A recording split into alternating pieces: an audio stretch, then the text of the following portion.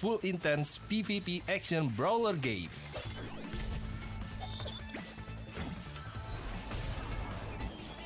Use your best combo to send your opponent to the lobby.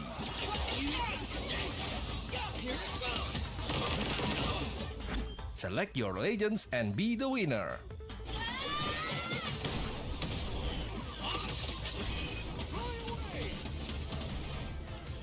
Pick the mode that suits your fighting style, from 1v1, 2v2 to Battle Royale. Available to download and play free on Play Store, App Store and Steam.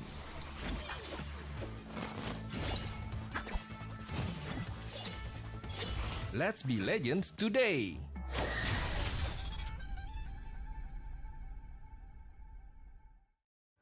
Welcome to the Update 23.2, where you can now revive your teammates, transport knocked out allies onto vehicles, and engage in a new social feature, the clan system.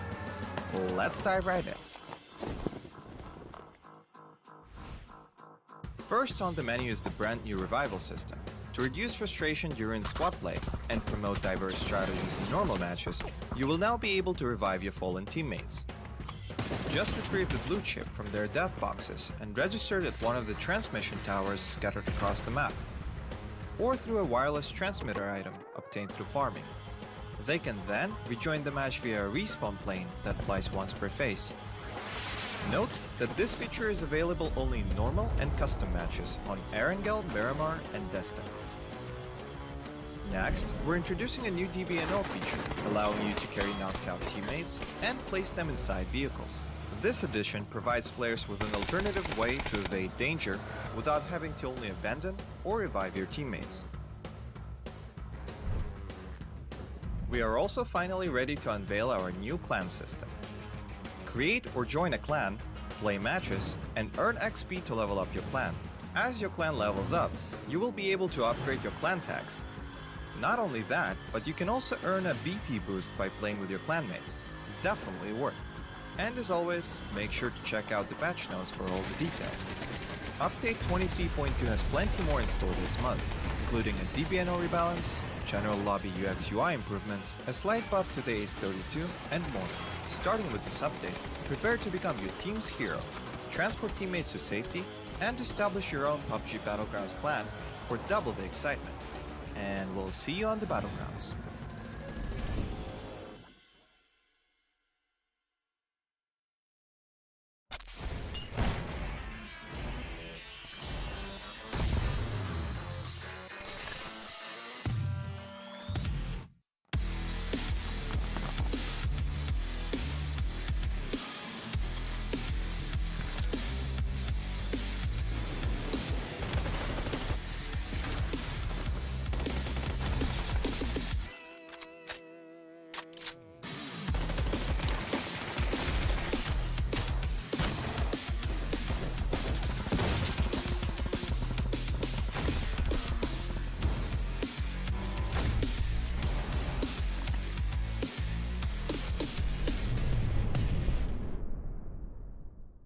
The latest game from Krafton and 5min Lab. Fast pace and full intense PvP action brawler game.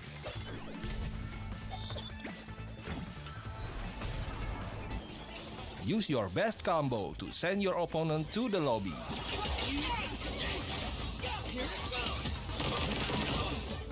Select your legends and be the winner.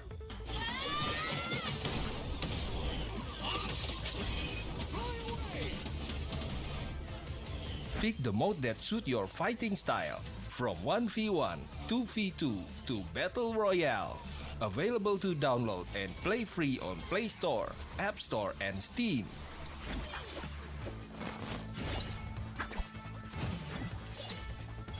Let's be legends today!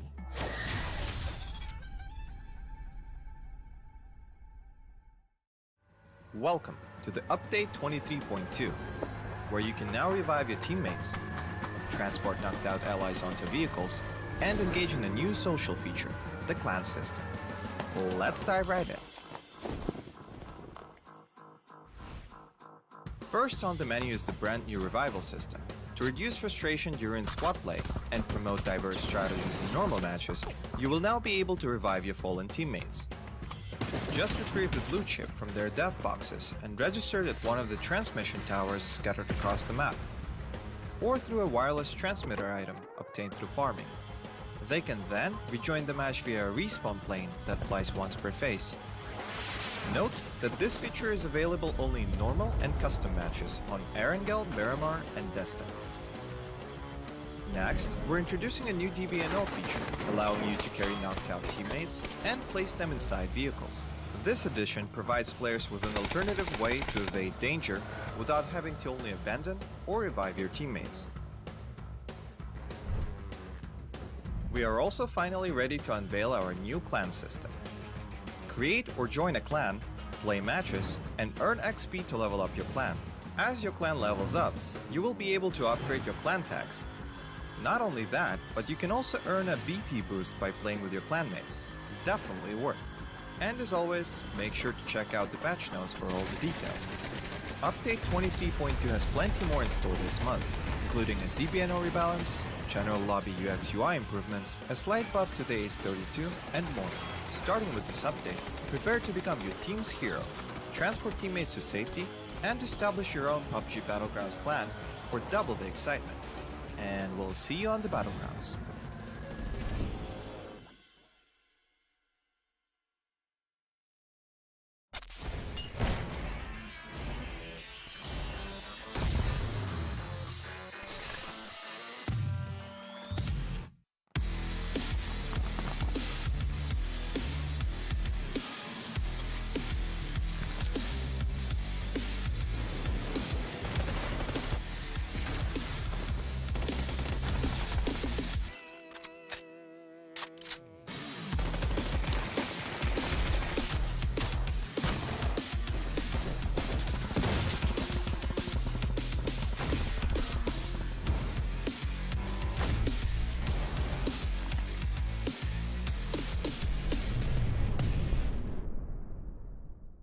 The latest game from Krafton and 5min Lab.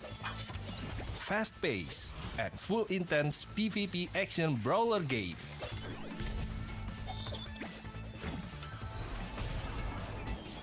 Use your best combo to send your opponent to the lobby.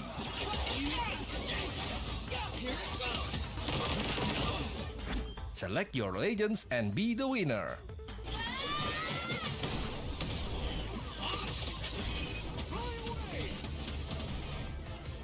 Pick the mode that suits your fighting style, from 1v1, 2v2 to Battle Royale.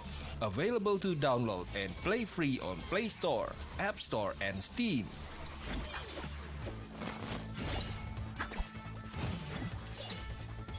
Let's be legends today!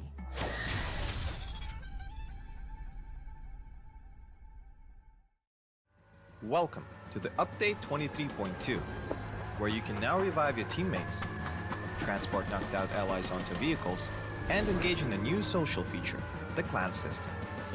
Let's dive right in.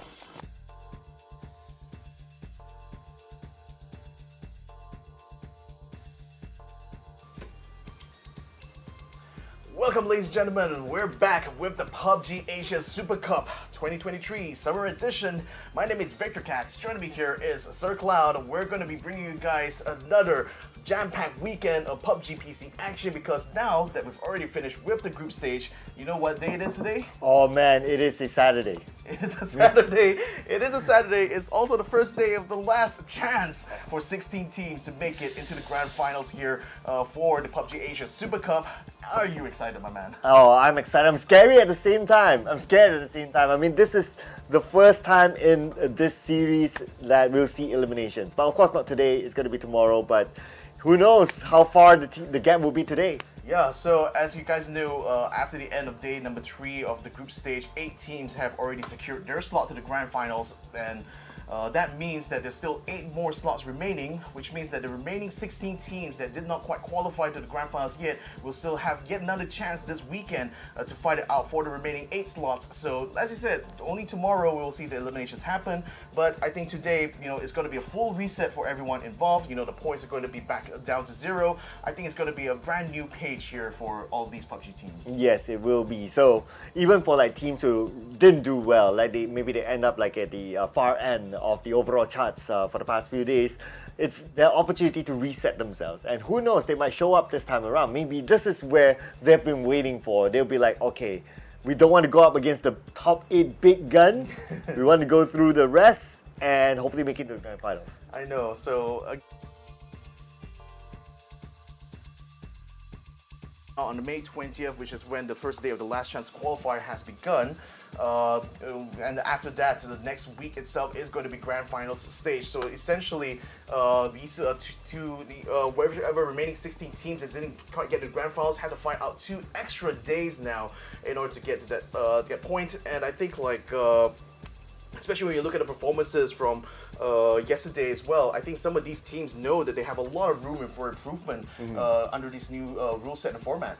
Yeah, speaking about improvement, they can improve as well by revisiting or reviewing back whatever happened over the past 3 days and learn from those teams, especially those teams who joined them in the last chance qualifier stage, and hopefully be able to come up with something big. Because it's only 2 days. 2 days equals to only 10 games. 10 games can run really, really fast, and they won't have any break time. It's going to be today, tomorrow, and we'll know who is going to join the top 8 into the grand finals. That will be happening next Wednesday. And next Wednesday, of course, it's going to be 5 days back to back. So all you guys, again, mark your calendars. It's the same time. It's going to be on the same channel, so you don't want to miss out on whatever that's going to happen on next week. But we're going to revisit again the format for you guys. Yeah, we alluded to this a little bit here. So remember, during the group stage, we had 24 teams at the start of this. We proceeded to split them up into groups A, B, and C of 8 teams each. And they fought it out over those 3 days of the group stage. And by the end of it, we tabulated the overall results of everyone involved. And only the top 8 in terms of points were the ones who made it to the grand finals first. So now we are at the last chance qualifier stage. So only 2 days of matches here. 16 teams are still going to be fighting it out. It's just a remainder of those who didn't qualify the grand finals, and out of those bottom 16, the top 8 will make it to the grand finals. So in a sense, you can kind of think of this format this way.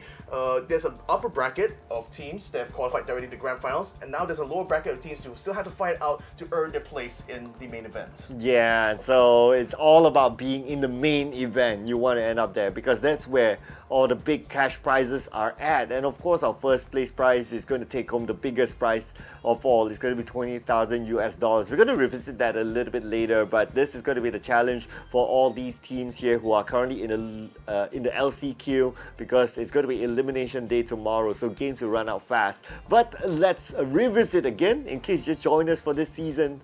This season we have the super rule, in fact, and looking over the graphics, the placement points, this time around, winner chicken dinner will only receive 10 points. It winds down to a 1 point if they're placed 7th or 8th, but if they are placed outside of it from 9 to 16, they will not get any placement points at all. And so far from what we have seen through the group stages is that the kill points are super important. Indeed, I think the vast majority of teams that actually qualified the grand finals had a significant amount of kill points involved in their part, and actually taken up a lot of those kill points compared to everyone else.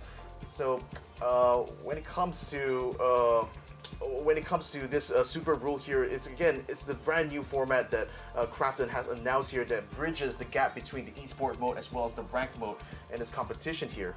Yep, and as we go along, we'll see more changes, more implementations into the esports. So I'm pretty sure about that. But of course, this is going to be it for now. So we're going to stick through this for maybe throughout this year even. So this allows players, since we have a standardization across the globe, now for these players, it will allow them to adapt as they prepare themselves for the next stage of this entire year-long series. But here it is, the prize pool that we talked about. The first place will receive $20,000 US. Second place will receive $15,000 US. Third place, $8,000. It winds down all the way to a 17 to 24 place that will only receive $1,000. But hey, everyone wants to get the prestigious $20,000. I mean, again, it's like $100,000 prize pool for this entire tournament here. So the lion's share of it will obviously be the one that all of these teams are aiming for. But it's good to see that even teams that may not be able to even make it, are still rewarded for their efforts as like a token appreciation for their support of this event here. So at least they wouldn't be going home empty-handed. Not just in terms of prize money they will still earn, but I think it's also the experience here of competing under these new rules, especially being able to interact with a lot of other teams from other regions which they otherwise would have never encountered except in major international tournaments. I think it's a fantastic opportunity for all these teams here. Yep, and speaking about the teams, here will be the teams competing in the last chance qualifier stage. We have Area 310, we have Attack All Around, Deadly Strike, Enter Force 36, Exo Clan, Global Esports, Axet, New Generation Esports, New House Esports, Team Number 1, One Call, Purple Moon Esports, PMA, Red Sea Esports, Sun Sister, Theatron 5, as well as Unicorn Venom, who will be eyeing that top 8. But in case anyone falls out of the top 8, they will be eliminated and they will only be able to take home a prize money of $1,000. Indeed, they will. And out of these here, I mean, we got to talk about the teams that are on top when it comes to points here. New Generation Esports has so far been the best of the rest, being in 9th place overall by the end of the group stage here. One Call as well. The Indonesian squad actually had a good bit of a comeback towards the end of the group stage there that allowed them to climb all the way up to 10th. And then you got Positive Mental Attitude as well, showing that Taiwan is still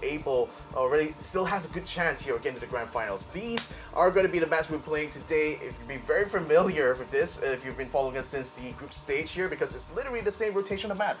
We're going to start off with two Miramas, and we have a Tego in the middle, which is currently my favorite map, and two Irangos to end the day. So it's going to be the same sequence because it's put in a sequence whereby we're going to play two Miramas back-to-back and two Irangos back-to-back. Teams will have the opportunity to kind of rediscover themselves in the same map when it comes to the match 2 of the respective maps. However, it's only going to be two maps back-to-back, and then they'll need to reset themselves, especially in the middle. We have a Tego map that is still a little bit of a Pandora's box for all our teams because you never know what's going to happen. I think like the teams, over the last 3 days competition at least had 2 runnings on Tego under the full set of rules. So I think they probably would have a bit of an idea from this point now about how to approach that map. But I think with the back-to-back format here for the maps, it allows them that space basically to improve themselves, iteratively as they play through. Let's talk about some of the teams here. This is actually one of the teams that's already qualified to the grand finals here, which is Archangel Predator. They finished in rank number 8 here, had a total kill count of 41, over 9,000 damage, 9,202, a total cyber time of 3 hours and 35 minutes. I suppose it's like, definitely not as impressive stats as you compare to teams like Q Confirm or the Expendables, but nevertheless, I think still handy enough to allow them to get that final slot to the grand finals. Well, a qualification is a qualification, right? At the end of the day, it doesn't matter whether you're number 1 or you're number 8, you still qualify to the same stage, which is the grand final. So we'll be seeing Archangel Predator a lot more next week. And I must say as well, looking through their performance, they started on day number 2 and then they played day number 3. The first day when they played, it wasn't that great for them. It wasn't the result that they wanted. But when they started their second day in the campaign, the first game they managed to get a chicken dinner. And from then onwards, they just remained fairly consistent, and that brought them up to a top 8 finish. So they'll be binge chilling for now. Yeah, they'll be binge chilling. They'll be watching the other teams play, and they'll be learning how the other teams play in preparation for next weekend or next week. Yeah, and I think crucially as well for Archangel, feel is that the third day where they managed to finish in third overall showed a marked improvement from their first showing in day number 2, and I think a lot of other teams as well have also had this trajectory where they are starting to improve, especially towards the end of the group stage itself. So I'm hoping that this should be able to give them quite a confidence boost, coming into this last chance qualifier, because they know that at least they know where they at, where they are at, and at this stage of the competition, and they know exactly how much room they have left still to improve from that point on. So I think nevertheless, when we look at these teams that just barely missed out again in the grand finals, I suppose those are now in this new pecking order the teams to beat. True enough with that logic. So we got a couple of them, I think fairly high scoring as well. It's just that they were a little bit unfortunate to not get into the top 8, like New Generation Esports, One Call, PMA, Unicorn Venom, Purple Moon Esports. I would say these are some of the top names that the teams will need to be careful of. But since it's the last chance qualifiers, right? So I believe at some point we'll see teams just enjoying the game. Because at some point there'll be nothing much for them to lose. But anyway, speaking of another team that has gone through onto the grand final or the main stage, which is made in Thailand, Myth, number 7, just above Archangel Predator. Yeah, it's interesting. They actually did a lot more total damage compared to Archangel Predator, but I think if I were to look at the overall sort of like split of points here between the two of them, yeah, Archangel had a little bit less. Actually, they had the same amount of kills here, 41 kills for both of these squads here. So I suppose like Made in Thailand themselves, especially what I noticed during the third day is that they were a lot more proactive. They, in fact, I believe in the group versus B versus C match, they were the top for that day specifically when you look at all the points only for that specific day. So they certainly made a huge effort towards the last closing stages of this group stage in order to try to get themselves into the grand finals. And given that they were able to get themselves like 4 places up, by the end of the day, that's nothing short of a brilliant effort, I would say. Yep, and also if we look at the performance on day number 2, which was their debut day, they actually only scored like, say 16 points, which was really low, especially for a team with this kind of stature that's also one of the staple names inside of the world of PUBG. But we gotta give it to them as well, like the day 2 that they played, which is equivalent to the day 3 of the group stages, they blew everyone's minds. Like they performed and they pushed themselves up and they managed to secure a slot onto next week. Again, this kind of performances will remind teams up there who has already qualified to fear them that maybe day 1 was like a warm-up day, them learning on how maybe the new system is, probably getting used to like the new competitive patch, but the moment they found their comfort, they just go all the way. And I think even Made in Thailand going into that final day itself knew that they were just within grasp of getting that slot to the grand finals. So it would be. I think it's also a good lesson to all of the teams that you're never quite out until you're out. Even if it's gonna final day, even if you still feel like you're out of the top 8, an amazing. Massive amount of effort can still be made in order to get yourself up in the top there. Made in Thailand has made that work for themselves. That's why they already have secured their ticket to the grand finals. Here and everyone else haven't quite yet. Yeah, so Made in Thailand. I mean, at the end of the day, if we look at like some of the powerhouses within PUBG, Thailand is definitely one of them.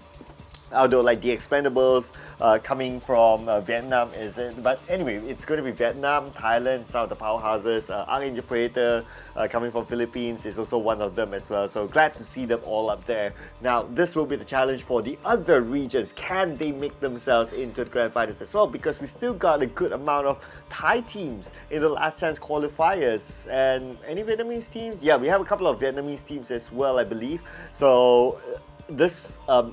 Just thinking of the stature of these teams who come from certain regions, I hope that it doesn't put too much mental stress onto the other teams. I mean, if they're gonna be like knocked down a peg because of that mental stress, why even compete at this level of PUBG, isn't it? I mean, true isn't that enough. what they signed up for? In Yeah, the first true place? enough, true enough. But nevertheless, we still wish them all the best here because, especially for you guys who are joining us for the first time in PUBG PC. I mean, first of all, welcome. This is a whole wide world, a wonderful world for you guys to jump in. I think there's no better time as well, as of right now to be coming into the game here. So for a bit of context here, this is under a new set of rules here. So in the past, when you look at competitive PUBG, they had a lot of like different types of rules sets for even different maps here.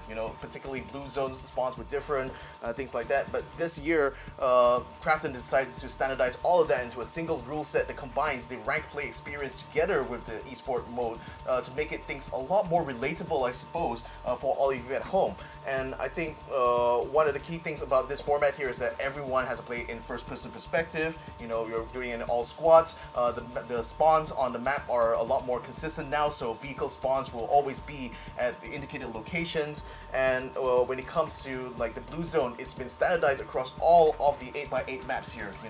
Every single map here will be running exactly the same kind of pacing, the same type of phases. The blue circle spawns as well will have a lot more consistency, especially with regards to circles that may sometimes end up in unideal places like in the water, for example, or right against the edge of the map. Now under these new set of rules, things are probably going to be a little bit better for the teams involved, because now the circles will prioritize land a lot more this time around. Yeah, and not only that as well, there's some new items introduced into the game. I think the most significant one is the emergency pickup item.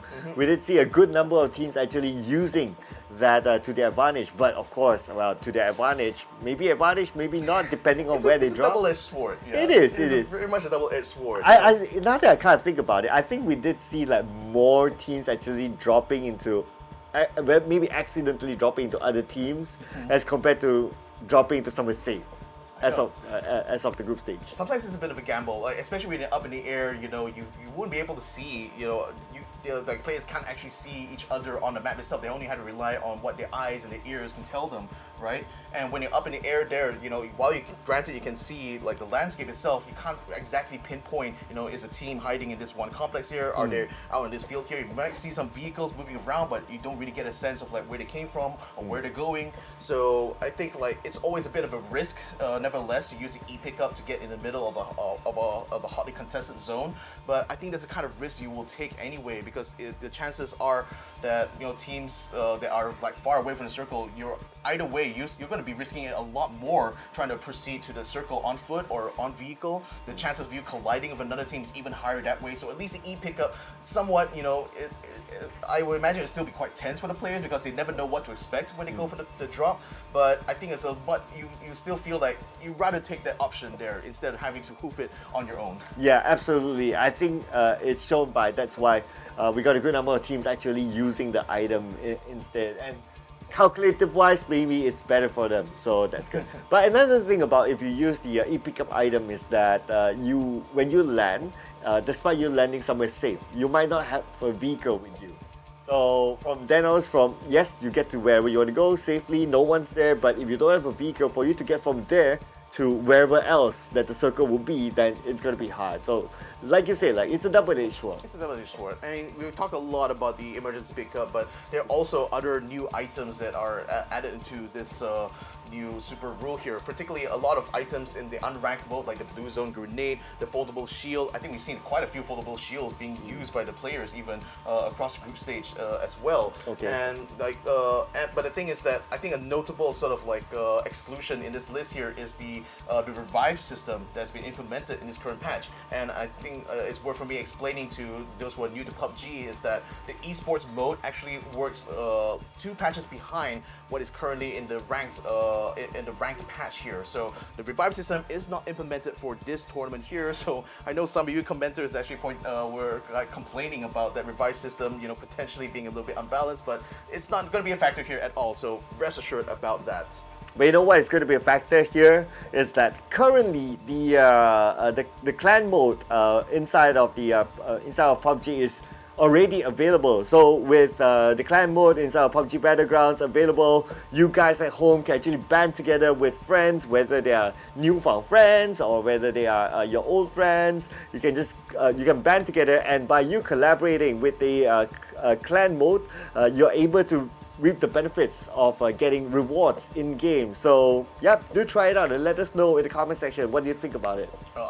Well, for me personally, I think this is a fantastic feature here. Again, trying to find friends to play online can sometimes be a very daunting thing, and unless you're already in a really large Discord group or online group, it's sometimes very hard to find players they can gel with, that will be able to rank up together with. So I think having a clan system now makes it far more easier, for PUBG players out there to find the right kind of team for themselves. And who knows, you might even be able to make whole new friends now using this clan system here. So hope you guys really take advantage of this. This is an exciting new addition to PUBG here to go along with this new format here. I mean, I think I've been waxing on and off about this a lot throughout the group stage as well, but the fact that a lot of these regions have combined now means that this is a new era of competitive PUBG now, isn't it? Yes, it is. It is. So that's why we see that throughout this year, there's like multiple official tournaments, and maybe you guys at home, who knows,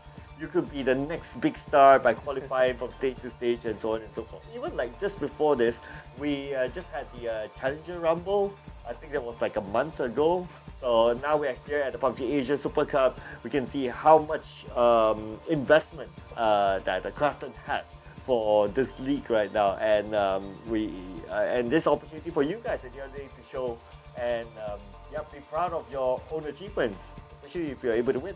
I mean, speaking with the people, behind the scenes there, especially the representative from Krafton, I get a sense that this is this era from 2023 onwards with the relaunching of the global series is kind of like a reset for them as well, because they've looked back at all the things they've done in PUBG over the last few years and realized there were a lot of things they could actually do to improve the experience, especially for the players here who are, very heavily invested. A lot of teams have been competing ever since the early days of PUBG in 2018 up till now, and have still remained strong in their support for the game and the scene in general. And I think this is now Krafton sort of like listening to the feedback from these teams, recognizing what sort of like challenges and struggles they may be facing here, and trying to find a way to streamline the circuit a little bit, to let these teams have ample opportunities to express themselves, to show that to represent their own individual regions, and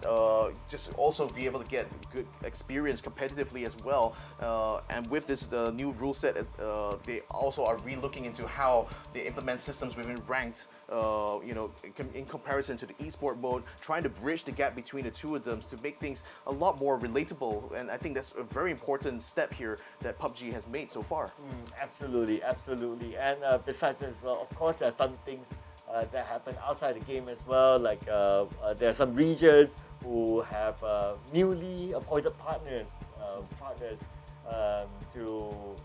as a sign of support for the game community as well. So yeah, I think Krafton is doing a really great job at this point. So shout out to the people behind the scenes for working this out. I know sometimes it takes it's not easy to get things. It's not easy to just implement something like that because you have to take into consideration about the market and all that. But they still managed to do it. So it's great. It's a good celebration for the community. So for you guys out there, if you want to continue to support the game that we all love, that is PUBG, share out this stream and share it with your friends. Let them know that this is happening, and maybe prepare yourself for the next series. Yeah, so as we are awaiting the start of the day here, we're a little bit delayed at the moment due to certain unforeseen issues here that we're certainly trying to sort out in the background. So I do apologize if this does seem a bit of a talk show right now, because we're literally kind of buying a little bit of time now, just full disclosure. But then again, I'm still really excited to see how these 16 teams are going to try to fight it out here today in this last chance qualifier. But that will still have to wait for a little while, because we're going to be taking a break while we sort out this internal issues. But when we come back, rest assured, we'll be back with the action here at the last chance qualifier. So stick around, we'll be back after the break. To the update 23.2, where you can now revive your teammates, transport knocked out allies onto vehicles, and engage in a new social feature, the clan system. Let's dive right in. First on the menu is the brand new revival system. To reduce frustration during squad play and promote diverse strategies in normal matches, you will now be able to revive your fallen teammates. Just retrieve the blue chip from their death boxes and register it at one of the transmission towers scattered across the map, or through a wireless transmitter item obtained through farming. They can then rejoin the match via a respawn plane that flies once per phase. Note that this feature is available only in normal and custom matches on Erangel, Miramar, and Destin. Next, we're introducing a new DBNO feature, allowing you to carry knocked out teammates and place them inside vehicles. This addition provides players with an alternative way to evade danger without having to only abandon or revive your teammates. We are also finally ready to unveil our new clan system. Create or join a clan, play matches, and earn XP to level up your clan. As your clan levels up, you will be able to upgrade your clan tags. Not only that, but you can also earn a BP boost by playing with your clanmates. Definitely worth. And as always, make sure to check out the patch notes for all the details. Update 23.2 has plenty more in store this month, including a DBNO rebalance, general lobby UX UI improvements, a slight buff to the ACE32, and more. Starting with this update, prepare to become your team's hero, transport teammates to safety, and establish your own Pubg Battlegrounds clan for double the excitement. And we'll see you on the Battlegrounds.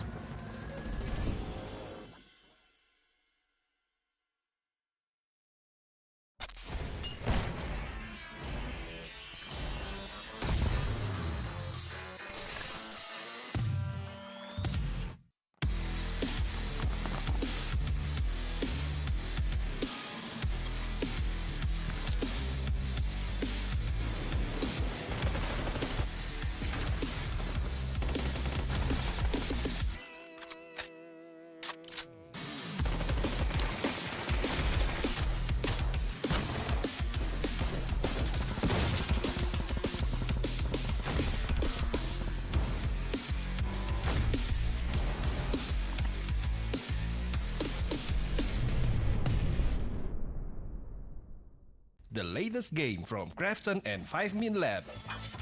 Fast pace and full intense PvP action brawler game.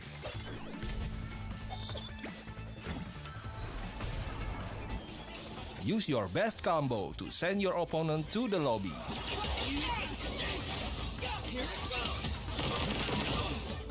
Select your legends and be the winner.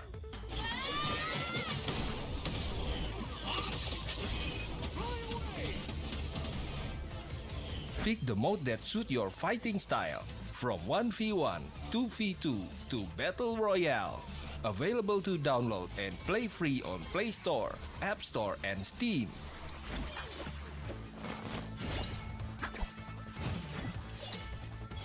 Let's be legends today!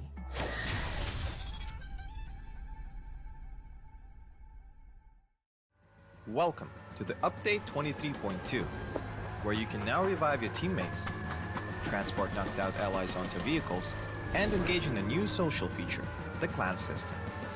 Let's dive right in. First on the menu is the brand new revival system. To reduce frustration during squad play and promote diverse strategies in normal matches, you will now be able to revive your fallen teammates. Just retrieve the blue chip from their death boxes and register it at one of the transmission towers scattered across the map, or through a wireless transmitter item obtained through farming. They can then rejoin the match via a respawn plane that flies once per phase. Note that this feature is available only in normal and custom matches on Erangel, Miramar, and Destin. Next, we're introducing a new DBNO feature, allowing you to carry knocked out teammates and place them inside vehicles. This addition provides players with an alternative way to evade danger without having to only abandon or revive your teammates. We are also finally ready to unveil our new clan system. Create or join a clan, play matches, and earn XP to level up your clan. As your clan levels up, you will be able to upgrade your clan tags. Not only that, but you can also earn a BP boost by playing with your clanmates. definitely worth. And as always, make sure to check out the patch notes for all the details. Update 23.2 has plenty more in store this month, including a DBNO rebalance, general lobby UX UI improvements, a slight buff to the Ace 32, and more. Starting with this update, prepare to become your team's hero, transport teammates to safety, and establish your own PUBG Battlegrounds clan for double the excitement. And we'll see you on the Battlegrounds.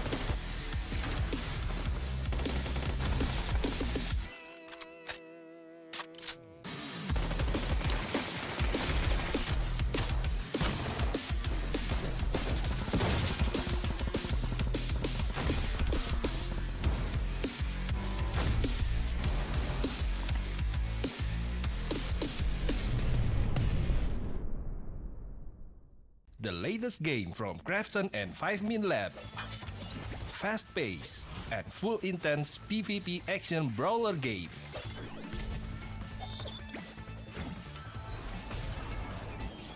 Use your best combo to send your opponent to the lobby.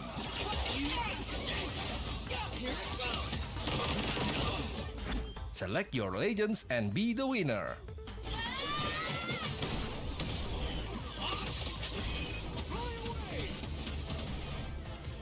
Pick the mode that suits your fighting style, from 1v1, 2v2 to Battle Royale. Available to download and play free on Play Store, App Store and Steam.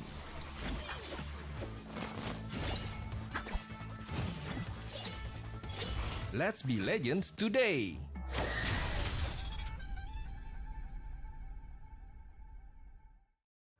Welcome to the Update 23.2, where you can now revive your teammates, transport knocked out allies onto vehicles, and engage in a new social feature, the clan system. Let's dive right in. First on the menu is the brand new revival system. To reduce frustration during squad play and promote diverse strategies in normal matches, you will now be able to revive your fallen teammates. Just retrieve the blue chip from their death boxes and register it at one of the transmission towers scattered across the map, or through a wireless transmitter item obtained through farming. They can then rejoin the match via a respawn plane that flies once per phase. Note that this feature is available only in normal and custom matches on Erangel, Miramar, and Destiny. Next, we're introducing a new DBNO feature, allowing you to carry knocked out teammates and place them inside vehicles. This addition provides players with an alternative way to evade danger without having to only abandon or revive your teammates.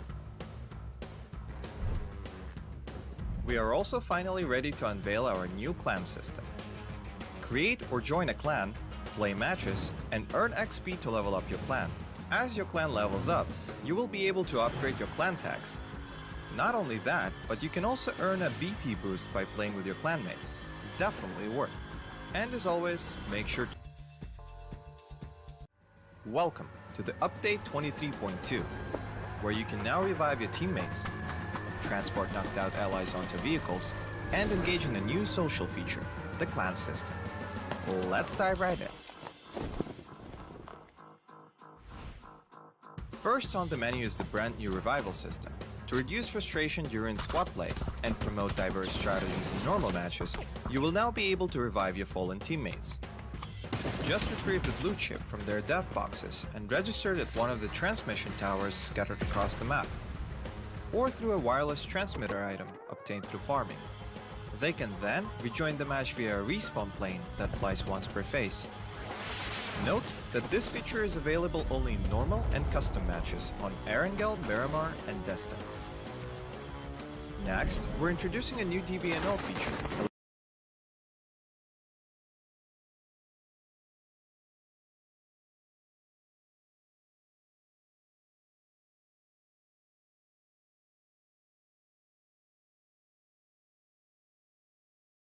To unveil our new clan system. Create or join a clan, play matches, and earn XP to level up your clan. As your clan levels up, you will be able to upgrade your clan tags.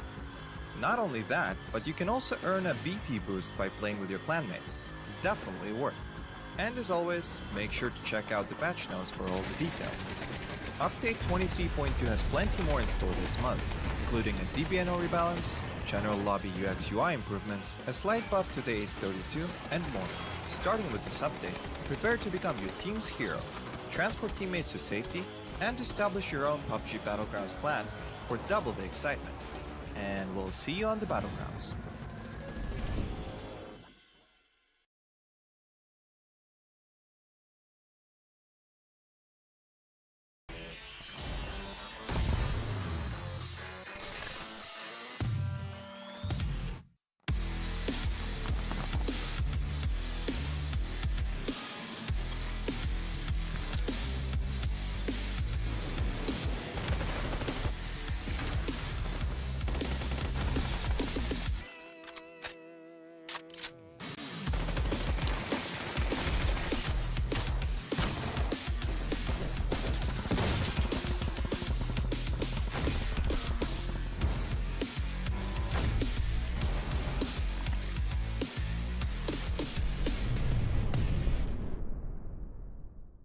The latest game from Krafton and 5min Lab. Fast pace and full intense PvP action brawler game.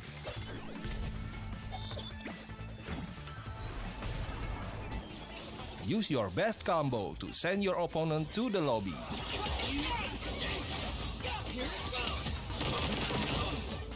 Select your legends and be the winner.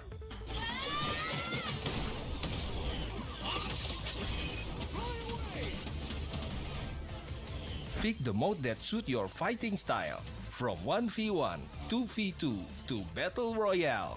Available to download and play free on Play Store, App Store and Steam.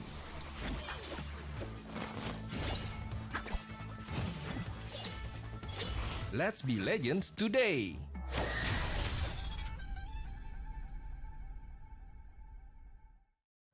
Welcome to the Update 23.2, where you can now revive your teammates, transport knocked out allies onto vehicles, and engage in a new social feature, the clan system. Let's dive right in. First on the menu is the brand new revival system. To reduce frustration during squad play and promote diverse strategies in normal matches, you will now be able to revive your fallen teammates. Just retrieve the blue chip from their death boxes and register it at one of the transmission towers scattered across the map, or through a wireless transmitter item obtained through farming. They can then rejoin the match via a respawn plane that flies once per phase. Note that this feature is available only in normal and custom matches on Erangel, Miramar, and Destiny. Next, we're introducing a new DBNO feature, allowing you to carry knocked out teammates and place them inside vehicles. This addition provides players with an alternative way to evade danger without having to only abandon or revive your teammates. We are also finally ready to unveil our new clan system. Create or join a clan, play matches, and earn XP to level up your clan. As your clan levels up, you will be able to upgrade your clan tags. Not only that, but you can also earn a BP boost by playing with your clanmates. Definitely worth. And as always, make sure to check out the patch notes for all the details. Update 23.2 has plenty more in store this month, including a DBNO rebalance, general lobby UX UI improvements, a slight buff to the Ace 32, and more. Starting with this update, prepare to become your team's hero, transport teammates to safety, and establish your own PUBG Battlegrounds clan for double the excitement. And we'll see you on the Battlegrounds.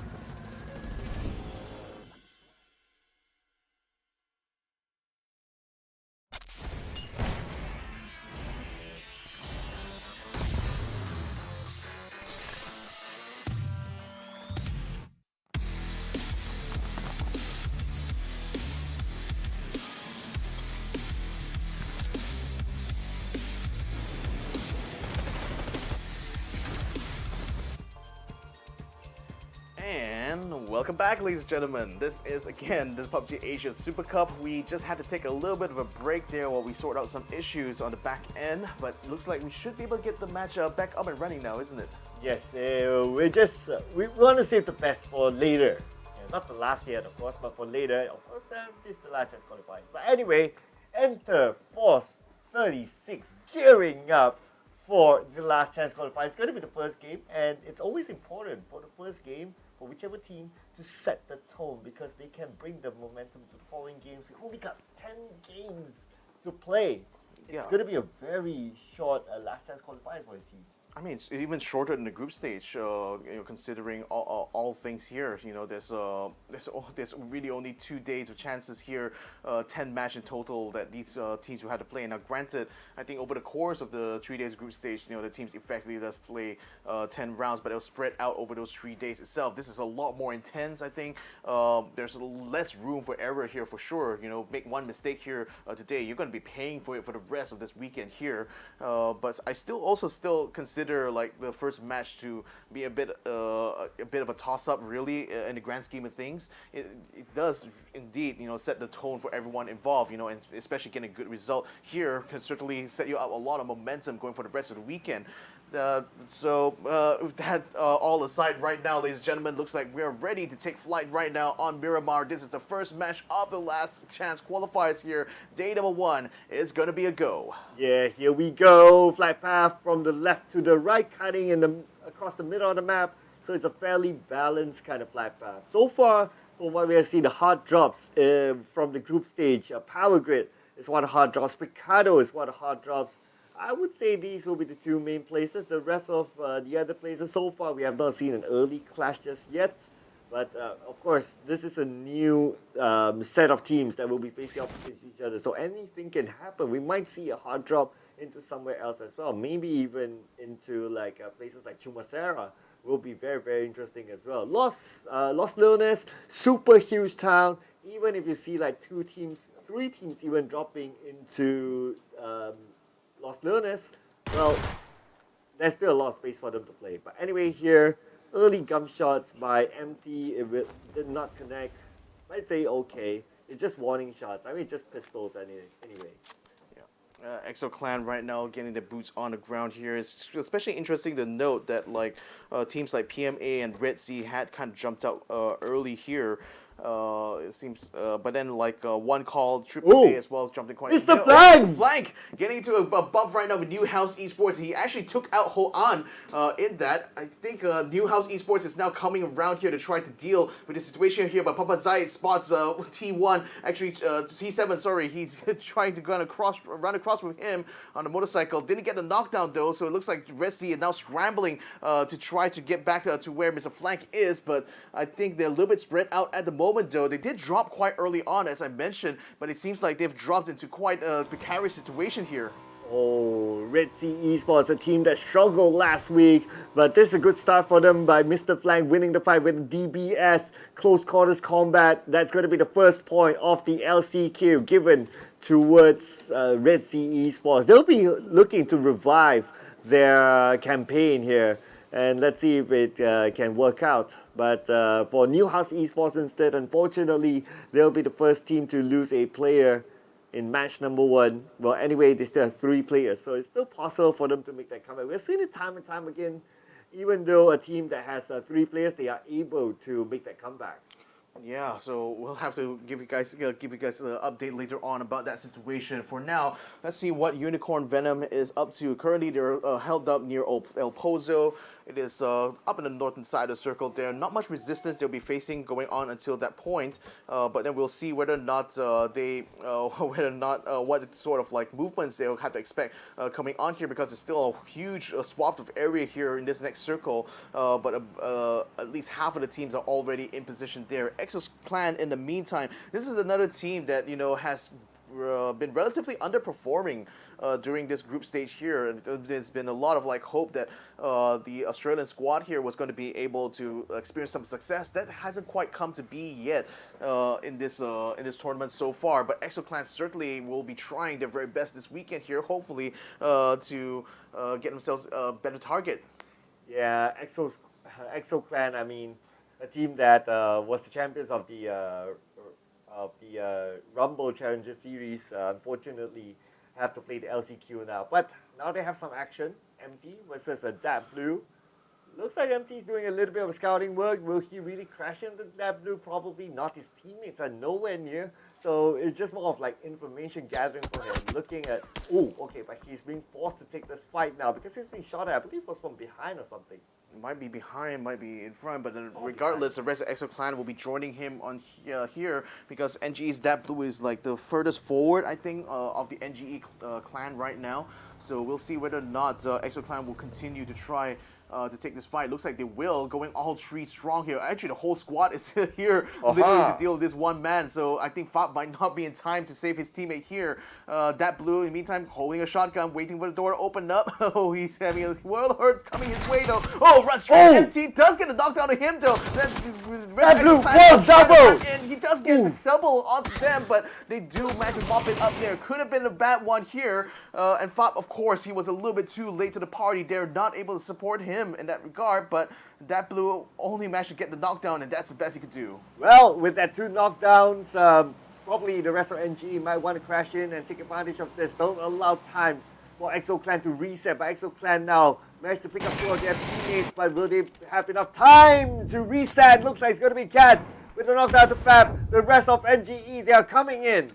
Yep, they're coming in hot. So now EXO Clan, first they were the hunters, now they are the hunted. Van Ung and Hakai are holding up inside the building there, had to run out of the way due to the frag grenades being thrown out from EXO Clan, so they're forced outside the complex. But EXO Clan doesn't really have an advantage because you see Fab in the meantime had been knocked down already and is still hurting in that first floor. He's not going to be a factor at all, so they're still waiting on the other 2 members, Hakai and Van Ung, to try to do a wrap around here. But I'm not sure what exactly they could try what exactly could do to force EXO Clan off this position, because it seemed like they're pretty well dug in. In fact, Gobert and Chimpy are now moving around the outside here. Oh, but Gobert and Chimpy now under fire from Hakai. It looks like they got both knocked out here in one fell go. MT's the only one left here. A frag grenade being sent his way now. Hakai still not able to get a knockdown on a Malaysian player quite yet, but M is already taken down Van Ung here, so Hakai's the last one from NGE. Yeah, Hakai, last man standing. Can he pull off a clutch? He get another knockdown onto MT.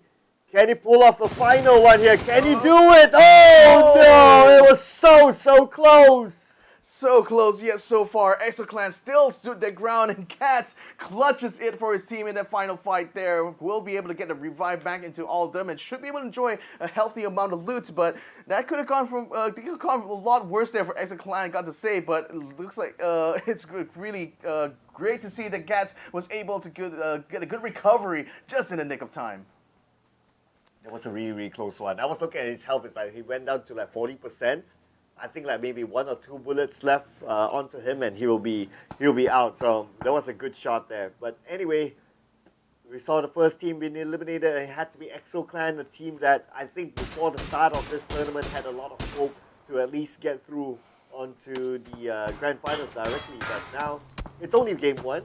Not all hope is lost, but let's see if they can come back stronger.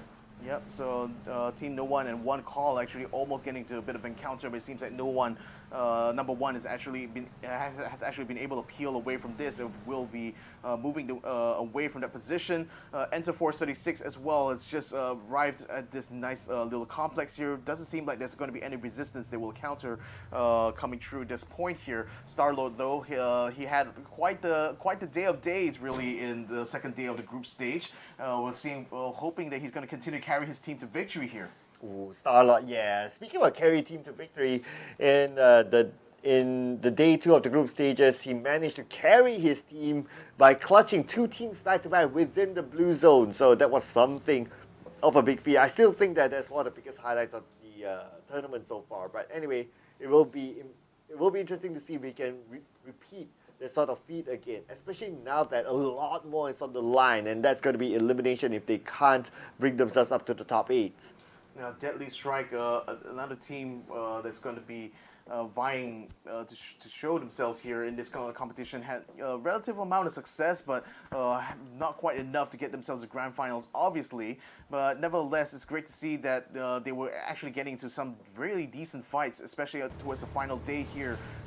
in this group stage. So now coming to the last chance qualifiers, I'm hoping to see that they will continue that trajectory of improvement for themselves. Global Esports exit. Now, looks like they're getting a little bit too close for comfort for Dan Pablo, but Dan Pablo does have a bit of a high ground to use here.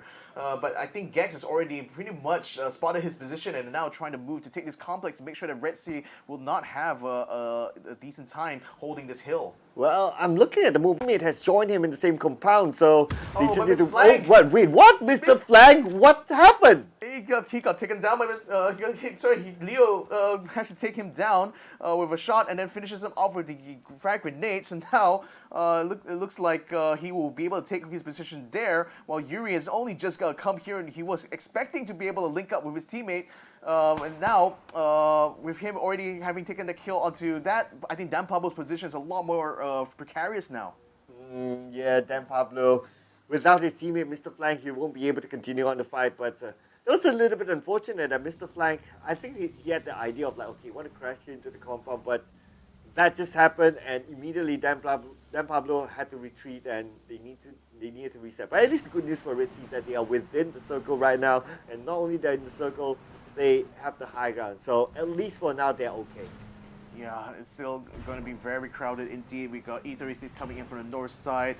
Gex have just gone into that counter of Red Sea. That was as they were entering into the circle from the south side there. So Red Sea currently needs to try to take full advantage of their current position on the high ground in order to try to hold them off. But they're also facing some pressure from SST, who has also come into their zone in the same time. So Dean is going to be in the front line there, while Dan Pablo still has to watch the backs of Red Sea here from the movements that was coming up from Gex at that point. So I think right now, I mean, Red Sea already have come into this area early here. They've already dug into their positions. So it's really a matter now of just making sure they can keep these other teams at an arm's length, and if they should try to do a rotation, to be able to respond immediately there to make sure that they don't compromise their position on the circle. Yeah, you don't want to give away your position too much to the other teams, especially when the circle is still big enough and teams are rotating, they're deciding on where to go, so you want to stay quiet at some point. And you do need to take necessary fights. And speaking about necessary fights, it looks like Sapao thinks that this is a necessary one, but Lundun's not interested at all, immediately retreats back onto the lower ground where his teammates are at, so not going to take this fight yet. He knows that he'll be at a disadvantage because Unicorn Venom, they have the high ground against them. Yeah, I mean, he smelled that flank coming there, so he knew that he would be compromised should he try to hold his ground there, so instead he decides to regroup with his team. When in the meantime, Exoclan is also observing the battle happening in the silos there, so they're hoping to try to get some hot shots in, but I don't think it's going to be easy to connect, especially at this range here. But nevertheless, PMA and Unicorn Venom will be very much tied up in their own fight right now. Exoclan can pretty much just observe these at a distance. They have no reason, actually, to try to get involved here because, again, they still have quite a good vantage point from which to work for. Yeah, this vantage point is great. Just look at how they spread out, right? Like from the top to the bottom, pretty much almost a one straight line, because they want to ensure control on this long stretch of hill. And this long stretch of hill is actually great because you get to see rotations from the road, and it's for the prime positions to gather information, so that's why they want to take a priority onto this hill. Now Sly High, unfortunately, we spotted out the long range coming from Rosita, will knock him down. Yeah, that's Seraton 5 actually becoming a spoiler in this fight now. So I think UV thought they had the advantage against PMA, and now they're going to be facing a backdoor attempt on the side there, and Lun Lun will use this in order to remove Sylphie from the map now. So Unicorn Venom is down to 3 men here in that assault, which is not the start to the fight they were hoping for. Certainly, Purple Moon as well is under siege here from 2 teams. They're actually sandwiched between one call as well as attack all around, but it still also spots Enter Force 36 up on the set up on the hill. Just by the distance there, so they realize that this is also a precarious position for them because attack all around actually has a much higher elevation compared to them here, so it could certainly make it hard for Purple Boot to try to rotate even if they want to. Well, the circle shifted, and look who's in the middle. It's going to be Red Sea Esports, still with the high ground, still in the middle, so they're A-OK. Another high ground area that is going to be, that is good, is where T5 is currently at. Just look at T5's position. They are overlooking UV, just waiting for UV to make that move in further, and they might take that shot. 310 now just moving in between one call and PLLM. Will be taking quite a bit of fire here. Kind is a little bit low, but that's because he's running on a motorcycle, which is completely exposed, and unfortunately he gets knocked down. Goni as well is taking a lot of damage. It looks like Kai will get deleted. Goni as well is on the ground. Vuelo and Wesker will just have to run past without them, so they lose 2 members immediately from just trying to make their rotation. Didn't quite seem like a smart decision on their part to be going out in this open area here, but you know they have to pay for it with the consequences. Tanawa, now it looks like Purple Mood Esports. They're in the mood to gather those kill points. 3 kill points so far. Only waiting for Thunder to open up his account in the LCQ. But at the same time, we can see that Smell getting knocked out of Patapong. Looks like UV and T5 fighting against each other. And UV, the last we saw there on the lower ground, whereas T5 on the high ground. Oh, and I also saw that 310 loses Vuelo to Exo Clan there, so it seems like now they're just down to one last person here, and that was a disastrous rotation that the Japanese squad attempted to do there. Just running to 3 teams at once, so that's certainly not the best thing to do, especially in a circle this crowded. Wesker now is the last person. Wesker now is the last person standing for Area 310 Rascal Jester. So now he's gonna have to play the long game from this point on. And with 15 teams still remaining, there's a lot of people out there that will certainly like to take his kill point, certainly. Oh yeah, and it's going to be a challenge for him to actually hold on to at least getting into the positioning points ranks. So it's still quite a long way to go, I must say. Plus we still have phase 3s, and with 15 teams alive, yeah, he got to pray hard. Yeah, Enter Force 86 has done well to take position here because it seems to represent a bit of a nice high spot here for Deva to snipe on. Should this next circle come a little bit more southward as well, I think this would be perfect for Enter Force 36, and they will still be able to stay mostly out of trouble here while they let the other teams fight. And speaking of fights though, Purple Mood now moving on to Exo Clan's position here, so it looks like it's up for the Australians now to hold their ground. Is that 3 teams or 2 teams? 2 teams. Exo Clan and Purple Moon Esports. Now, Purple Moon Esports, they're definitely in the mood. They want to get those points. And for the side of Exo Clan, unfortunately, they'll be playing the rest of this round with 3 team members, meaning that they don't match the manpower of Purple Moon Esports. But at least they have a compound together with the high ground secured. But right now, Purple Moon Esports, no issue for them to move out to the high ground because look at the cover that they have. Exo Clan don't have a clear shot.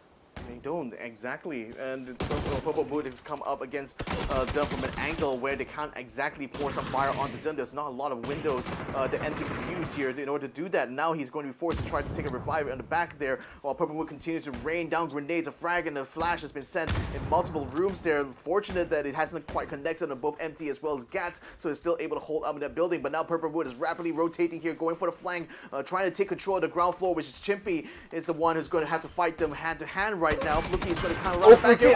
Knocked down by Chimpy, who spots him through the gap in the door there. Now we'll be falling back up to the upstairs part. Purple Moon is now going to have to stop this rotation into the house now in order to get Fluky back up.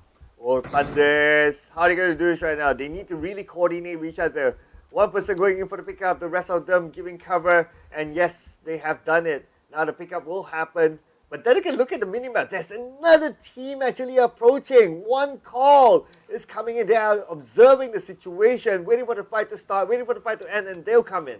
Yeah, and another fight as well. Okay, actually, we're seeing the drone view on the other side there, so you can see that a lot of the members just are on the outside of this compound here, whereas PLM is still storming inside, trying to flush out Exo Clan from the first floor. Boarboats and the rest of them now piling towards where the stairwell is. They're just keeping their eyes and ears peeled here, waiting for them to show their faces before pouring a whole hose of lead onto them. MP's going to go through the door. Chimpy, unfortunately, is going to get ganked on by 3 at once. And he's a knockdown has come out of that part. Purple Moon now trying to stabilize the situation here. They do eliminate Gas, Empty, and Chimpy, and Exo Clan will be out in 15th place. This could be the moment here for one call to receive the call to come into the compound. And there are 2 of them already here throwing the nades, putting pressure onto Purple Moon Esports, waiting for the rest of them to come.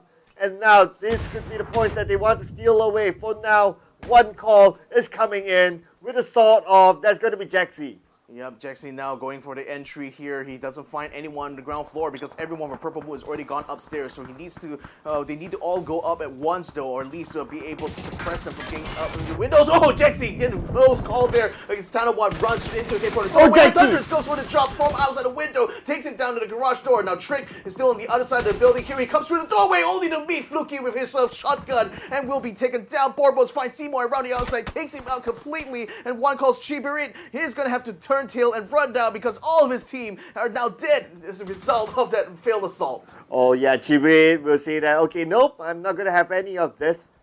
But the best part is, the interesting part is that if only one call, maybe you rush in like together with Chibirit at least, and maybe with one of the other player. Let's see. Okay, Chibrit. Maybe it could be a different result, but then again, Chibrit was playing support role. That's why he was covering on the outside. But Chibrit! Oh no, that was unfortunate. Fluky found him around the outside, and in fact, he would actually have bumped into Wesker if he wasn't careful. And I think Wesker might actually be thinking about looting him right now, but unfortunately, it's not a secure battlefield here because we got Global Esport Exit actually making their way up the hill as well. So it seems like this has become quite a bloodbath near this house. Which Purple Moon now is the one holding it at this point, but for how long can they hold on? Well, with all of these teams just crowding around, trying to take them out of that hill. Oh yeah, number one, they want some of that as well. Triple A, can they defend this compound? Right now, there are still 2 players active, but damn Pablo coming in from behind, getting knocked out to Virtue.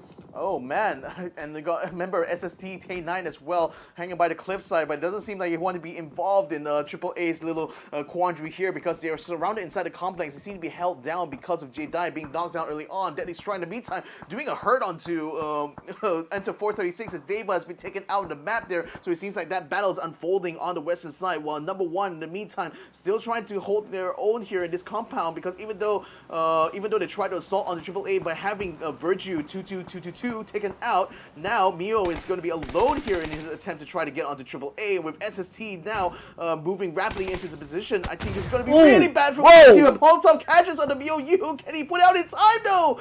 Oh, just barely 6 points of health left for him, but this is going really bad for worse now because Triple A decided to pounce straight onto him. All the vehicles coming in its way, and there's no way he can hold his ground with so many guns trained on him. Yeah, valiant attempt there, but then again, Triple A, they were ready to take him down, so that is at the end for him.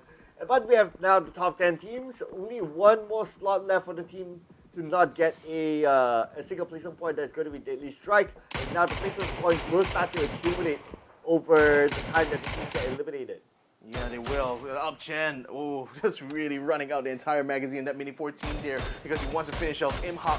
Should be able to do that. Don't know. Oh, unless he gets spotted by someone else and gets taken down. Runex actually saves his teammate there, Imha, from being able to be taken out. Now Global Esports is going to be forced to get a revive here, while Fevan is going to try to catch Leo and actually does knock him down on the side there. So SST thought they were going to be able to get the jump on the Gex, but no, look at how the turntables here. Global Esport Exit now just putting SST under massive pressure. T9 will be taken down as well. I think SST's time is done. Yeah, and that's going to be coming in from Yuri with the AUG, getting knocked down. But for the side of GX, well, only one player left, I believe. Are they still in this? Yes, there's still one player left. Yeah, they're still in this. They still have one player here, but unfortunately, he may not be able to do much to try to revive them because they're all out in the open. There's no cover there, and you still have Fevan running around that Jeep there, so he still represents a threat right now for Exit.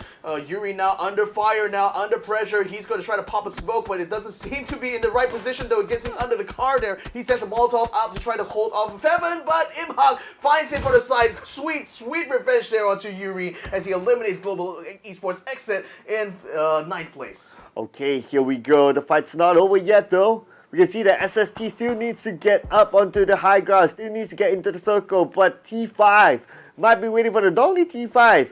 Another team as well waiting in the shacks, but now moving over to PMA. Lun Lun spotted out his opponent there, tapped onto his opponent, Smell, and Smell still survives somehow. Yeah, I mean, he, again, still protected by that Jeep somewhat, even though his legs was a little bit exposed, but Lun isn't able to connect too much with the vegetation getting in the way of his crosshairs there. So I think Smell, though he's still very much in trouble though, because he can't quite maneuver out of area. That's why he has to pop the smoke now and hope to try to avoid PMA's assault from that point on. The Blue Zones continue to crowd around here as Wesker Jones in front of Triple A gets two points out there and gets elimination of Kaluza. What is this man made of? Oh, Wesker! My oh my, that was a compound fight. He managed to get 3. And here we go. Oh. Beautiful shot as well to Smell. Yeah, Jankuwov will take out NHE, but I don't think they have actually found Wesker yet, even though he's already knocked out and eliminated one of their own. Rossitead also finds Dan Pablo and takes him out completely. Sao will get popped off there by Lun as well, and now he's finding another member, Unicorn Venom, J-Can, who is attempting to try to link up with them, and a headshot will come true for the Mini 14. Lun eliminating the whole squad all by himself. 4 points for Lun and his team.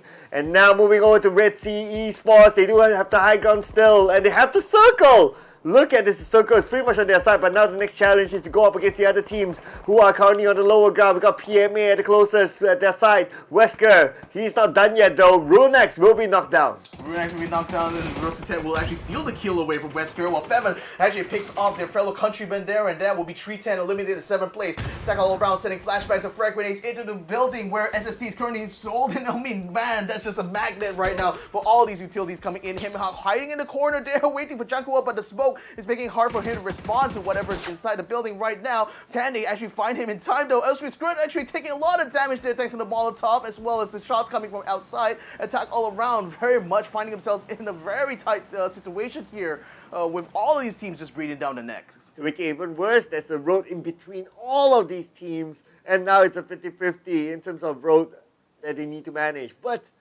the next phase of circle could change that. Let's see who's it favoring. And now the next phase, here we go. Looks like it's going to go onto the right side, meaning that teams like Red Sea, which is the only team on the left side of the road, we need to figure out how to get across. Red Sea and as well as PMA, I do see I Am Pete as well. well. Yeah, there you go. Yeah, so Papa Zaid is actually on the highest point there, but the thing is, there's not a lot of vegetation on that hill itself. So even if he does try to make a rotation, I think PMA should be able to spot him quite handily. And look at that, the care package. This is probably going to land right on top of Teddy and Lun there, and I think that's going to be sorely needed there as Lun has unfortunately been knocked down by Papa Zaid earlier on. So that's why Pete is just keeping an eye out while his teammate goes for the revive. Yeah, sometimes the airdrop can be a double-edged sword. The moment you go there, other teams will be looking at it and you can get shot. But they have enough information to tell themselves that, hey, it's all clear, it's all good, go loot, get out, and be happy. Yep, so Lun now back up to speed, but he's still taking fire from SST from a distance. Probably will have to use the care package as a bit of cover right now. It sets up a smoke as well, so they can try to loot that under the fire from T5, who have meantime have been moving down from La Drillera and will be taking the northern side here, hoping to try to take a fight against PMA right now. It's Tanadol who is just running across the field here, trying to get to the tree as quickly as he can before getting his bandage up. So it's a bit of a brave maneuver here that T5 is going to try to do, and they're a little bit spread out as well on this side of the circle here, so they're hoping to try to take control of the northern side here to at least keep PMA suppressed and hopefully be able to take control of the complexes just down below. But NHE and AAA are already set up in those buildings positions there, so it's not going to be an easy fight here for T5. Oh, Papa Zaid, look at this. He's just on top of the hill, just on top of PMA, but they're going to stop each other as Papa Zaid wants to get across. But at the same time, we have T5 keeping an eye on all of them, and T5 happily taking the shot. Tanado, can he land those shots? So many shots pulled out, but none of them landed. Yeah, Papa Zaid still probably being a little bit easier now that T5 is actually forcing PMA into a bad position here. But then now actually they spot him on the hill. Takes him out and lets Red Sea be eliminated in 5th place. So 4 teams now still remaining. PMA almost got himself in the car with a headshot onto I Am Pete, even though he tried to pick out the rest of his teammates. Unfortunately, with that one headshot here for Tanadol, that eliminates the chances in this final circle. Alright, so T5 managed to survive, but T5 playing with 3 players. But look at the amount of kills on T5. Already got 9 kills, but the next challenge is going to be NHE. They're coming into the compound with Rosette at the forefront, and now Tanado is going to follow up from behind. AAA, they're going to look from the other compound. Looks like AAA, right now, all they need to do is just stay put. When that fight ends, they just come in and be the mop-up crew. Yeah, they'll be the best bet they could. But the thing is, NHE is camping inside this building using these off angles actually to try to head off T5 here. So they're hoping that at least that they wouldn't try to go by the side door. If they actually do a two-prong attack by the side door as well as the front, this could be bad. But Long K decides to reposition, picks up a gas can of all things. Well, the Molotov right now is open, actually completely closed up the exit. He sends a frag grenade down to try to discourage a bit of movement there. And the gas can is going to continue to keep the fires going, I think, there, because he probably could be able to pop that to prevent anyone from Territon 5 be able to get through the doorway there. So that's actually a brilliant thing he was going to be doing here. Yeah, he's going to use that gas can whenever they walk in, but looks like they're not going to go in for the bait. So everyone's just going to stay chill. Maybe they read what might happen. They anticipated it, so they're not going to make those big moves just yet. AAA, on the other hand, just observing whatever has happened on the other building. They'll be happy to clean them up when the fight ends. Well, I mean, the campers versus the attackers right now, isn't it? I mean, T5 sends a frag grenade. That actually deals quite a bit onto Long K, but I don't know whether that's going to be enough for them to make an entry. In fact, Tanado is actually still holding around the outside, so T5 hasn't quite made the signal to just rush in quite yet, because it's still, they only have spotted Long K. They haven't seen the other member of T5 who is hiding, the other member of NHE, I should say, who is hiding up on top of the rafters, and it is a bit of a insurance policy, I think, for anyone who decides to run through, which Rossitet is actually keeping an eye out on the long hallway, but again, without any sight about what's happening in the back there, they're a little bit skittish about trying to take this approach. Okay, let's see what kind of approach will they go for, because time won't be on their side. At this point, both teams actually just waiting it out. I mean, playing the patient game, who's going to make the first move. And it does feel like at some point, T5 will need to make the first move because they're on the outside. But okay, anyway, the circle's going to close entirely. And looking at the position of the players right now, T5 Hatsawa is closest to the blue, meaning that he'll be the first one to move, and that might trigger his other teammates to do the same. You know, the thing is that AAA looks like they're also gearing up to make a rotation too. So this could be, this could potentially spoil whatever T5's plans are when it comes to this movement here. But Hasawat has just been caught by O2 Squared on the outside, so AAA is actually moving a lot faster than I expected here. They might try to catch any of the T5 stragglers who are still around the outside, not under cover, and that's actually going to put a wrench in their works while they attempt to still keep the siege going on the NHE. So far, they just have to hold on and wait and see whether or not AAA will be able to wipe out the rest of T5 around the outside there. And I think this is putting pressure on T5 to make this move. Oh, Rosita knocked down onto Jedi. This could be the moment here. But then again, AAA, they still can reset. They still have time. They still have enough cover. And no other team is making big moves.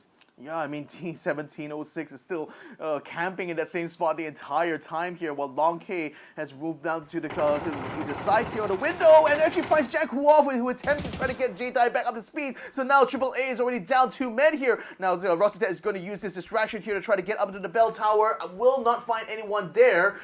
But in fact, we'll actually use that to try to get a shot at O2 Skirt. Almost get a spray down to him there. T5 now taking control over the rooftops on this point here. So they're just going to disregard Newhouse Esports. Instead, they're going to try to use this opportunity to finish off the rest of AAA. Oh, and AAA is eliminated now, leaving with the last two teams, T5 as well as NHE, who will get this chicken dinner. It's 2v2 so they kind of equal each other. And now, since it's going to be a compound fight, it's going to be a little bit of a hold up between these two teams. But the blue will not allow them to hold up any longer. We can see that Rosetta will be forced to move. Yeah, the thing is, it's still a 2v2 in this situation here. So whatever matters here, whoever gets that first pick off there is certainly going to get the advantage. But Long K, I think he might have spotted Rossitet. But at 17-07, he tried to move out in front and actually gets knocked down by Rossitet. The thing is that he's having help, but Long K doesn't have a shot onto him again. So Rossitet will be able to get himself up to speed now. He eliminates the last member there. Long K now has a hold up inside the building. I don't know, there's full frag grenades. Here we go! Close! Gets a knockdown onto Rossitet. Now leads Tanadol, who's still up on the rooftop there to see whether or not he can get a drop. But the circle, it's still going to be coming around the corner of the house there. I don't know how they're going to try to resolve this here. Either he's going to have to jump down from the roof, or Long K is probably going to have to huddle around the corner. The circle ever shrinking right now. Tanadol found the perfect position though to try to it's great for Tanadol. The blue zone is going to finish off Long K. Takes the wicket with a chicken dinner. Oh, Tanadol played it really, really smart. He went to the edge of the rooftop and he still has some room to play with. Whereas his opponent, no more space to run, had to tank out the blue. And obviously, during the ninth phase of the blue, It's untankable. Immediately be taken out by the blue. Tanadol, what a good calm move there. Yeah, again, they knew that just by letting the blue zone do all the work, they will be able to get that. But still, NHE had dug themselves very much.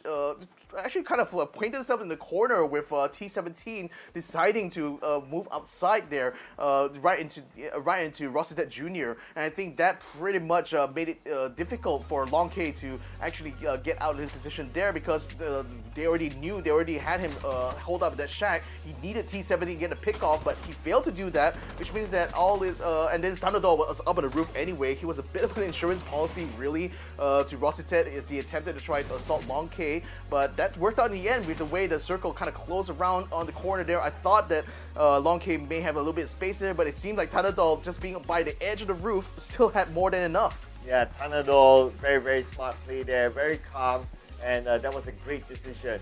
But other than that, I noticed that Purple Moon Esports, they managed to get a good number of eliminations of kills overall as well. I think it's definitely more than 5 for sure. And despite them going out earlier than what we're seeing in the final stages of this game, they would have gotten themselves a decent amount of points.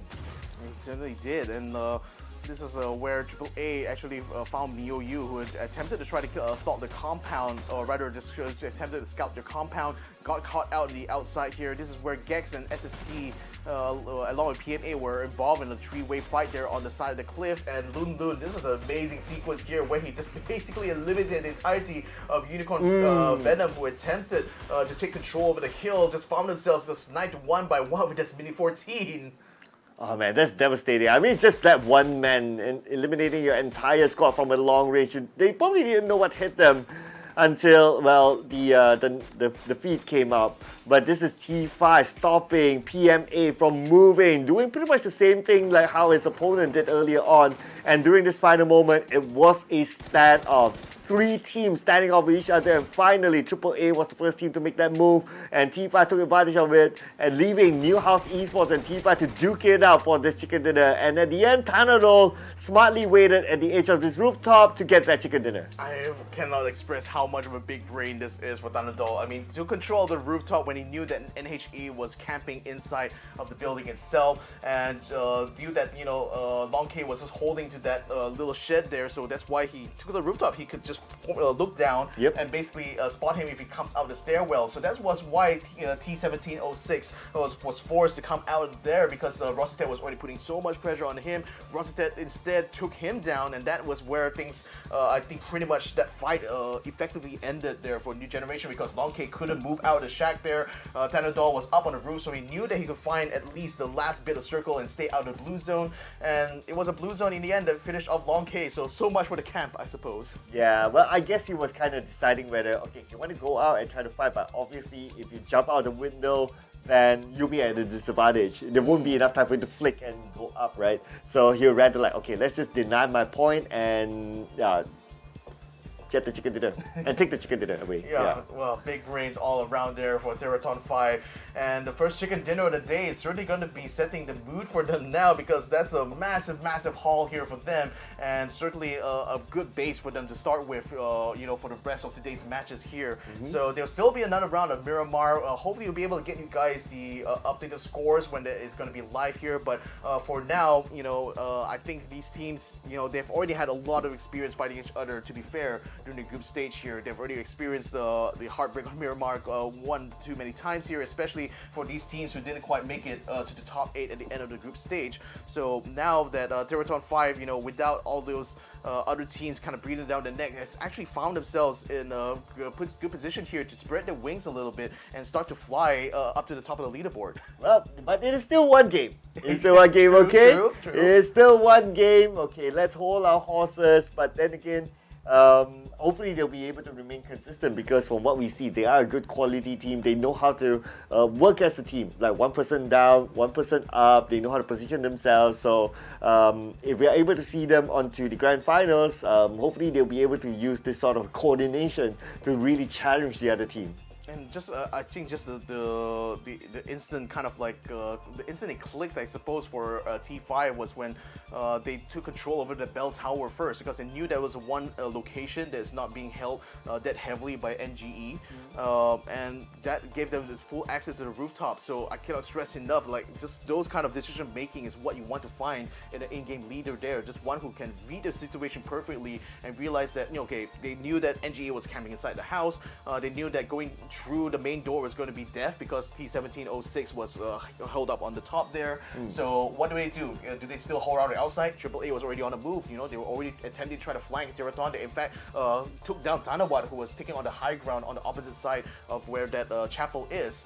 So new generation, you know, were already having a lot of advantage because of that camp, but Teraton 5 took the advantage away from them by just taking control of the rooftop. So not only can they spot AAA's movements, and also took down a few of the members. Altus Grit was actually shot from the bell tower by Tanadal, in fact, but then they also were having a lot more room to maneuver compared to Long K inside the house. So that's why Tanadal was able to find the edge of the roof, which was just enough for him to stay out of blue zone. So again, such a big brain play here from Teraton 5. Absolutely big brain play there. So kudos to them for getting the first chicken dinner in the last chance qualifiers.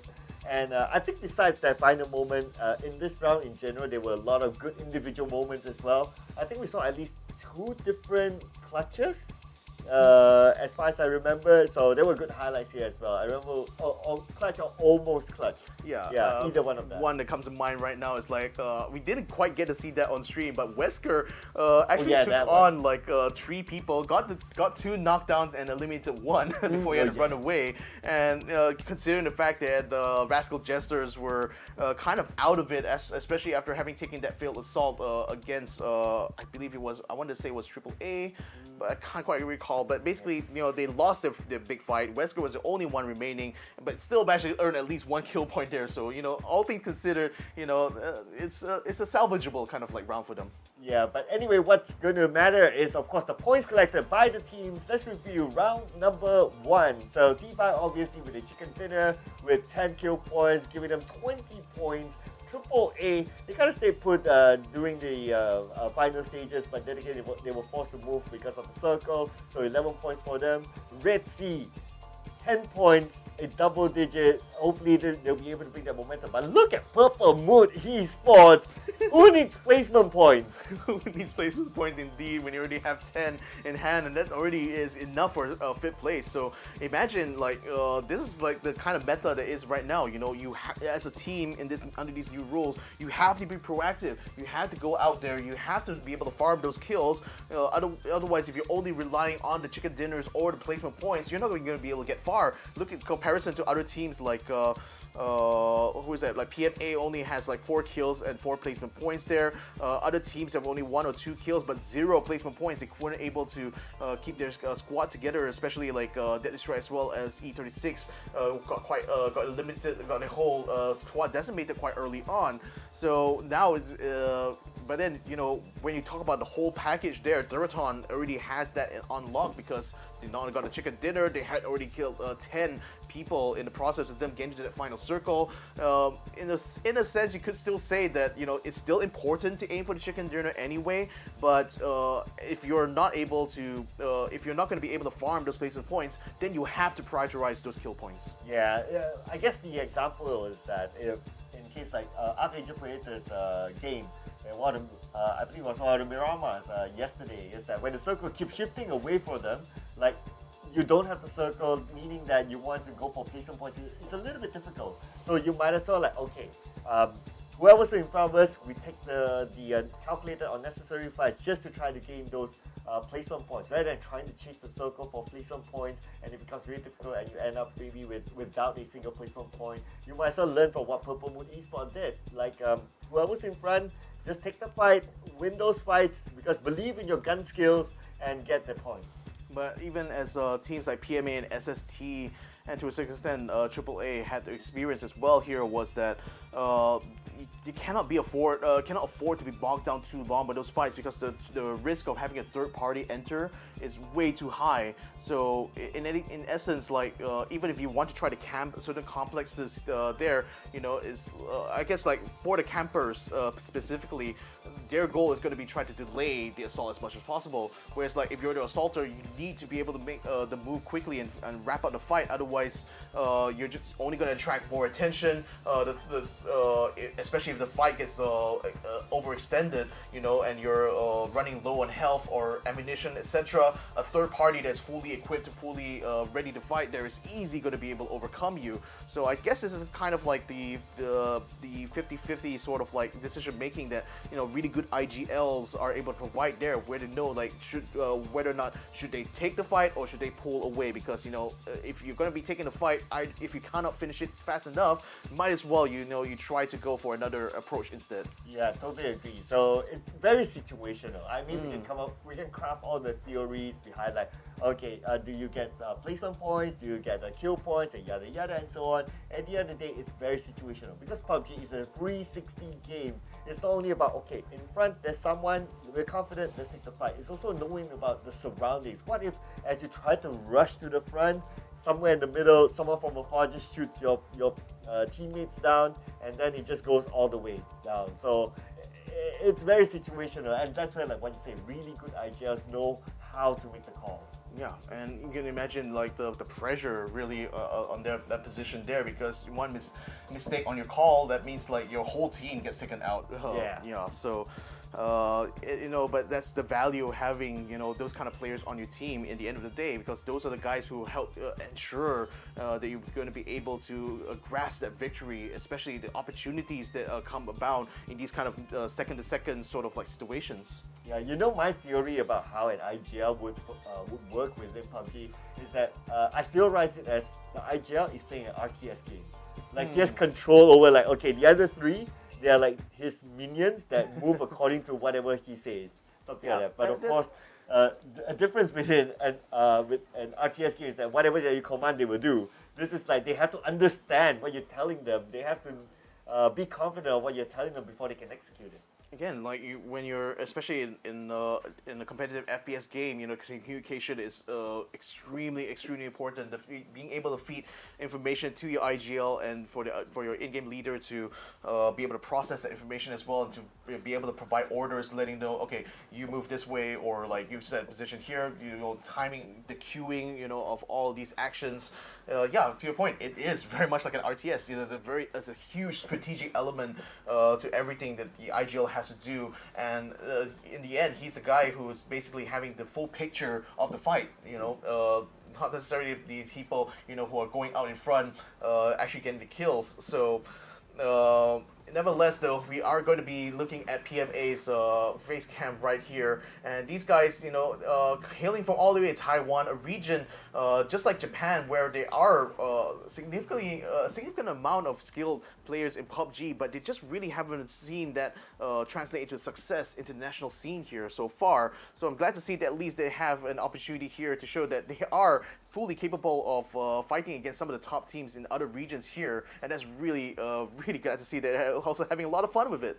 Yeah, I mean, at the end of the day, you don't want to put too much pressure on yourself. Right? It is still just game number one. Okay, just going to get the benefit for everybody. It's still game number one, so there's still a lot of opportunity for these teams to collect points over time. And a few things here, right? So it's not about really pushing for the chicken dinner. It's not a chicken dinner, it's a bonus. But if you're able to rank in the points however it is okay, and you got 9 more rounds to go.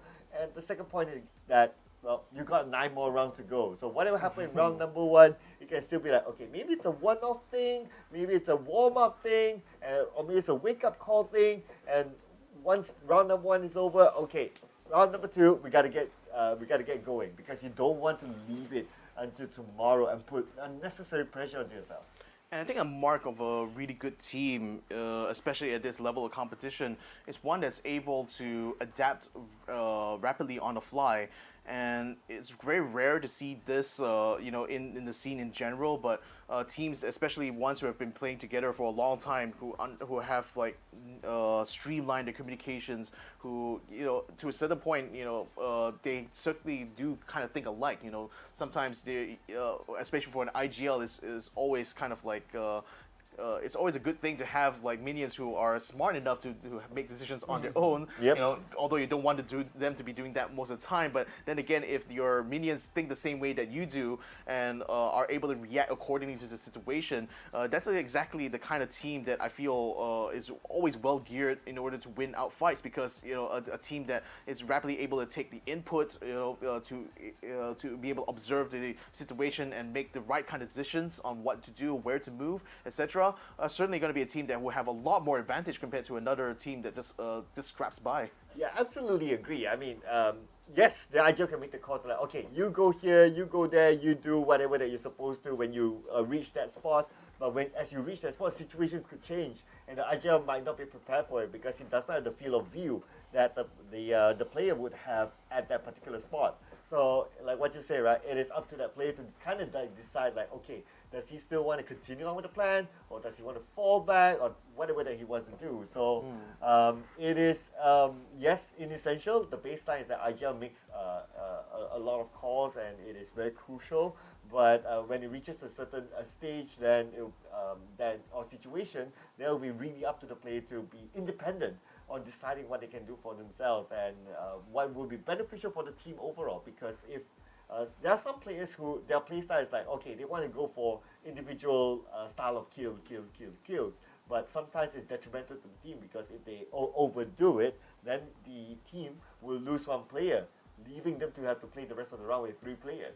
So it has to be there has to be a conscience of like, okay, we're doing this as a team rather than I wanting to do it and get those kills just for myself. Exactly, and that's exactly the type of mindset you see across all types of sports. You know, not just PUBG, but even in any kind of team sport. You know, it's the mindset is always be that every decision you make is always for the benefit of the team itself, not the benefit of the individual. So sometimes you can have a team that has like many star players on board, but if they're just out there for themselves and they have no cohesion, no chemistry with each other, it's very difficult for them to even win tournaments, much less win fights. So yeah, it's the mindset that the players carry going into these games that are very important. And as your experience as a coach as well, you know how important that psychological element is in the sport like PUBG, where everything is just really all about these kind of snap decisions. You have to be fully confident in what you're doing at any given moment. So having a strong mental faculty is so important there. Yeah, and I would like to add on as well, PUBG is a very punishing game. Exactly. Yeah, there's no way, at least in the current patch, that you can revive, like if you're totally eliminated. So the moment you go out, that's it. You wait for the next X amount of time until the next round, maybe up to half an hour even. So you don't want to be in that current situation where, I get to sit back and watch other people play, but then again, it's not a good feeling because everyone gets to play and you're just sitting there sulking to yourself on whatever happened earlier. I know. So we're still a little bit delayed in getting our next match up, but rest assured we still will be able to get things up to speed because I believe the teams are already inside the lobby. We're just waiting to be able to make sure everything is tip-top and ready for this next match to go. It's still going to be on Miramar once more, so I think having already seen what these teams have done in the first round here, expecting to see some adaptations to kind of happen here. But speaking of which, are there certain teams you felt could have done things a little bit better from what you saw, what we've seen so far in this first match, or even throughout the group stage so far? Is there anything kind of like stuck out to you in particular? Well, I think the standouts are easy to point out. It's basically like the teams who actually qualify onto the next round, honestly. Yeah. But I think some of the teams that could do better. I think I was expecting. I think a lot of people were also expecting that teams like Red Sea to do better as well. But so far, round 1 was okay for them. All right, it wasn't that bad.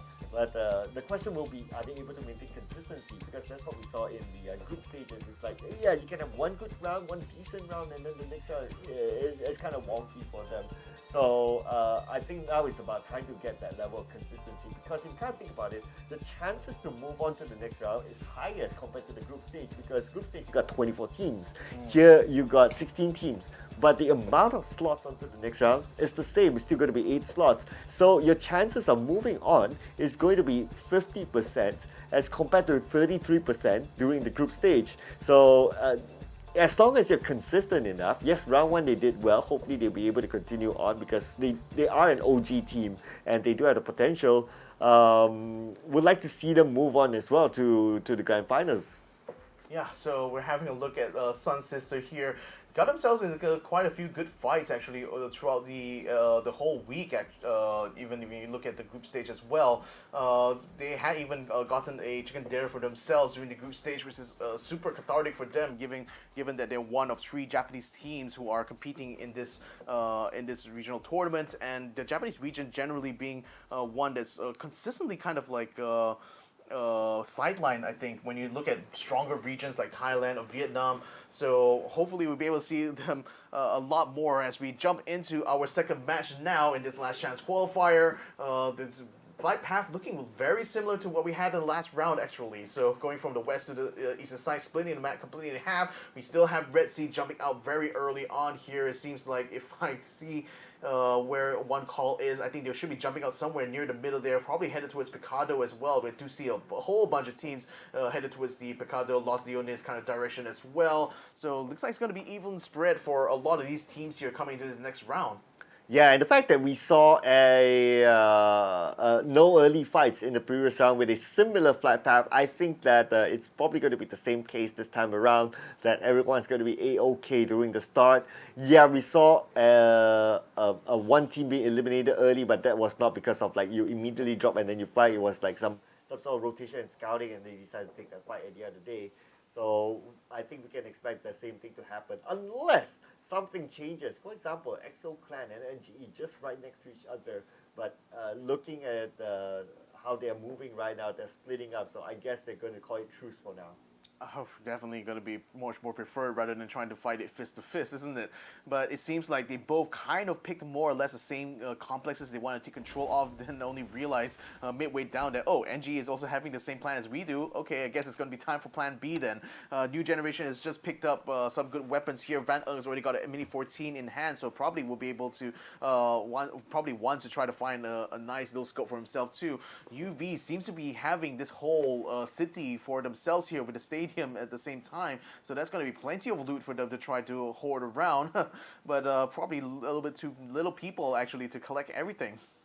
Yep, El Pozo, such a big town and only one team, but you know that's their advantage, right? They can loot as much as they want, depending on how far the circle is, and yeah, basically all the loot is there. And sometimes El Pozo can be challenged by another team, so it really depends on the team strategy, but maybe it's because like we are still at match number 2, so we have a lot of matches left to play.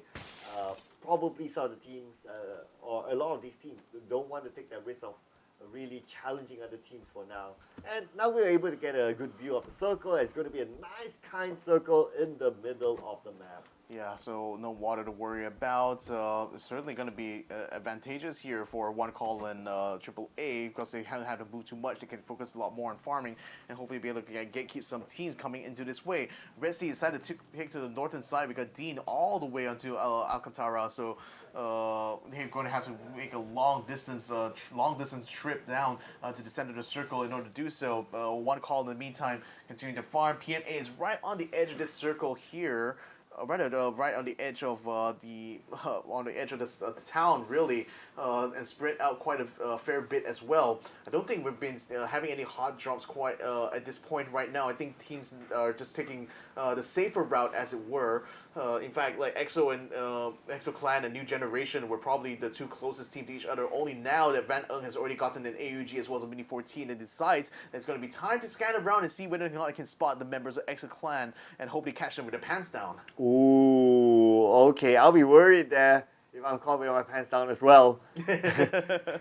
Literally. But anyway, so Chimpy now 1v2, and they seem to know that someone's in this compound. They got the information. They probably saw him on the rooftop. They might have actually spotted him, or they're just being really cautious right now. The thing that's certain is that Chimpy is holed up on the top of the roof, so may still have an opportunity to drop down and pull away should he need to, but at least from here, he can still more or less see if New Generation is going to be popping around. I think Van might be seeing his Chimpy's head pop on top of the rooftop there, but Hakai and Fab are also, Fab is actually on the move on the back there to maybe try to head off Chimpy should he try to regroup his squad, so they really are putting a lot of pressure on the zone here, making sure that Chimpy's movements are covered, and Chimpy knows that he's being covered from the back as well. So he's realizing that he's going to be surrounded now. Are the rest of Exo Clan going to try to bail him out, or is he going to be left with his devices? He's still going to try to take a shot anyway, but Van Ung is still holding steady, waiting for Chimpy to expose himself, but Fop gets a headshot onto him anyway, so Chimpy is already down. Well, backup from that blue was on the way, but anyway, the fight's already over.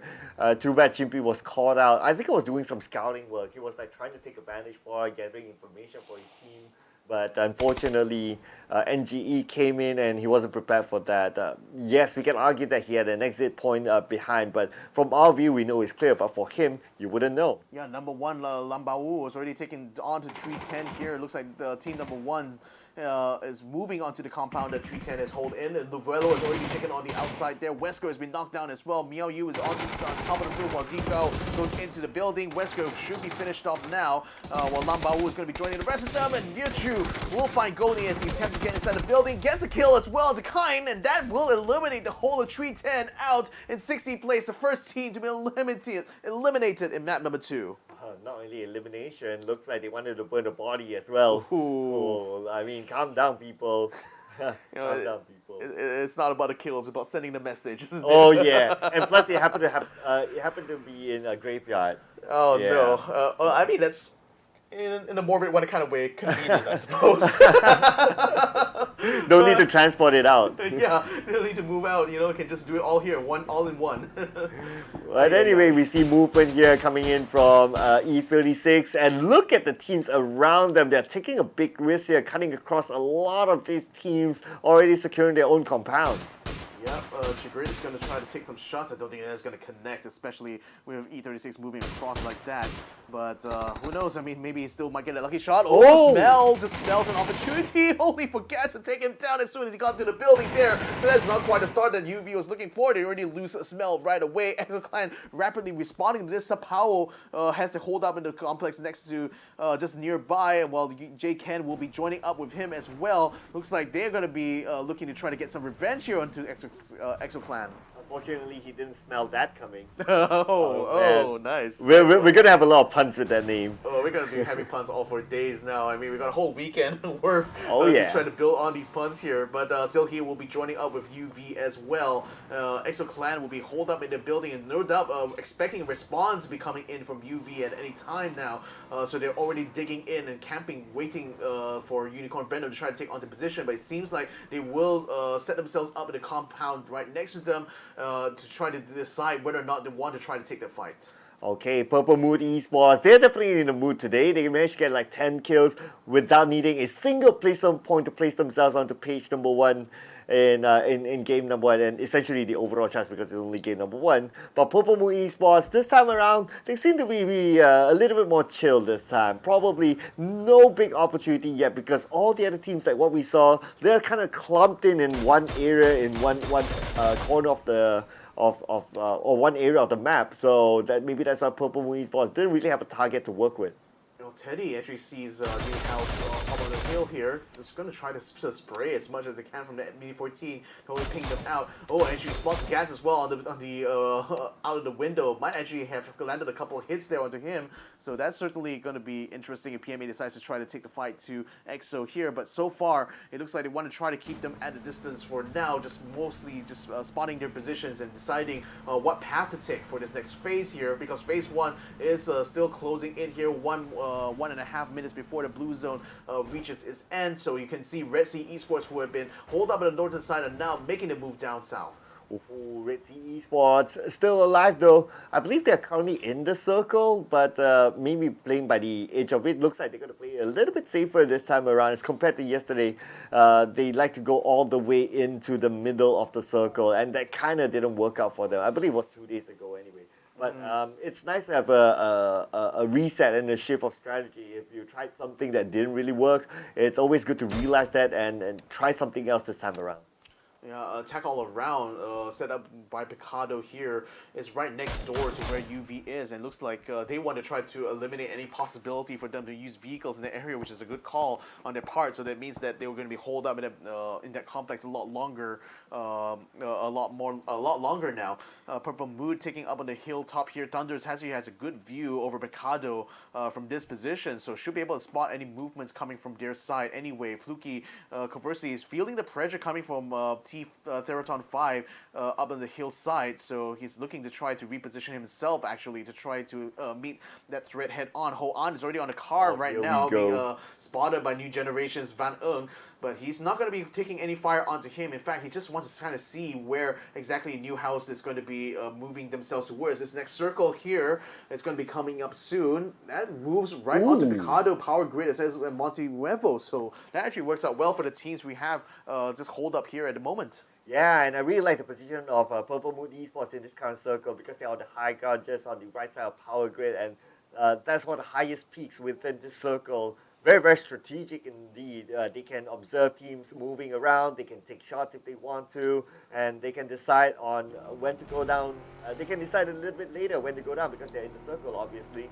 And coming down from a high ground is always easier as compared to like you going up to a high ground instead. So that's a good advantage that Purple Moon Esports has. And I think there's a lot of options actually for teams that are going to be coming in from the east side. Either they can try to take wrap around the north, which actually will have a lot less resistance compared to try to going into the circle head on, because they'll be likely encountering AAA or One Call who are already or PMA who are already set up inside the vicinity of the circle there. Jankuwov though is keeping an eye out for what I think is going to be team number 1, who is encroaching their compound. J-Dai is already out in front there. Most likely will be encountering them while still in the vehicle here. Looks like he'll be falling back to regroup with his rest of the team. Fop from New Generation is going to be on the way to join up with the rest of the squads inside the circle here. Hakai has already moved ahead here to take this little set of houses there. That should allow them a good base to kind of like decide which direction they want to try to approach this next circle in. Hakai, meantime, just scanning those hills, just taking no chances at all, knowing that certainly some squads find it quite advantageous to be up on this hillside, so definitely need to be able to spot out and see whether or not any snipers might just be lurking up above. Okay, maybe not the sniper above, but below them there's another team. But anyway, it will not be a big factor for now because all these teams in the circle and we're still at phase 2. Don't expect big crashes unless you're on the outside of the circle and you really, really want to come in, or you're desperate for the kill points, which is, I think, is still early for a lot of these teams. That's why we can see teams trying to evade each other as much as possible. Try not to take unnecessary fights. So we might be seeing a little bit more action as we head on to phase number 4. Yeah, Chigrit from One Call still gathering here. Gats, I think, has spotted Teddy, tries to take some shots, but hasn't been successful in making them connect until then, when he just popped him down less than half. So I think Teddy realizes they're already under fire here, and in fact, I think they're a little bit tied up for facing another team on the other side there, but Exo's clan is also receiving fire on their part as well, so they're looking to try to at least secure maybe some shots there into PMA, maybe even a knockdown on their part, so they can at least try to rotate out. And speaking of rotations, One Call has taken position inside this ditch right now, overlooking the town here in the middle. That I think that's going to be that might just be Picado right in the middle there. So a couple of squads already in position. Looks like someone is going to be dropping in there on the E pickup here. That might be actually, I think that's a crate. Sorry. That's a crate that's actually headed its way down. So far, none of these teams really making any movements until just now when Upchen finds Dan Pablo. Red Sea might just be in a bit of trouble. Oh, Red Sea. Okay, I think they are somewhere within the circle, but they are kind of busy fighting. Or are they on the outside of the circle? I think they're outside. I think they're rotating towards from the left to the north. Because Gex is now just only entered into the safe zone here, but they're being fired upon by a couple of teams. Red Sea decided because of Dan Pablo being taken out, will be taking the long way around through the blue zone in order to join up the rest in the safe zone. Savior from Global Exit, almost spots E36 and tries to get the shot, but they will not be able to knock them down before they will peel away. So Global GX is finally successfully got themselves into the circle circle now, having forced out E36, preventing them from stopping their tracks here. Now they can consider themselves set up now, but then the circle has already moved on here, so E36 will be joining the rest of them there. Miao Yu has already found Jexy, eliminates him completely now, and Trick and the rest of One Call is going to be coming in to see whether or not they can slip by and just get up onto the hillside here. So Miao Yu is going to continue to try to spray down on the Trick. Actually gets a bit of a ping there, but it isn't going to be successful in knocking them down. Fop in the meantime from NGE has found SST Runax, eliminates him completely, so it seems like his Japanese squad has found themselves in quite a bit of pressure. Oh, but Purple Moon Esports, earlier the circle shift towards power grid. So Purple Moon Esports, they still have one of the best positions possible up on this high ground where Thunders is at. And because of his position, he managed to get a knockdown from a far range earlier on. But now we move over to T5, looking over at PMA. T5, Rosidus, he himself has this high ground. And that shot, ooh, almost getting it. No, that was like a series of shots that just landed there. So Rositet definitely knows how to do the bullet drop for sure, and he's certainly. I mean, again, one of the big star players here for Terraton 5 certainly has his time right now. Team number 1. No. Okay, these were the guys who were using E pickup just now. I thought I saw a toe hook being sent up to the sky. So number 1 is going to try to use this hot drop on top PLM. They already took down Thunders now, trying to find the rest of them though, but they have lost Virtue on the ground right now. And still able to get revived, but they still need to stabilize the fight here on top. We can't think about it, even though you're within the circle, but technically if you want to go up to this kind of high grounds and you want to surprise your opponent, you can use the E pickup as well. So I think team number 1, wow, used it really, really well. That was really smart.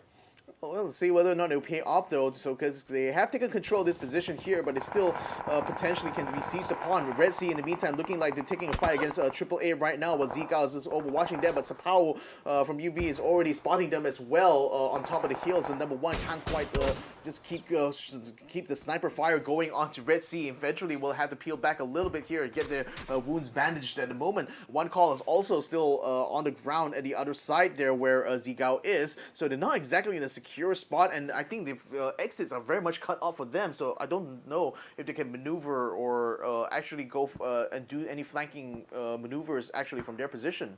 Yeah, it's going to be, okay, it's going to be really interesting how they're going to manage this, because coming down from the hill is going to be another challenge. But looks like, I was about to say that it won't be necessary if they got the circle, but they don't. And the one that has the circle and still has a power grid high ground, it's going to be Purple Moon Esports, despite them losing one player, but at least they still have one of the best positions in this circle. Well, they can still actually they still have a path to the circle. There's a complex between the hill and the edge of the circle there that can potentially pull back to, and then it's not being held by any other team right now. But for AAA and Red Sea, they're still under pressure here. Virtue trying to finish off that one member, just one member down by the foot of the hill there. Tsumoy is trying to run away on a motorcycle, and Lambao is doing everything he can to stop him in his tracks, but it doesn't seem to connect. He's way too far away in order for him to find a shot there. Number 1 is still attempting one call away from them. Jedai is finding a kill and an elimination onto Mr. Flank now. So Red Sea is already down 1. Dean and Papa Zait is going to try their best to see whether they can peel out of this. They do have an exit path though,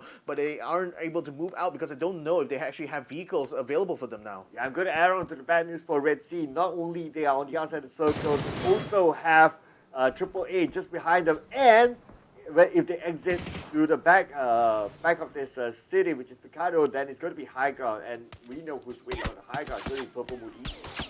Yeah, UV now under fire from PMA. J-Ken is going to have to run very, very hard in order to get into cover now and regroup his team. But PMA has successfully held up Muticum Venom in this spot here, which is a little bit precarious, but nevertheless still within the safe zone for the next phase here. So they're still going to have to see whether or not they can try to climb up. This is very, very steep though, so I think Pete is not going to be able to make the climb. Oh, He's going to get caught behind it. Thanadol finds him from a distance there. Good sniping shot there from the player from T5. Oh, T5 looks like they are on the roll now. They already got themselves 3 kills. Probably going to add Pete into their charts.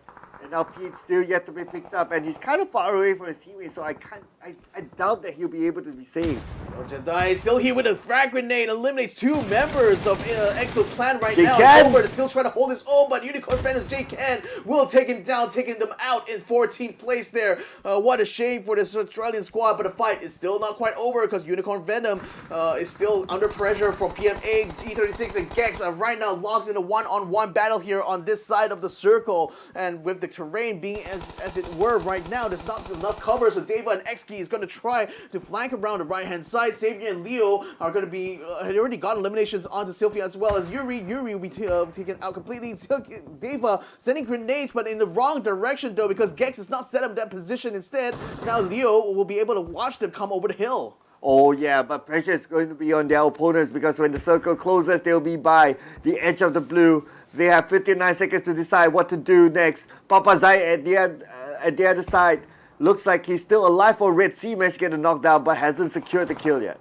Not quite yet. This next circle still within the power grid relatively, but a lot of these teams are still taking scraps on the outside here, and they're not quite done. Leo watching. Oh, he sees actually calls off. He is not able to respond in time, and he will get taken down. In the meantime, I think Unicorn Venom has just been eliminated off screen. Global Esports Exit has also been taken out as well, thanks to the efforts there from the team. So now, still 10 teams remain here. Sun Sister has been taken out in their fight as well. Enter Force 36's Star-Lord is looking for some vehicles here. The rest of his team is already moved up to try to secure the northern side of the circle. PMA in the meantime still held up here. Rossitet Jr. from T5 is still up on the high ground, as is the rest of T5, who have just been taking pot shots and just being vultures for all the other fights just breaking out around them. Oh, E36! Oh no, he didn't know what hit him. And Chimoy was there. Chimoy was prepared, and Chimoy defending his ground.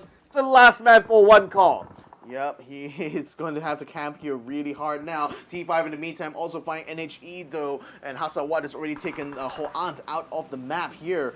9 teams are still remaining here. E36 is going to be making a maneuver around the outside of this next circle to see if they can get down south. T5 seems to be regrouping right now to try to join up with the rest of them, their squad inside the compound here. They're still within this next circle though, but just overlooking where the power grid is. But they're also just watching out for these other fights that's still going on around the outside there. PMA still hold up on the outside, should be maneuvering in soon. Purple Blue Esports also on the move here, but PMA spots Rossitet, actually gets a knockdown to him, should be able to eliminate him unless they are not going to be able to connect the shots. I think Rossitet is going to be done. Yes, he is going to be done. So T5 is now down to 3. PMA is still on the move as Snox9 comes over the crest now, seeing if he can spot any hits come out. Dino Dog on the right hand side, but he has to go back off right now because Snox9 will get knocked down. Hasawat takes the Tanadol takes down Teddy as well to eliminate the rest of PMA, and they're out in 8th place. And T5 just with 3 players, but they're able to get 8 kills for now. Looks like number of players is not going to be a big factor for them. But Purple Moon Esports lucky now in a bad position. He's on the lower ground, managed to get a knockdown. But then again, the second one is just too much for him to handle. Purple Moon Esports out at number 7. So now 5 teams still remain. Theraton 5 still having 3 strong. They spotted a deadly strike coming across from them now. He'll get a shot onto Lucky J, but not enough to get the knockdown here. Pantapong is going to have to watch out too from the other side because another 2 members of Deadly Strike will be coming up the hill too. So Pantapong is going to be repositioning himself to find the other members who might be threatening their position here close to the power grid. This next circle finally takes us out of the power grid itself, which means the attack all around will have to maneuver into the open ground here, while the rest of Territory 5, they've already been smartly have taken up the high ground here in this next circle, so it looks like they're in the best position, height-wise. Ooh, yes, as long as you're the high ground, you're pretty much good. But of course, you must be able to defend it. Like what you say, continue to be the king of the hill. And at this moment, we can see that Panapong is all alone in the compound, but he's within the circle, so that's okay. We already have phase 6, and we have 5 teams left, meaning that possibly we might see like a slower round for phase 6, but for phase 7, teams will start to fight again. Yeah, you can see Deadly Strike now, just keeping an eye on that compound. just south of them, and that's where Panapong is currently set up in. Tanadol is going to be regrouping with the rest of the squad at the compound now. It seems like they know exactly what the situation is here with regards to the 5 teams that still remain here. One call is also still in the mix, so is E36, who have still 2 members up and ready here, and they're just lurking by the sideline, not really looking to be involved in too much Vicio, except that Deva is now inside his Jeep and probably is going to try to get himself close to the compound, actually drawing a lot of fire from everyone here, from T5 as well as Deadly Strike, and maybe where is he exactly trying to go here? Is he trying to get to the compound? Oh, well, we'll never find out anyway because Lucky J has already knocked him down. Well, Lucky J is the lucky one. Unfortunately, unlucky for Deva. And he wanted to go to the middle of the circle. I guess he wanted to stay there. So hopefully, he'll definitely get the next place on circle and he'll hang on, let other teams fight with each other. But it just didn't work out for him at the end of the day. Yeah, so we have one compound, which is the part of the power grid still being held by Attack All Around. Now the blue zone is going to start to crunch onto them now, forcing them out in the open. Simoy from one call as well is in vicinity of AAA, and they finally find him, take him out completely. So that means the 4 teams that still remain are Deadly Strike, Zeraton 5, Attack All Around, and as well as Enter 436. Patapong almost finds a ping there. Unfortunately, Deadly Strike is also spotted out his position, so it's forcing him to go prone right now, and he's still in a relatively exposed position here, even though he's on top of the roof here. That actually is an open invitation for anyone around him to try to pick him off. All right, speaking of picking off, I think all these 3 teams. Okay, I'm looking at where is Star-Lord? Okay, Star-Lord is just behind AAA on the right side. So looking at the current situation, there's a possibility that Star-Lord might be needed to make his move, and he knows exactly where AAA is at.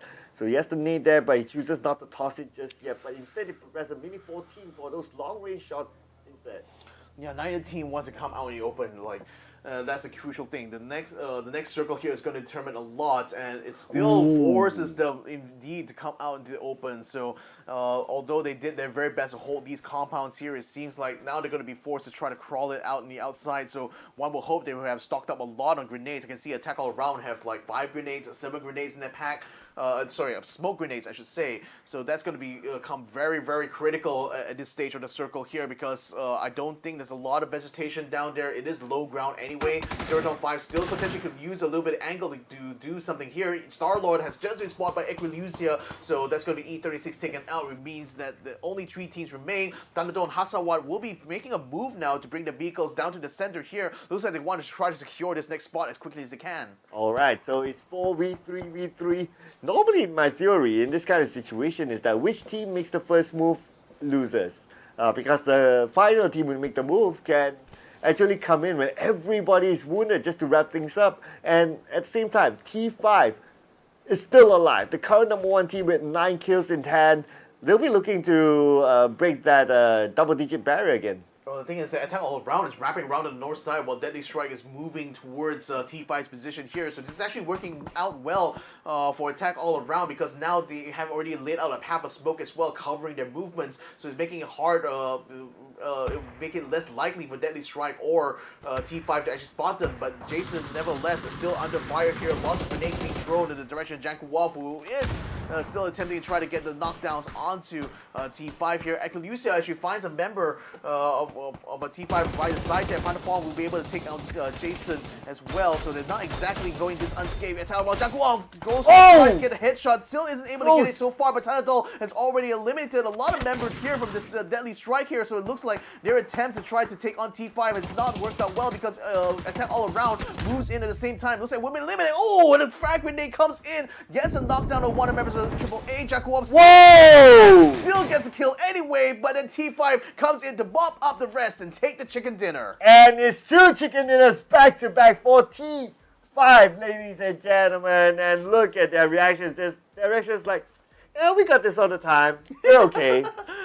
I don't know, judging from their faces though, it seems like there was a an exciting final chicken dinner from them there, because again they took a complex that's on the high ground there that prevented teams like Enter Force 36 or Deadly Strike from being able to take control of the middle ground, and then you also had Tanadol and Hasawat actually move to take a position there that kind of forced Deadly Strike's hand as well, because it knew that without taking the center of the circle, that could be left in a compromised position with T5 already having one Panapong, I believe he was still in the compound, still able to spot the movements. So that forced Deadly Strike to get into an open confrontation with them, but they probably also didn't realize the attack all around was wrapping around rapidly from the northern side, and that became a big factor in that fight, making it hard for, again, Deadly Strike had to fight a war on two fronts in that situation there, and it just turned out really bad for them. Yeah, true enough. They were kind of sandwiched at some point, right? So yeah, it was the best that they could do, but it's all about the timing as well for teams like T5 to kind of move in.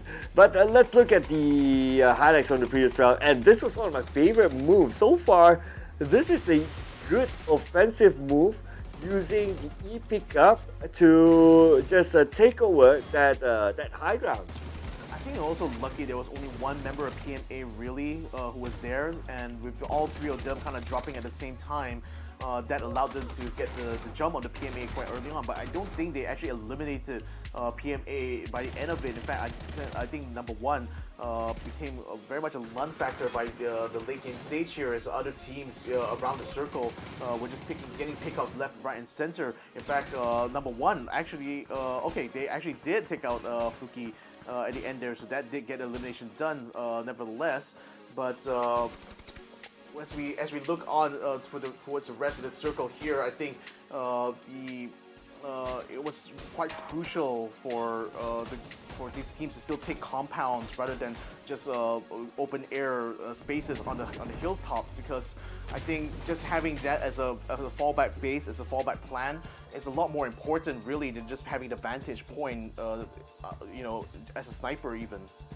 Yes, so it's also subjective to your skill set, right? Like Yeah. some players, they might be comfortable with the long range, some players are a little bit more comfortable with the short range, so it really depends on the scenario as well. But anyway, that was a really good round. I felt that in that round we had a lot of variable type of plays, especially with the E-pickup play. I think that was kind of new. Normally E-pickup is used as a travel tool per se, and then by dropping, it's like, okay, you just hope for the best that no one's in the area. But I'm not sure, was that intentional or deliberate, that they knew that someone's there and then they want to take over that high ground. But either way, it was a good move there to use that E-pickup to go to a prime position that is normally very hard to get if you go on foot. Yeah, I think I guess like a team like number one probably was also really had not much to lose. Again, they were kind of like struggled a lot during the group stage.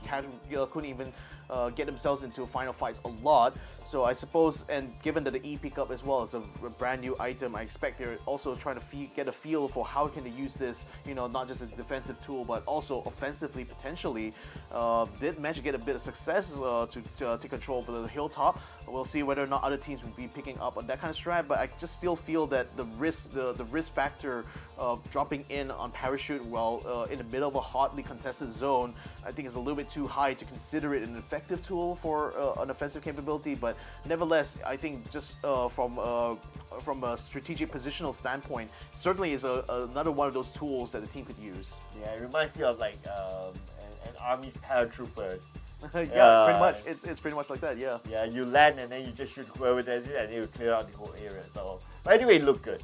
Yeah. Right? Whether it's intentional or not, I guess only the players can tell us. Yeah. But anyway, that was a really good round as well. So now we're done with Miramar. Yep, we'll be moving to Tego after this, which is one of my favorite maps. But of course, before that, we'll need to review the scores again.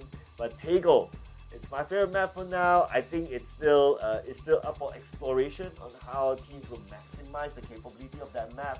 And as far as we've seen the Tegos for the past 3 days, it's like you don't know what to expect. Will there be like in one compound 3 teams drop and duke it out with each other? We don't know yet. But we'll leave that conversation for later. Let's check out the scores for now from that previous round. And I believe that T5 definitely, they're still on top. I definitely think so. I mean, at least overall score-wise, but certainly with this kill point of 12 here, that's also a very handy result here for T5 to ensure they maintain their top spot right now. We wouldn't necessarily be able to see the overall scoreboard by the end of this. We probably might see it by the end of the day, but I think T5 has done very well to make a case for themselves why they probably would be the team to beat right now on this first day of the last chance qualifier, because you know, taking the chicken dinners back to back, that's not an easy feat, especially against teams this competitive. Yeah, absolutely. And not only competitive, these teams, they are fighting for their lives. Because it will be elimination by the end of tomorrow, so that's why I think some of these teams that they have it in their mind. So that's why getting the chicken dinner is harder than it looks, essentially. Yeah, I'm still surprised to see that like NGE didn't quite perform well in this round here. They've only managed to secure 2 kills, and that's only enough for 12 plays, just ahead of like Red Sea, still behind, or rather just on par with Global Esports Exit there. PMA, I'm also surprised that they only got 1 kill point. I thought they at least got 2 or 3 in that fight, but it doesn't seem like they did get some knockdowns, but it didn't look like they were able to translate that into points for themselves, although they did manage to get 1 placement for their own. EXO Clan, at least this is going to be a good round for them, you know, kill wise, because they at least were able to get 4, but nevertheless it's not enough for them if they want to try to keep up with with T5 for one, for teams AAA and Deadly Strike as well, you know, having 14 and 10 points respectively, are certainly representing a bit of a competition right now between Thailand and these other regions. Yeah, I'm just looking over at number 1. I think that they only got like what 2 placement points, but 11 kill points. It's just 1 point below T5, but they shot themselves up to the top 3 finish inside of this round. So again, it just shows that the importance of kill points. If you're able to get placement points, great. But kill points, pretty much they overrode a lot of these other teams. Yeah, I think maybe to your point, like they expect whatever they're trying to do with that e-pickup or whatever things that are just going towards this strategy of just basically go out and try to kill everybody, you know, that you encounter. So that seems to be paying off right now from number 1, who, you know, mind you, had struggled a lot during the group stage and couldn't even get up in the top 16, much less the grand finals. So great to see that it's starting to have a bit of resurgence now. I mean, better late than never, isn't it? You know, yeah. This is literally the last chance qualifier. So last opportunity for number 1 to just get some points in. Yeah, mathematically they have a better chance as compared to the group stage, 50% versus 33. But this time around, looks like we're gonna have a look at the overall results, ladies and gentlemen, before we head on to the break. So the overall results, I think number 1 is gonna be pretty obvious by now. Yeah, I want to see who's number 2, number 3. So it looks like AAA and PLM. Purple Mood getting themselves up in the top 3 here. So it's an all Thailand top 3 actually. I have to mention this here. Oh yeah. Yeah. So with T5, AAA as well as PLM taking the top spot. Number 1 from Vietnam is now the best Vietnam team in terms of points right now. The 11 kill points, enough to keep themselves up in the 4th place there.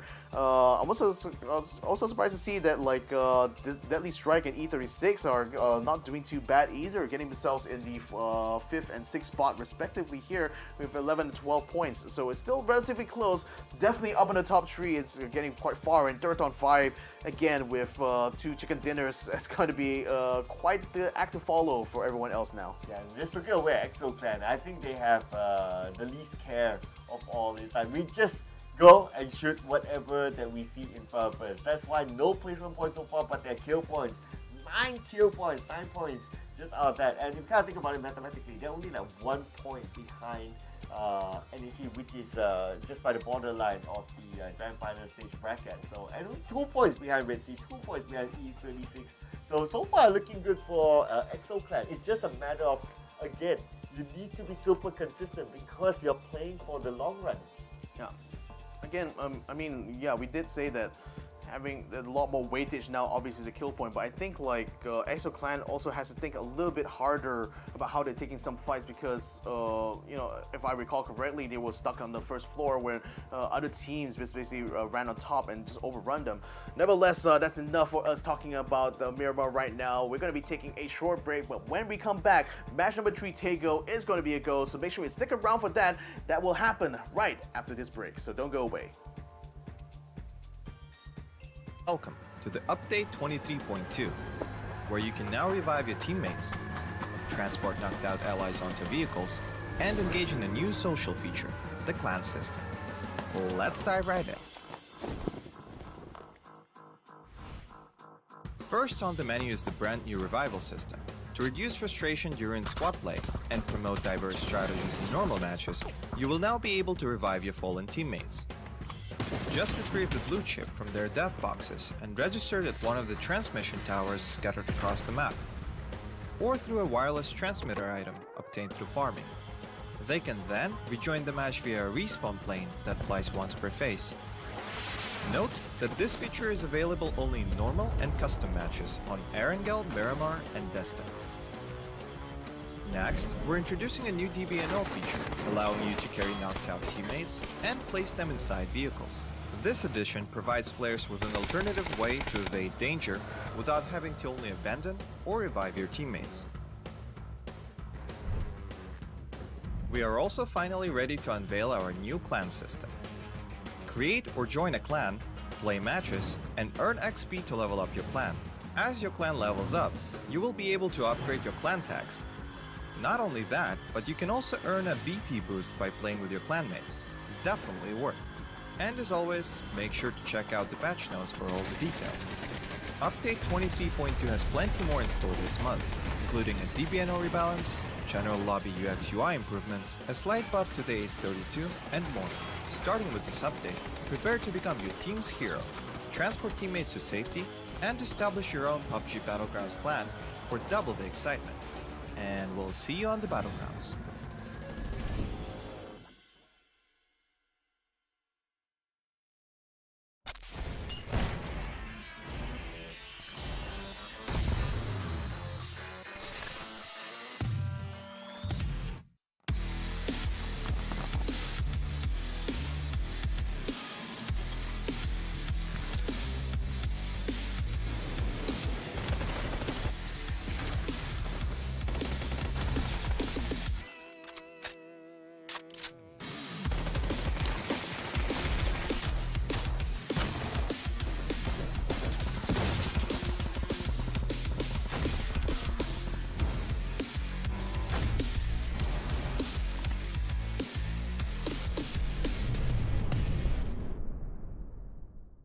The latest game from Krafton and 5min Lab. Fast pace and full intense PvP action brawler game.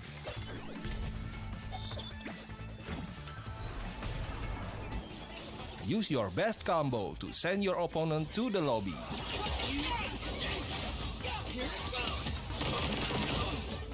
Select your legends and be the winner.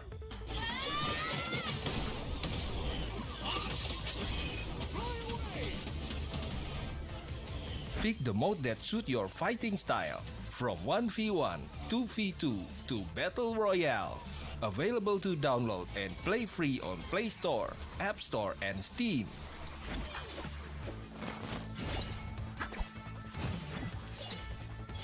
Let's be legends today!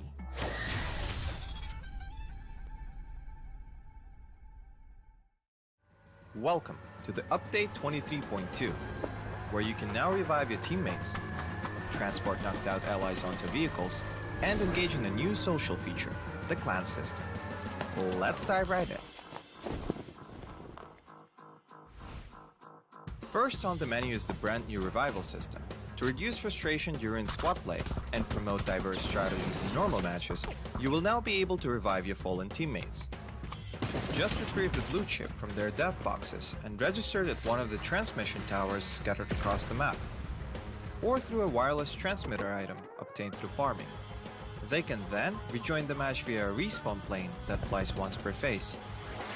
Note that this feature is available only in normal and custom matches on Erangel, Miramar, and Destin. Next, we're introducing a new DBNO feature, allowing you to carry knocked out teammates and place them inside vehicles. This addition provides players with an alternative way to evade danger without having to only abandon or revive your teammates. We are also finally ready to unveil our new clan system. Create or join a clan, play matches, and earn XP to level up your clan. As your clan levels up, you will be able to upgrade your clan tags. Not only that, but you can also earn a BP boost by playing with your clanmates. Definitely worth. And as always, make sure to check out the patch notes for all the details. Update 23.2 has plenty more in store this month, including a DBNO rebalance, general lobby UX UI improvements, a slight buff to the Ace-32, and more. Starting with this update, prepare to become your team's hero, transport teammates to safety, and establish your own PUBG Battlegrounds clan for double the excitement. And we'll see you on the Battlegrounds.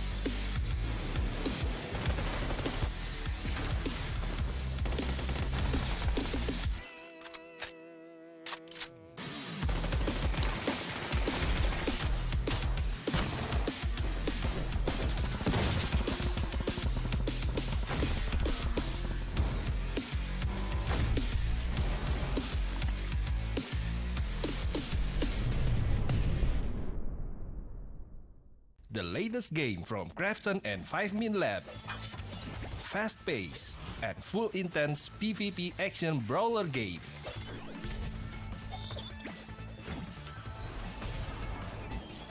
Use your best combo to send your opponent to the lobby.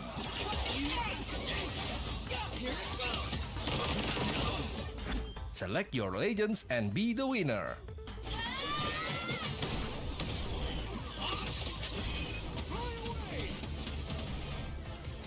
Pick the mode that suits your fighting style, from 1v1, 2v2 to Battle Royale. Available to download and play free on Play Store, App Store, and Steam.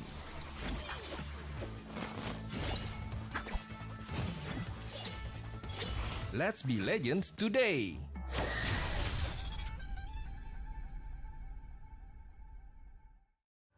Welcome to the Update 23.2, where you can now revive your teammates, transport knocked out allies onto vehicles, and engage in a new social feature, the clan system. Let's dive right in. First on the menu is the brand new revival system. To reduce frustration during squad play and promote diverse strategies in normal matches, you will now be able to revive your fallen teammates. Just retrieve the blue chip from their death boxes and register it at one of the transmission towers scattered across the map, or through a wireless transmitter item obtained through farming. They can then rejoin the match via a respawn plane that flies once per phase. Note that this feature is available only in normal and custom matches on Erangel, Miramar, and Destin. Next, we're introducing a new DBNO feature, allowing you to carry knocked out teammates and place them inside vehicles. This addition provides players with an alternative way to evade danger without having to only abandon or revive your teammates. We are also finally ready to unveil our new clan system. Create or join a clan, play matches, and earn XP to level up your clan. As your clan levels up, you will be able to upgrade your clan tags. Not only that, but you can also earn a BP boost by playing with your clanmates. Definitely worth. And as always, make sure to check out the patch notes for all the details. Update 23.2 has plenty more in store this month, including a DBNO rebalance, general lobby UX UI improvements, a slight buff to the Ace-32, and more. Starting with this update, prepare to become your team's hero, transport teammates to safety, and establish your own PUBG Battlegrounds clan for double the excitement. And we'll see you on the Battlegrounds.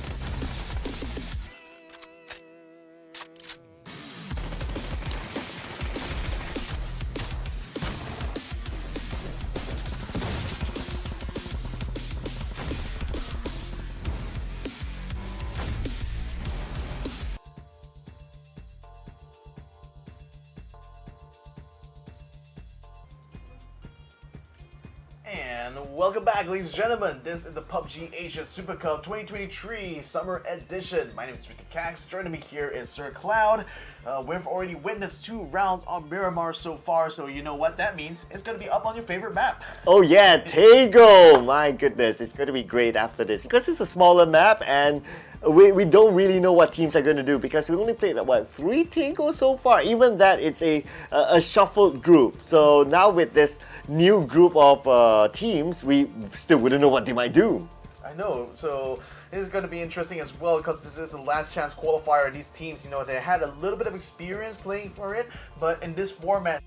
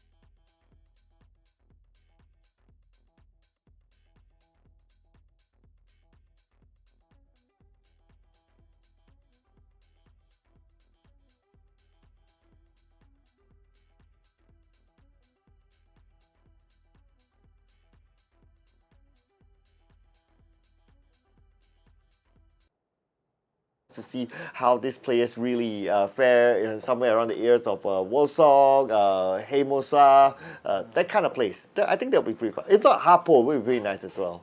yeah, I'm also hoping the circle doesn't end up, being cut in half by the edge of the map. It's what happened yesterday itself. But nevertheless, you know, it's a new day, it's a new opportunity. It's going to be fresh faces all about for some of these teams here. But nevertheless, the chances for them, it's all going to bank upon the decisions they make once they jump out of that plane. So that path is going to be coming from the southeast all the way to the northwest. Not exactly splitting the map in half, but still decent enough because it offers opportunities for the team to decide, do I want to take onto the mainland or do I want to try to take my chances on the island? Ooh, but look at this. I'm looking over at the minimap and we got 3 teams hovering around the same area. So that will be interesting. Where will be their landing spot? T5, of course, they are the team to beat for now. But anyway, it's all about getting the top 8. It doesn't matter whether you're number 1 or not. But T5, they are really, really hard. They got a good amount of kills per round. They got 2 chicken dinners. I mean, there's nothing much more that you can ask for from this team. I know. I mean, I guess the only thing I ask for, I suppose, is to maintain the lead. I think it's the main thing they're going to be looking forward to today, and you can do that either by kind of denying some teams position, but you can also do so, you know, by just hoarding kills for themselves. Ooh. But hot drops coming in here, Purple Mood as well as Positive Mental Attitude dropping in the same zone at the same time. T5 has almost got into the counter with Starlo for E36, but that doesn't seem to have come to pass. Really want to see what's going to be happening with this Purple Mood versus PMA fight though. Looks like they're only just really struggling to try to find some weapons. First one to get knocked down here doesn't bode too well for PLM right now. Oh, I mean, Purple Moon Esports, they are a team with a lot of firepower in them. They're up there because of their firepower. If they were to go out at this point, it's going to be tough. But let's see. We know that they can come back here. They have the firepower. And they're going to start off with Thunders, trading it back out to Teddy, and Teddy taking out the game. Yep, it looks like PLM is going to get slowly but surely wiped from this area here. The palace has a lot of open ground along with buildings, so you know you're never exactly secure. You know, even when you might think you are, because there's a lot of spaces from which all these kind of guys can kind of pop around. I do love sort of the Korean theme that's going on here. It's a lot different than the type of the resort, for example. That's the first thing there's a thing about in Sandhawk. This is a lot more markedly different type of battleground here, and that circle going up to onto the island. So I guess those teams decide to jump off late are certainly in a huge advantage. Now T5 literally right in the middle of the circle now. So I don't know. I'm thinking that they perhaps will be able to defend the lead for quite a while. Yeah, I mean, it looks like they bought the circle or something. Not sure what happened. What did he do to get that? But anyway, it's their luck for now. But let's see if they can defend it. But at least we're also getting a very different circle this time. It's on that small island. So I'm looking forward to see how this island will be played out. I wonder how much you have to bribe Sergey in order to be able to make the blue zone come your way, isn't it? I mean, yeah. I guess lots of drumsticks. Lots of drumsticks indeed. Yeah. Anyways, Thunder's hiding around on the rocks here while Snox29 seems to have the same idea to try to take the side, but I think Thunder's, he's a little bit lacking in range, though. He will spot Snox29. Oh, nice! Yes, the drop onto him, though, taking him out completely. So that didn't quite work out well for Snox. PMA now down one man here. He's going to be eliminated from the mat, in fact, by Thunders now. So the fight still continues on. PLM having taken control over the northern part of the palace here. An attempt by PMA to flank them just really ended with like one conceded kill. Well, Purple Mood Esports, they are still showing what sort of firepower they have within them. Despite them losing one player, Tanawa, but they're still able to fend off PMA. And now PMA, they're not interested to take this fight anyway. Totally understandable because they don't have the manpower. Pete hoping to get away to safety, grabs a vehicle, but look, he's getting close. Fire, Pete! One last hit on him and he'll be down. Oh, he's just running and running and running away. Can't even put him in as much distance as he can from the palace. Looks like he should be home free right now. And actually, he's going to be running to the path straight away of some care packages that we've just found. So now, PMA should be able to peel away. Seems like PLM will have control of the palace after all. And it's going to be good news for the Purple Mood squad. Oh, and he's going to get 3 care packages if he chooses to stick by, if he chooses to go there. But looks like the answer is nope. Oh, but Hakai, hang on. Wait on a second, Hakai. Hakai? Pete is coming. Oh! Your face, Hakai finishing up the kill as well. So it looks like PMA has just gotten out of the frying pan and into the fire now, because now only one member of them still remain, and that's going to be a very, very lonely few phases for him now. Imagine how devastated he must have felt after that. Not only got away, but no. But anyway, now we got versus 310. GX. Here we go, 1v1. Xavier, I almost thinking about going for the flash, but then Wesker is right on the door. He breaks the door down in order to get the kill straight away. That's a big brain move if I've ever seen one. Guello is attempting to run in there, but Xavier gets a good spray down, putting him in a lot of pressure as well. Yuri will be able to finish off Guello. Leo has been taken out by Goni in the meantime on the outside, but the two members of 310 has managed to get themselves flanked around the right-hand side. So Upchen has a frag grenade ready to meet any of the attackers deciding to come into the compound, but then Kine is going to be taking a slower approach right now, just making sure that the outside of the perimeter is secured here, which doesn't seem to be so because the doorway on the right-hand side is making it hard for them to get the jump onto them. In fact, the door is going to open up by Xavier, and Kine's going to pop right in and gets a knockdown onto the member of GX now, and 310 still holds around the outside. Oh, and Kane is still alive. Kane still needs to win this fight, and it's going to be Kane taking them all out. Nice one there from 310, literally baiting them to try to come out to fight. I mean, again, the problem was that Yuri had been taken out on the outside, but look who's coming here. A new challenger has appeared on the field, and it's going to Unicorn Venom. They have all 4 members still up, so 310 might just be in a spot of trouble here. Oh no, Velo got to reset quickly because Sapao and Co.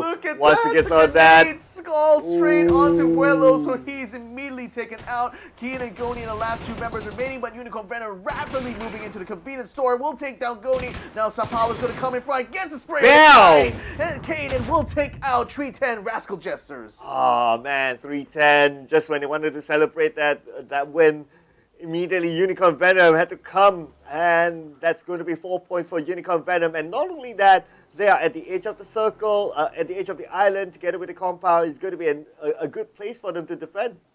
A good place indeed. Right now we're with Newhouse Esports. It looks like Attack All Around has just given them the slip. So Hoan is going to go ahead and keep going towards the prison here to hopefully get some whatever loot was still left behind. I think they, along with number one, who was also just getting around to the bridge there, looking like might be gate kept by another team here. Oh! Newhouse Esports' Joy, who was holed up by the bridge here, finds Neo and will be able to take him out. Virtue 22222 has already been taken out as well. So Lam Bao is going to try to use the Jeep to try to get out towards near where the water is, right underneath the bridge. Seems like he's able to give Newhouse Esports a slip, so at least Team number one has a member still alive. Oh, but Lambao has to leave his teammate behind. Zico, not too sure where he is, but maybe he had to bail him. Is he on board there? I can't quite see. Oh yeah, he's on board. I'm not sure whether I couldn't quite see inside the car, so I couldn't tell if he's on board. But I would assume that he will want to ride along with Lam Bao through there. PLM not quite done with this assault here. Looks like they find Donaldo, who had to jump out to the outside here, almost get the drop on the end, but the Thunder is going to come through the doorway. Whoa! But Donaldo will catch a stray from the outside there from Bang by NGE, and he will actually be taken out completely here by bots, so that actually didn't work out well for T5. They just lost one of the most important members on the squad. Yes, a very important one. He's always the last man to survive for the team, but anyway, well, they got a lot of points by now. If whatever happens to T5 in this round, I don't think it's a big impact to their overall. Exactly. So PLM definitely will be able to savor this by having full reign to loot this apartment now. So that's certainly going to allow them to get some good health packs and definitely smoke grenades or throwables, whatnot that could potentially use in the final phase here. The rest of Theraton 5 though going to be holed up in this little village by the roadside, and that's going to allow them to basically stay out of trouble for the most part. One call in the meantime deciding to make the call to get up on the hill here. Plenty of vegetation because this is pretty much what the Korean landscape of Taego provides for them, and that's going to allow them to cover their movements for most people. Although now we're going to be on with Red Sea Esports, who seem to spot Exo Clan doing the same thing on their side of the forest. Yeah, but Red Sea Esports, Papa Sai probably got the outer queue, but he doesn't have a good vision. Like what you said, vegetation here is just lush, so it's hard for him to pinpoint exactly where his opponents are at. Exo Clan, they'll be happy on the other side. I mean, it's a significant gap between them and Red Sea, so don't expect Red Sea to really chase on. Yeah, and in fact, like Exo Clan has already, being across the street like that, I don't think it's going to be easy for Red Sea to try to get the jump on them anyway. If anything, it's just most likely going to be who's going to get the pick off first. Should they try to get an encounter? Dean, in any case, is going to try to back up Papa Zai should Exo Clan decide to make a move on Red Sea themselves, but I don't think they're going to be too interested in that. It seems like Goobert is looking to try to take control over the higher point here, and that's going to probably help them a lot more. But nevertheless, Red Sea does still open fire though, so Exo Clan at least knows a squad is lurking nearby, so that might actually change their plan a little bit. And T5 seems to be heading to another team earlier onto the high ground on the right side. And here we have visual to T5. They're going up against E36. E36 has visual, but T5, without the man advantage, they're not interested in the fight. Maybe, or just rather they just wrecking around, just seeing what shots it can kind of like draw out from any other teams that hold up inside the forest. And that is going to be one way potentially to scout actually, because by hearing those audio cues, you figuring where these gunshots come from, you have a rough idea of like where some squads might be holed up in. So they're just going to be looking for another complex, I think, to try to hold. And given that's been the pattern for the last two chicken dinners, I think they want to see whether or not they can repeat the same thing here on Taego. Yeah, so far so good, whatever they're doing, and now they're kind of safe. It's just that unfortunately they'll be playing the rest of the round with 3 players, but that's okay. At the end of the day, they still got a good amount of points for the 2 rounds that they have played, so it's fine. But we can see that within this circle, this is the first time we're getting this circle in a competitive match. A lot of teams seem to really want to rush in for this forest. Hasawat and the rest of T5 still on the move though, and looks like it might be bumping into Red Sea. as Rosstedt Jr. is pops out the window there to meet anyone who decides to take any shots against them. And I think like Red Sea definitely will be hearing the engine sounds coming their way as well. So maybe just might be lying in wait for ambush. Attack all around, picks up an E pickup here, and then using that to, I think, get to the coast, which I think I've seen them do that before in the last Takeover map here. So let's see whether or not this is going to work out well for them. Last time round, they were caught in the hot seat. So has Pasc because he's going to get knocked down here. Red Sea already getting the jump on the T5 very early on. This is looking really bad for the Thai squad. Okay. They could be eliminated by Red Sea, but they're still Rosstedt. He can still kind of get away, but oh man, look at the minimap. The rest of Red Sea is coming in.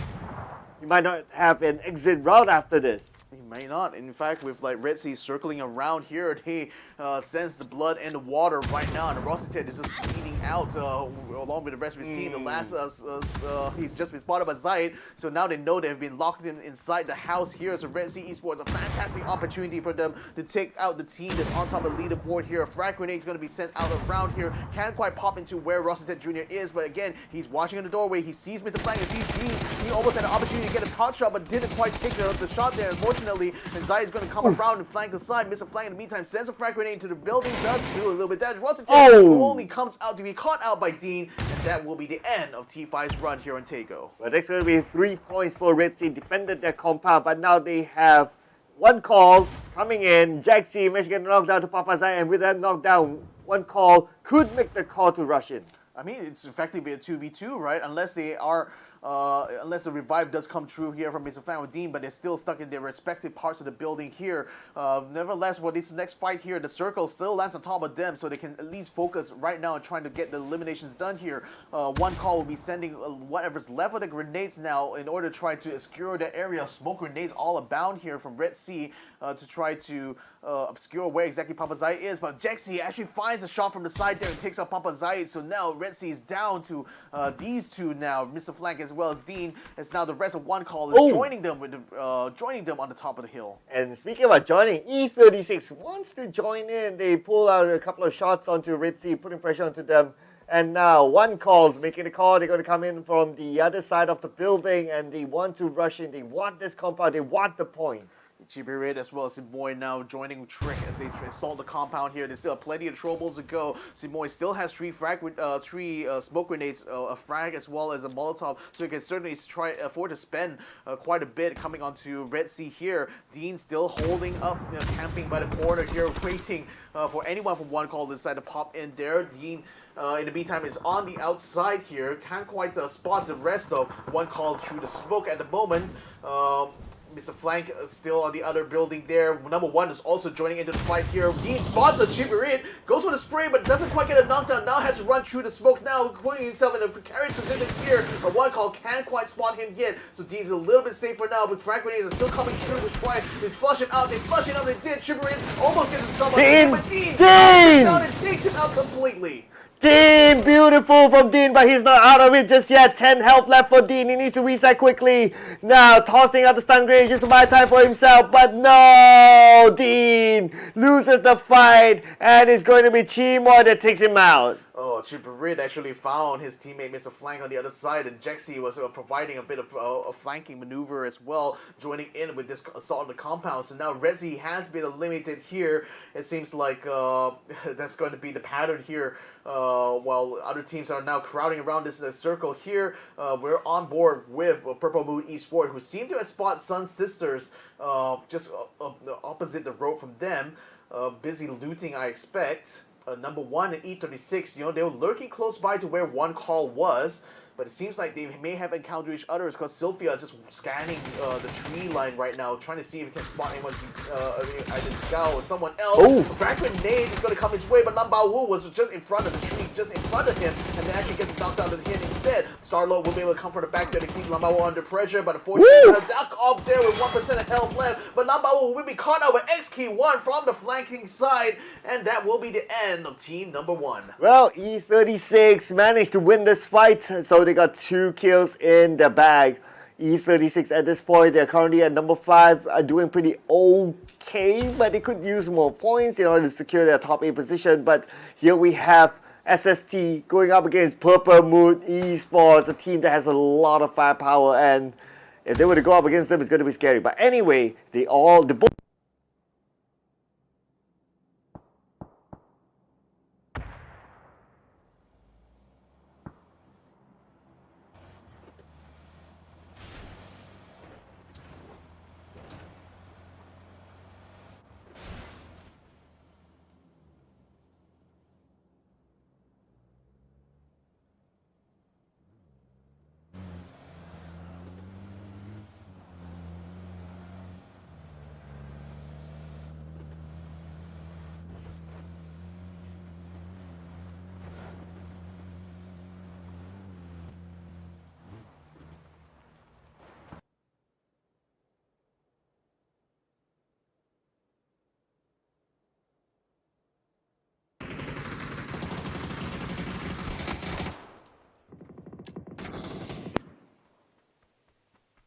On to New House Esports here. It looks like they had gotten the counter with AAA, and unfortunately, Trudoy has to run away and abandon the rest of his team here. It looks like Attack All Around will have control over this northern side right now. No other team's going to be providing resistance from them from here on out, but it's still taking no chances at all. We use the frag grenade to just blow up these cars here to make sure there's no one else hiding behind. One trick will find Trudoy actually, because he just ran straight into the middle of this compound that one call had just taken away from team number one early on. So it looks like that actually turned out bad from bad to worse there from New House Esports. Ooh, New Generation Esports on the other hand is still on the outside circle. SST is moving onto them, and behind them there's another team coming as well, so they need to be prepared to fight, and fight they will. Hawkeye will be at the forefront. Hawkeye tries to spot out where his opponents are at, but they have the high ground against him. Deadly Strikes 3 members. They will find Hawkeye. Should be able to finish him off with no pressure whatsoever because the rest of NGE is compound. But then Devon actually takes out Mild Rush when he attempts to try to move down. Fob is attempting to try to hold his own as well, but it's under heavy fire coming from Deadly Strikes' area. Dapu is going to be moving out with the car. And Borpos and PLM also. Here we go! And Fob does get a knockdown. The Thunders for the Blue Zone crowds around him now. And that's not going to be enough. He's going to be taken out by Fluky, who comes in from behind. Oh, Purple Moon Esports, they got a couple of kills there, but they're not out of this just yet. They need to get into the circle. Right now, there's more teams inside of it. How is Fluky going to get out of this? He's still on the outside of the circle, moves slightly away, but that slightly has a road in between him and the circle. It's going to be hard. One call is also trying to get in the mix too. Trig is going up in front. He knows that Crazy Boy might be just in that area here, so he sends a frag grenade down that way. He sends another grenade to see whether or not he can flush them out a bit. And again, Deadly Strikes down to that last member there. He's trying to get the revives going for his team now, but with VLM providing some pressure from down below here, and one call now also getting to the mix here. This is looking like a very dangerous, precarious position here for Deadly Strike. Frag grenades almost catching that last member there. Hopefully we will get on board there, but Strick is going to be running away there. PLM's frag grenades do finally connect on the Crazy Boy, taking him out completely, and Deadly Strike is out in 8th place. Oh, but PLM, look at this. They're not done yet. They're still ranking in the kills. PLM somehow still survive, but now their next challenge is to get into the circle. SST is waiting right in front of them, and they need to get across the road. And after they get across the road, they have one call waiting for them. They have one call waiting for them, and SST as well, holding the other side. So they have two teams to kind of deal with. And AAA as well is getting to a scrap with Exo Clan. Looks like Gobert is a little bit too low. Imhawk at the moment still providing some pressure onto Purple Moon's side. And looks like one of their K9 is actually caught on the outside. Will get eliminated. Imhawk is going to be forced to move away, but Thunder does pour some fire onto him, forcing him to take cover behind the trees. But with the Blue Zone now up against this side here, Thunder is going to try to surf around it to try to get the beat onto Imhawk. He's trying to force the issue. Whoa! In the meantime, eliminating AAA as they attempted to try to get an assault there done on Exo Clan. Instead, the tables got turned onto them. Okay, Purple Moon Esports now only has one more to deal with. Purple Moon Esports, however, doesn't have Flucky with them. I don't think there'll be enough time for them to pick up Flucky. Flucky's just too far away. The zone is going to put pressure. Chimo, on the other hand, going to put pressure on the PLM as well. PLM now forcing themselves into the zone with the vehicles. Yep, Simoy right now joining up with Trick as well as Jexi to try to head off EXO Clan, who had just won the victory against Triple A there. In the meantime, E36 looking like they got taken out by the blue zone there. They were approaching from the southwestern side, and it looks like that didn't quite work out well for them. Imhawk in the meantime still alive, still kicking right now, continue to keep the pressure onto PLM. That's a few good shots there. He gets on the board boats, not enough to get a knockdown yet. He's forced to get down on the road to get the first aid kit out. But then again, SST, he's the last person standing here. He's attempting to try to finish off PLM, who did quite a number onto them as they get across the street. But will he be able to get the kills done though? Borbos is already getting some other speed. Wait, what?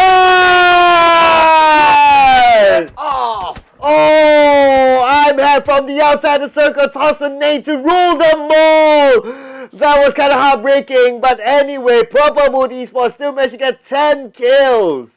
10 kills in total. That's a handsome haul here for PMA, because like the only other team that's going to be close to them right now is Unicorn Venom, and so far they're still in the running though, but so there's still an opportunity for them. Perhaps there's still final circle. 4 teams still remain. Unicorn Venom is one of them. E36, they lost one member to the blue zone, but still have 3 nevertheless. EXO Clan, the Australian squad, also coming in from the north side, while One Call also has 3 members. They have been holed up in the compound so far, and it's still within play, but then they've already moved on to the other side of the circle. E36, the only full squad within the circle at this moment. Unicorn Venom just making their way in. Same goes for EXO Clan as well, but E36, they're leaving the high ground. They're going down to the compound instead, because the high ground is going to get crowded.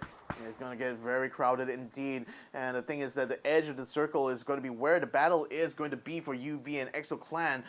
Gobert and Gats and Chimpy now haven't quite got themselves in a good position, although they are a little bit spread out, so they're able to kind of give their crossfire here to UV, who are just moving up single file line. Gubert now, he has a good position here to spot UV should they make positions, but he's only seeing smoke grenades being popped out on that side, so they know that that's going to be a huge amount of pressure that UV is putting onto them, forcing them now to just back themselves up into the northern side. That might actually run them into a path towards One Call's Jexi, but nevertheless, EXO Clan is trying to buy some time right now, because they need to see where exactly they want to try to maneuver next, and then again, every single decision is going to count. Oh yes, it's going to count, and plus count is going to be the time. Time is counting down for these teams. Some of them still on the outside of the circle. As we can see here, EXO Clan, we have got 1 player there, but it should be okay for him to get into the circle. He has his friends as a marker. I believe we should see Phase 7 will be really, really interesting, because we got still 4 teams and we got still a lot of players within it. Yeah, and like EXO Clan, he's still trying to spot out UV here, or rather trying to hold them back from being able to proceed any further, and Gubert is probably going to be in the front line of this right now. Smell's going to try to wrap around the side. There's a vehicle in position there. Perhaps Unicorn Venom might be thinking about going for a rapid reposition around the side of EXO Clan. There's still a little bit of safe zone left, because this circle, this blue zone is not going to be coming in for another 40 seconds, but looks like they will not be taking that plan. Instead, they're just going to try to dig in here on the side of the hill, which is not exactly the best position to be in, but nevertheless, the terrain does allow them to avoid any fire that's going to be coming from One Call or E36's side. Yeah, looking at the spread of all these teams, everyone pretty much have their own corner for now, except for UV and EXO Clan. They're closer to each other. Trading shots right now are between those 2 teams. They know the position of everyone. And now Chimpy putting a couple of shots on the side of UV, but no big moves just yet. Everyone's just pulling out warning shots. Everyone's playing this patiently, because the next circle is about to reveal itself. But Goober putting pressure to Seymour. Seymour dancing around, but Seymour should be A-okay. He has quite a good distance, and now the circle moves to an open area. So that means E36 as well has to move out of their compound. One Call certainly is in the best position to actually take whichever team that wins out this fight by the hillside here between EXO Clan or UV. Should be able to take them quite handily after they finish off this fight, but that means that for these 2 squads here, they have to wrap this up right now, because otherwise they're going to be conceding a lot of ground here to both E36 and One Call, and the longer they drag this out, the worse off it's going to be. The blue zone grenade going to be set up on the side there, attracting everyone's attention now. Gubert's still going to be up on top. What? I'm looking at the airdrop on the northern side. Look at this. It's blessing One Call at this point. Yeah, it's actually giving them a lot of good, important loot there, so they can afford to just sit back and let UV and EXO-Clan just fight it out. A good creep is going to be coming right through by J-Ken. That didn't quite work out, as Goober takes him down completely. So Unicorn Venom now still, he tries to set a frag grenade there, does get Goober down to half of his health, but he's also watching out the back because it looks like E36 also wants to get in on the action, becoming a third party on the back of the UV here. So it looks like they have to try to take this maneuver onto EXO-Clan, but it's looking like it's going to be tough with them to make the maneuver now. With the E36 already giving the pressure here. Sapao getting the knockdown to Goober here. Gas also getting knocked down. EXO-Clan looks like they're rapidly falling apart now. Still, he finishes off Goober here. He's going to try to see whether he can spot the last member of EXO-Clan, which is going to be Gas right up on the top of the hill, but he does get a health kit. He's going to try to run away and duck out of this fight. Okay, here we go. It's moving in. Gats can Gats get into the right moment.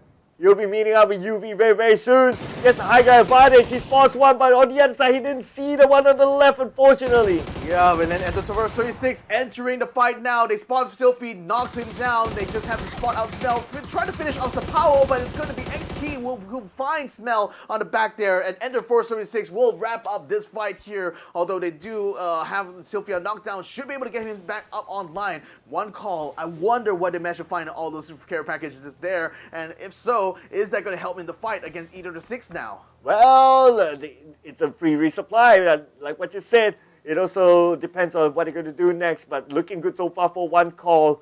But let's see if they can wrap things up. Right now, we can see that Chimo is trying to find his target across. But the trees, the hill, is just blocking his sight.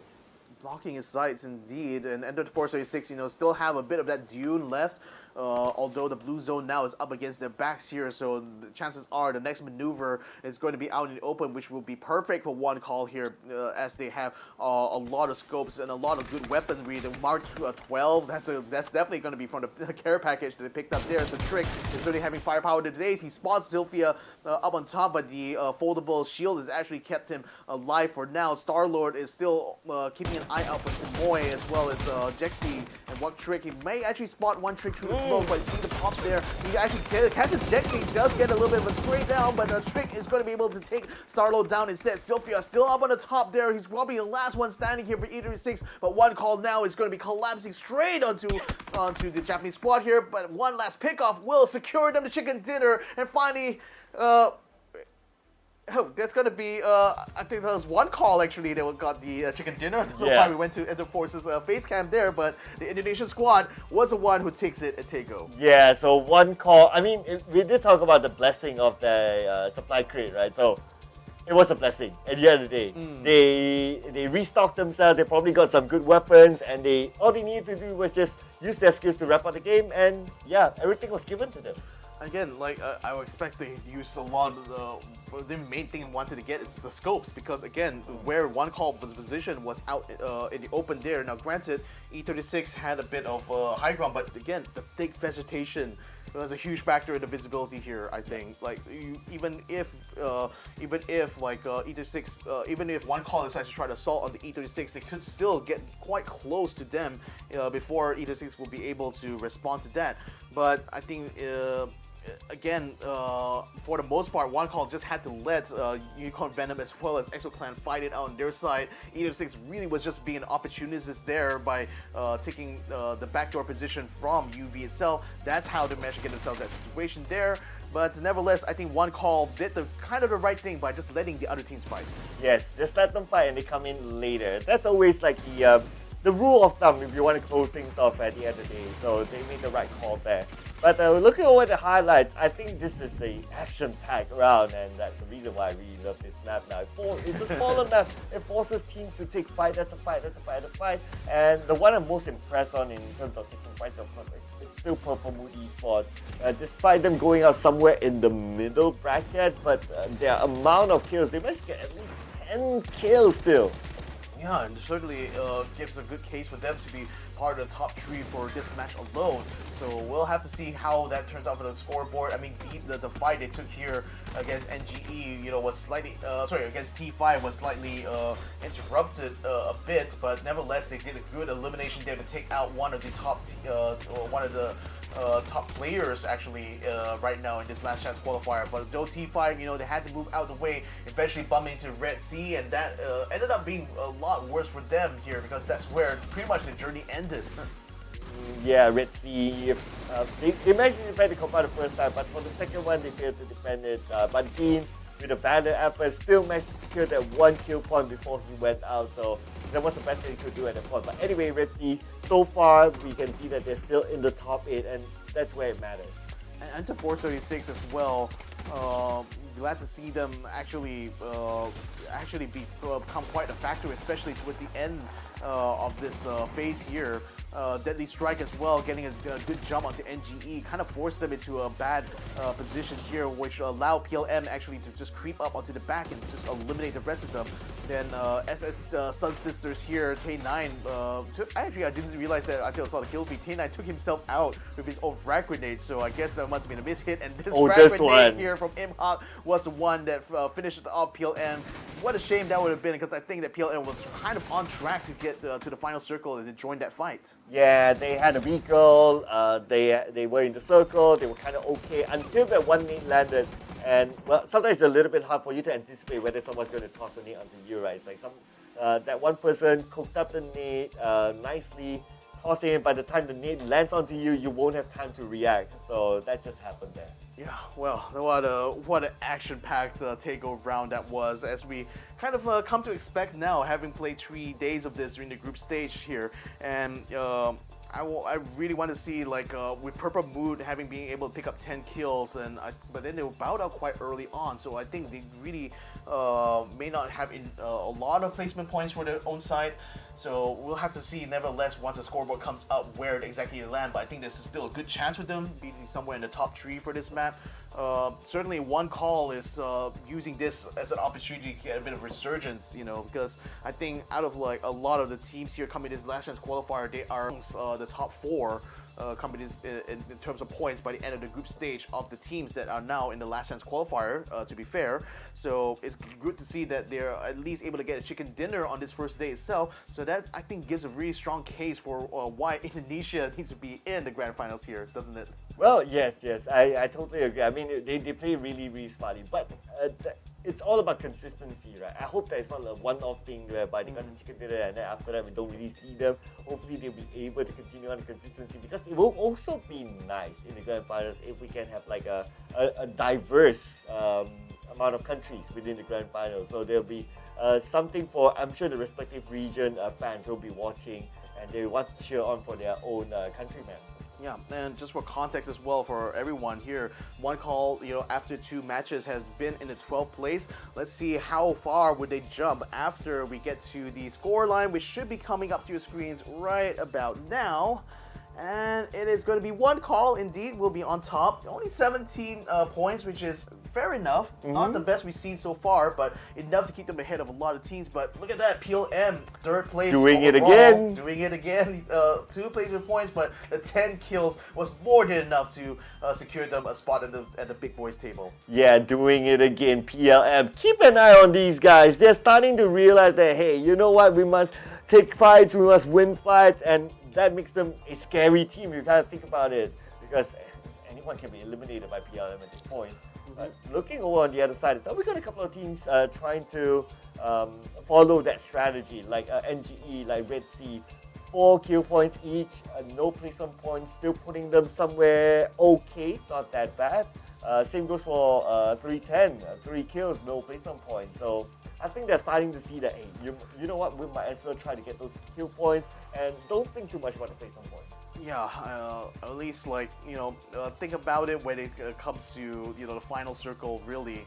But then again, being able to get those few points is going to be crucial, because every single point matters in a long championship. We have still, at this point, 7 more matches to play, still a lot of points on the table, but you never know. It might even be, down to the wire by the time you get to the last match of the day. Can you imagine missing out on the chance of grand finals because of 1 point? No. Yeah, so that's why getting every single one is going to be important. But I'm glad to see that One Call is going to be able to get themselves up very quite far. So again, like I said, before this match, they were in 12th place. Now they're able to get themselves, where are they right now? Huh. I actually see like I think the graphics are a little bit wrong because I see number 1 being displayed twice here. Right. So yeah, apologies for that. For you guys at home, the overall leaderboard has a little bit of a bug right now. So unfortunately, we'll update you guys on the official score later on. Once we are able to get the actual results out. But I think One Call has a decent chance of getting themselves in the top 8 anyway, having get a chicken dinner. I just really want to see where like Purple Mood as well ends up because of this performance here.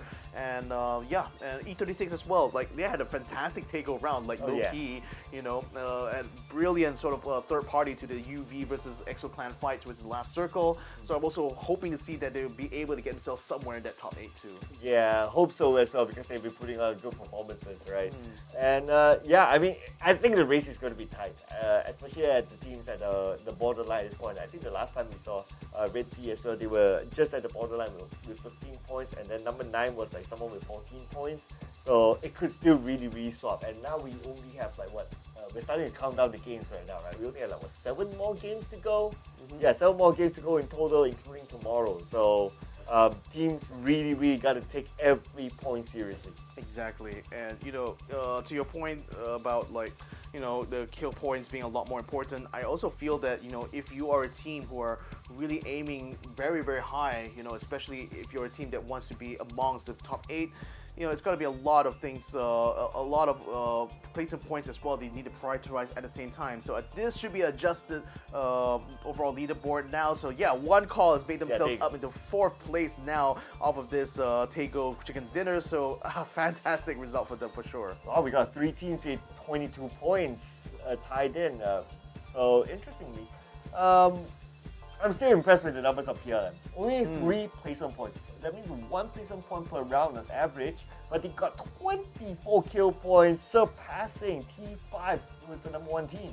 Exactly. I mean, if only PLM had more placement points, if only they got into the last circle fight near Tego, I think that could have easily overcome AAA there. But nevertheless, they're only 3 points behind their fellow countrymen here. So I think it's a perfect opportunity for them actually to continue to suppress everyone else. I'm also glad to see that E36 got themselves up in 5th place here. Exo Clan and Red Sea as well, you know, are still on the borderline, I would say, for this to get to the grand final stage, but nevertheless having 19 and 15 points here should be quite competitive, especially against teams like Deadly Strike as well as number 1 here.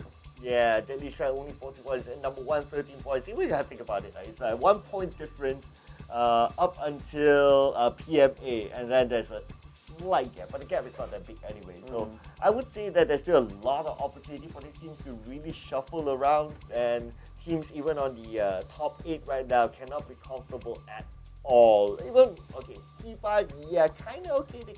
They can afford to drop a few rounds, but if they drop too many rounds, who knows? A surprise might happen. But I think the score line is still such that, you know, even getting a chicken dinner in any one of these rounds here for the teams that haven't been able to get up into the top 8 yet, I think given how far that One Call was able to jump, I think that still bodes well for their chances, you know, to secure a grand final slot. They just need to try to find themselves that chicken dinner, I think, and also continue to remain consistent in kill points. Yeah, but what is for sure at this point is that tie dominance. Oh, 1, for 2, sure. 3. And this 1, 2, 3, they come with different strats. Like one has a balance strat, one has I would say more placement point strats, and one has a all the way kill point strat. And it still works out for them, however they play it. And Thailand, I mean, they're just a country that is dominating the PUBG scene. Dominating indeed, but then, you know, I'm really curious to see, especially once we get to the grand finals, how this how they will interact with the Vietnamese teams, because I think the Vietnamese squads also had a lot more recent success comparatively to the top teams from Thailand. So I think that's going to be like a heated rivalry between both of those regions coming into that. So nevertheless, though, I think we may be going to we're going to be taking a break basically before we get to Erangel later on. But nevertheless, I think there was still a fantastic round here on Tego. Yeah, Tego, great round. I wish we could have more rounds of Tego in the future. But anyway, I'm satisfied with the Tego rounds. All the Tego rounds so far in our tournament has been great. And now looking over at our player cap, Exo Clan, a team that I think it surprised a lot of people that they dropped to the LCQ, but they'll be looking to come back strongly. Yeah, they won the Challenge Rumble, and the thing is that being the only Australian squad, I can imagine a lot of pressure is on them, to as representatives as a whole of Oceania. And with MT being like the only Malaysian player here, they are quite an interesting team actually to talk about when it comes to this tournament here. But I would say that so far so good for them. They are still in the running in the top 8. I think it's just a matter of being able to maintain that position. That means having to find a lot more good fights, especially against teams like Number One or Deadly Strike, or perhaps even try to steal some of these points away from the other top teams, especially in Thailand, Pubg, as well as T5. But these are going to be this is going to be kind of the challenge for EXO-Clan now. They still have another chance in this fight here. Hopefully they don't. Hopefully they'll be able to make the full use of it. I'm not gonna lie, that mustache was luscious. Oh, the mustache, the hat, the hair coming out from EXO-Clan. I guess that was absolutely glorious. I'll be waiting for you to reach that that level of lusciousness. Oh man, Sun Sister. In the meantime, a bit of a messy round actually. I would say for Taeko, because while they did win some key fights, it still ended up becoming a bit of a pyrrhic victory anyway, because they kind of overextended a little bit, but they have made a lot of effort, I think, over this entire over the entire group stage, to improve themselves, and it seems to have started to pay off a bit. But I think other teams are starting to catch up to them as well, which is making the job a little bit hard too. Yeah, including Purple Mood Esports, the highest firepower team that we have so far. But anyway, that's all done and dusted. We are coming back to a classic map, and that's going to be Erangel. Ladies and gentlemen, let's start it off from Primorsk up all the way onto the right side of Severny. That will be the flight path. Let's go. Let's go. EXO-Clan jumping off very early. I've always seen them do this, especially on Erangel maps. I wonder if it's simply because they want to be able to take the south point here, or is that legitimately a kind of strategy that they tend to run, especially on these classic maps here. Jump out early, try to get some early loot, and continue to farm as you hop from town to town. But looking at who else is also jumping out right now, Deadly Strike has decided to take in towards the school site area. One call has not quite made the call to jump out yet. In fact, they're still holding onto the plane, just I guess wanting to get themselves as far north as possible. So we can see a huge variance in terms of where these teams decide to start with. So this could be a really interesting Erangel round here, actually, I have to say. Ritzy just passing by one call, so looks like they're just going to ignore the fact that they saw Chibirit over there. So Ritzy seems to be going towards perhaps the area of, they're going towards the area of Kameshki. So that's going to be one of the edges there. Oh, okay, that's interesting. So the rest of one call actually jumped out quite early. It's just Chibirit who decided to jump out very, very, very late.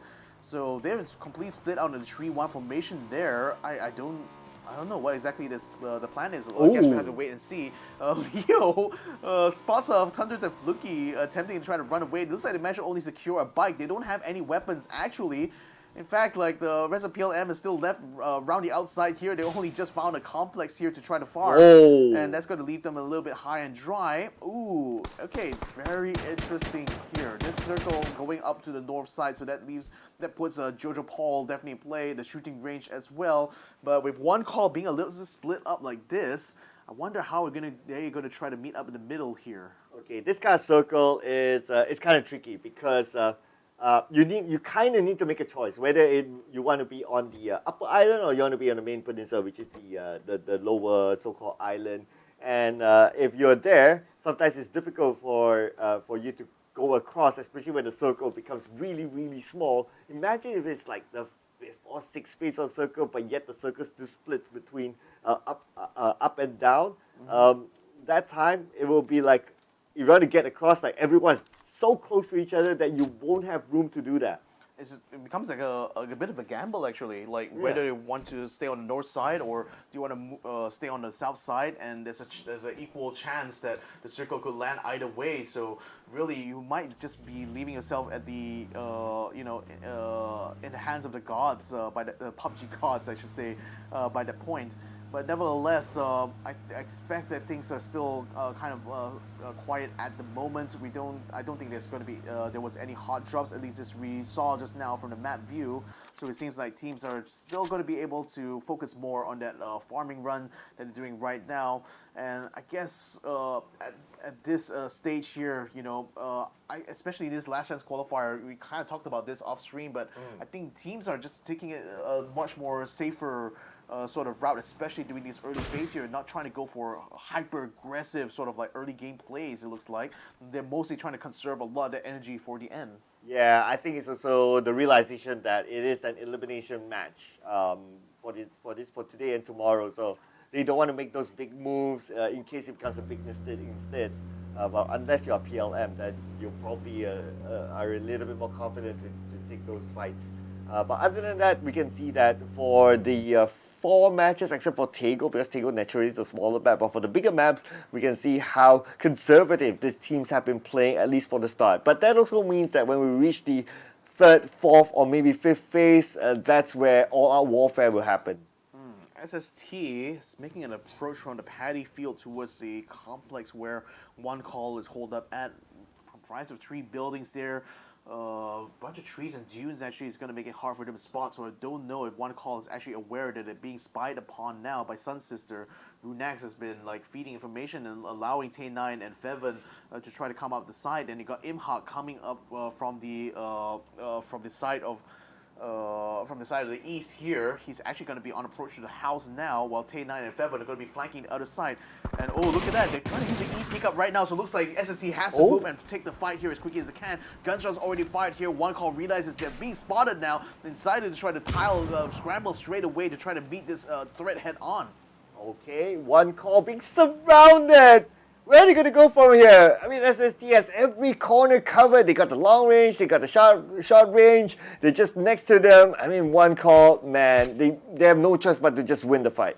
Yeah, they had to cancel the E pickup just now, so looks like they're going to be bogged out here for quite a bit. Feven has already taken control of one building, gets spotted inside a bit of a ping as well, forcing him now to duck around to the bottom here. One call is going to be taking control of this one building here. Runax is still on the outside. A Molotov is going to be sent in there to try to hopefully flush Feven out. Tay9 in the meantime going to be wrapping around to pick up the Jeep as they looking to try to rapidly reposition themselves, or at least secure an insurance here should this fight go south for them. Okay, so Sun Sister doesn't have a good view though of the opponent. They know that they're in the compound, but they can't really see. I guess that's where the compound really kind of helped one call. But how long are they going to stay here? They cannot stay here forever. There are a lot of risks here. Okay, other teams could come into this compound and be the third party. That's number one. Number two, they will lose prime positions to other teams rotating into the circle.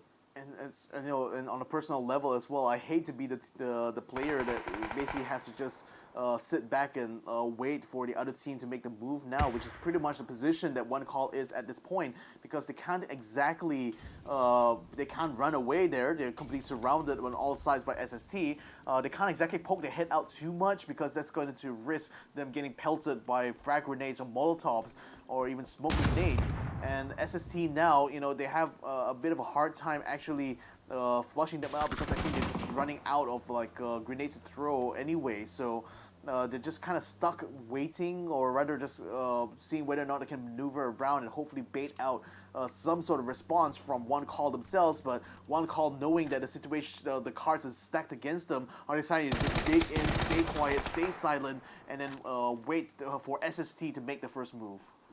Okay, this is a daunting feeling, right? Like, you don't know when will they make the first move, like how are they going to do it, what kind of entry points they're going to use. But Sun Sister, okay, are they leaving this compound? Did they just steal vehicles from one call?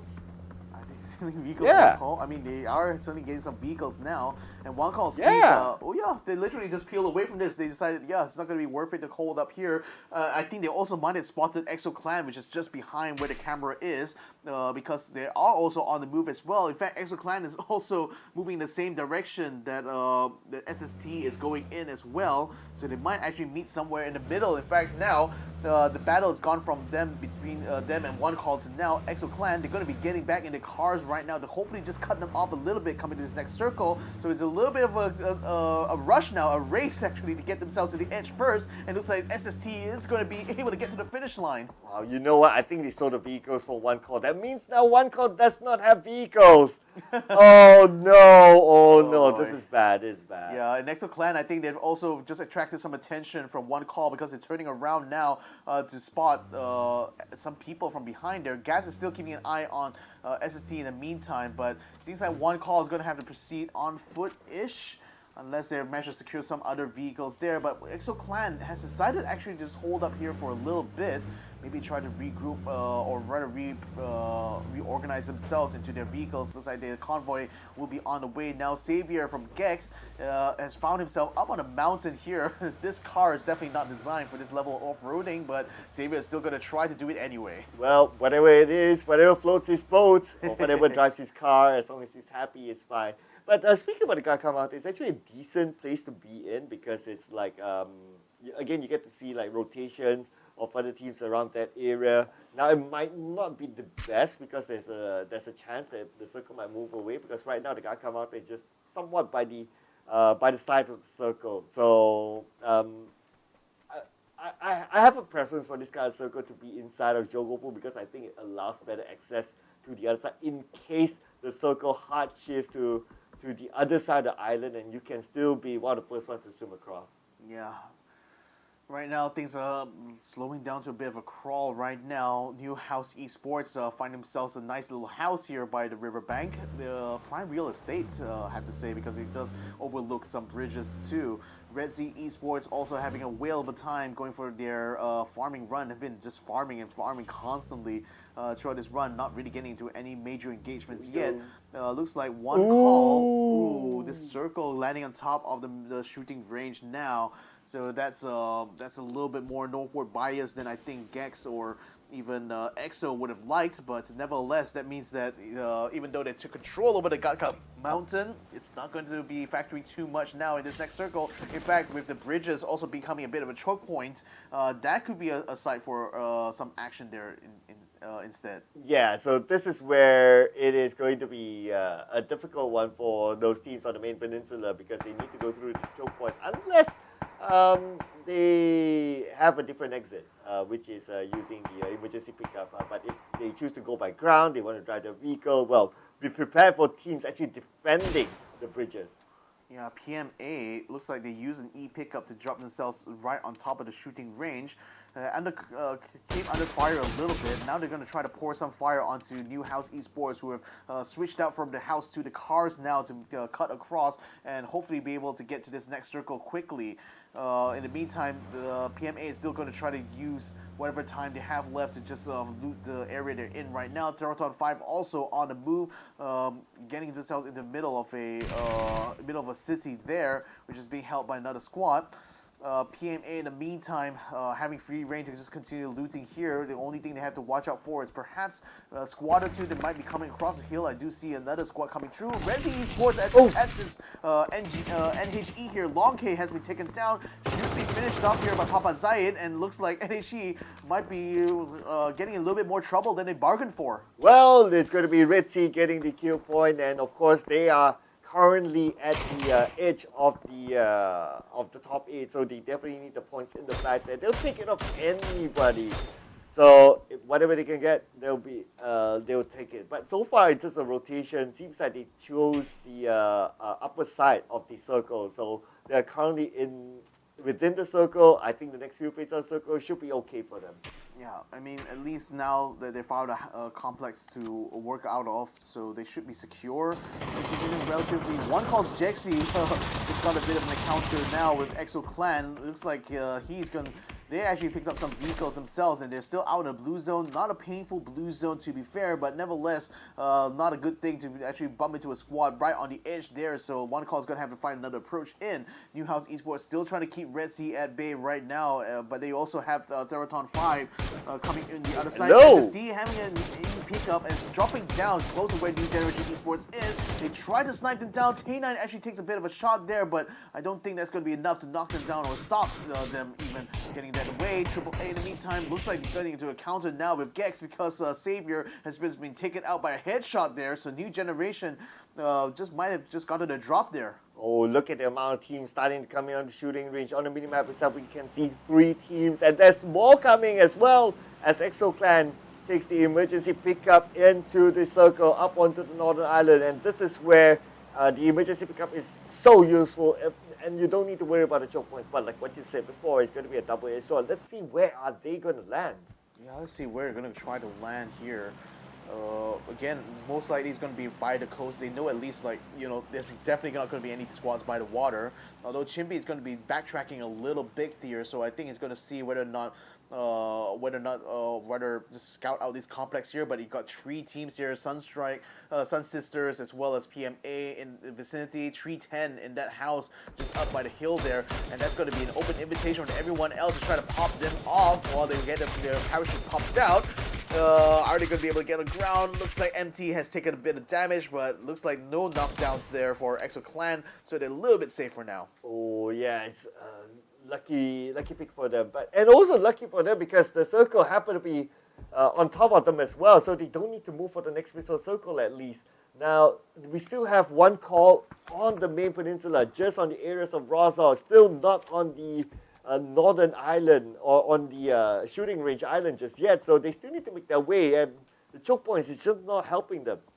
Yeah, certainly not helping them too much though. SST has been able to calmly be able to take this place on the outside here and to retain 9 inside the shack, at least overlooking the hill. There's no chance for 310 to provide any surprises for them whatsoever. Looks like Deadly Strike were close by to where New House Esports is. New House is already pulled away from this location here just to leave Deadly Strike to their devices, so no threat of an attack coming here for this squad in particular. I do see that NGE gets caught onto Gats. I think ExoClan tried to move in onto their position here and just got caught out a bit. Attack all around. Okay, be prepared to attack all around, literally, as he's been surrounded by NHE. Managed to get the first knockdown, 2 more at the bottom. Can he get the second one at least? Yes, he can. What a nice peak shot from Skirt. Amazing gameplay. Yep, Triple A now getting themselves a nice, decent haul there, as NHE no doubt was like, I saw them kind of like using the cars to go around, and that seemed to have caught them in a bad place. PMA has actually caught Imhop and taken them out of the map. New Generation's Hakai is moving in the same vicinity where Red Sea Esports is. Papa Zayed has loaded up his teammates into the Jeep, but seems like shots are still coming through. Tana Watt spawns empty, attempting to try to hide behind a tree. Now he's going to try to regroup with Goobert there, as ExoClan, who has already lost 1 member, mind you, are now under fire from yet another team here in the Purple Mood. Well, Purple Mood Esports, so far this round, not really in the mood to find kills. 0 kills for now.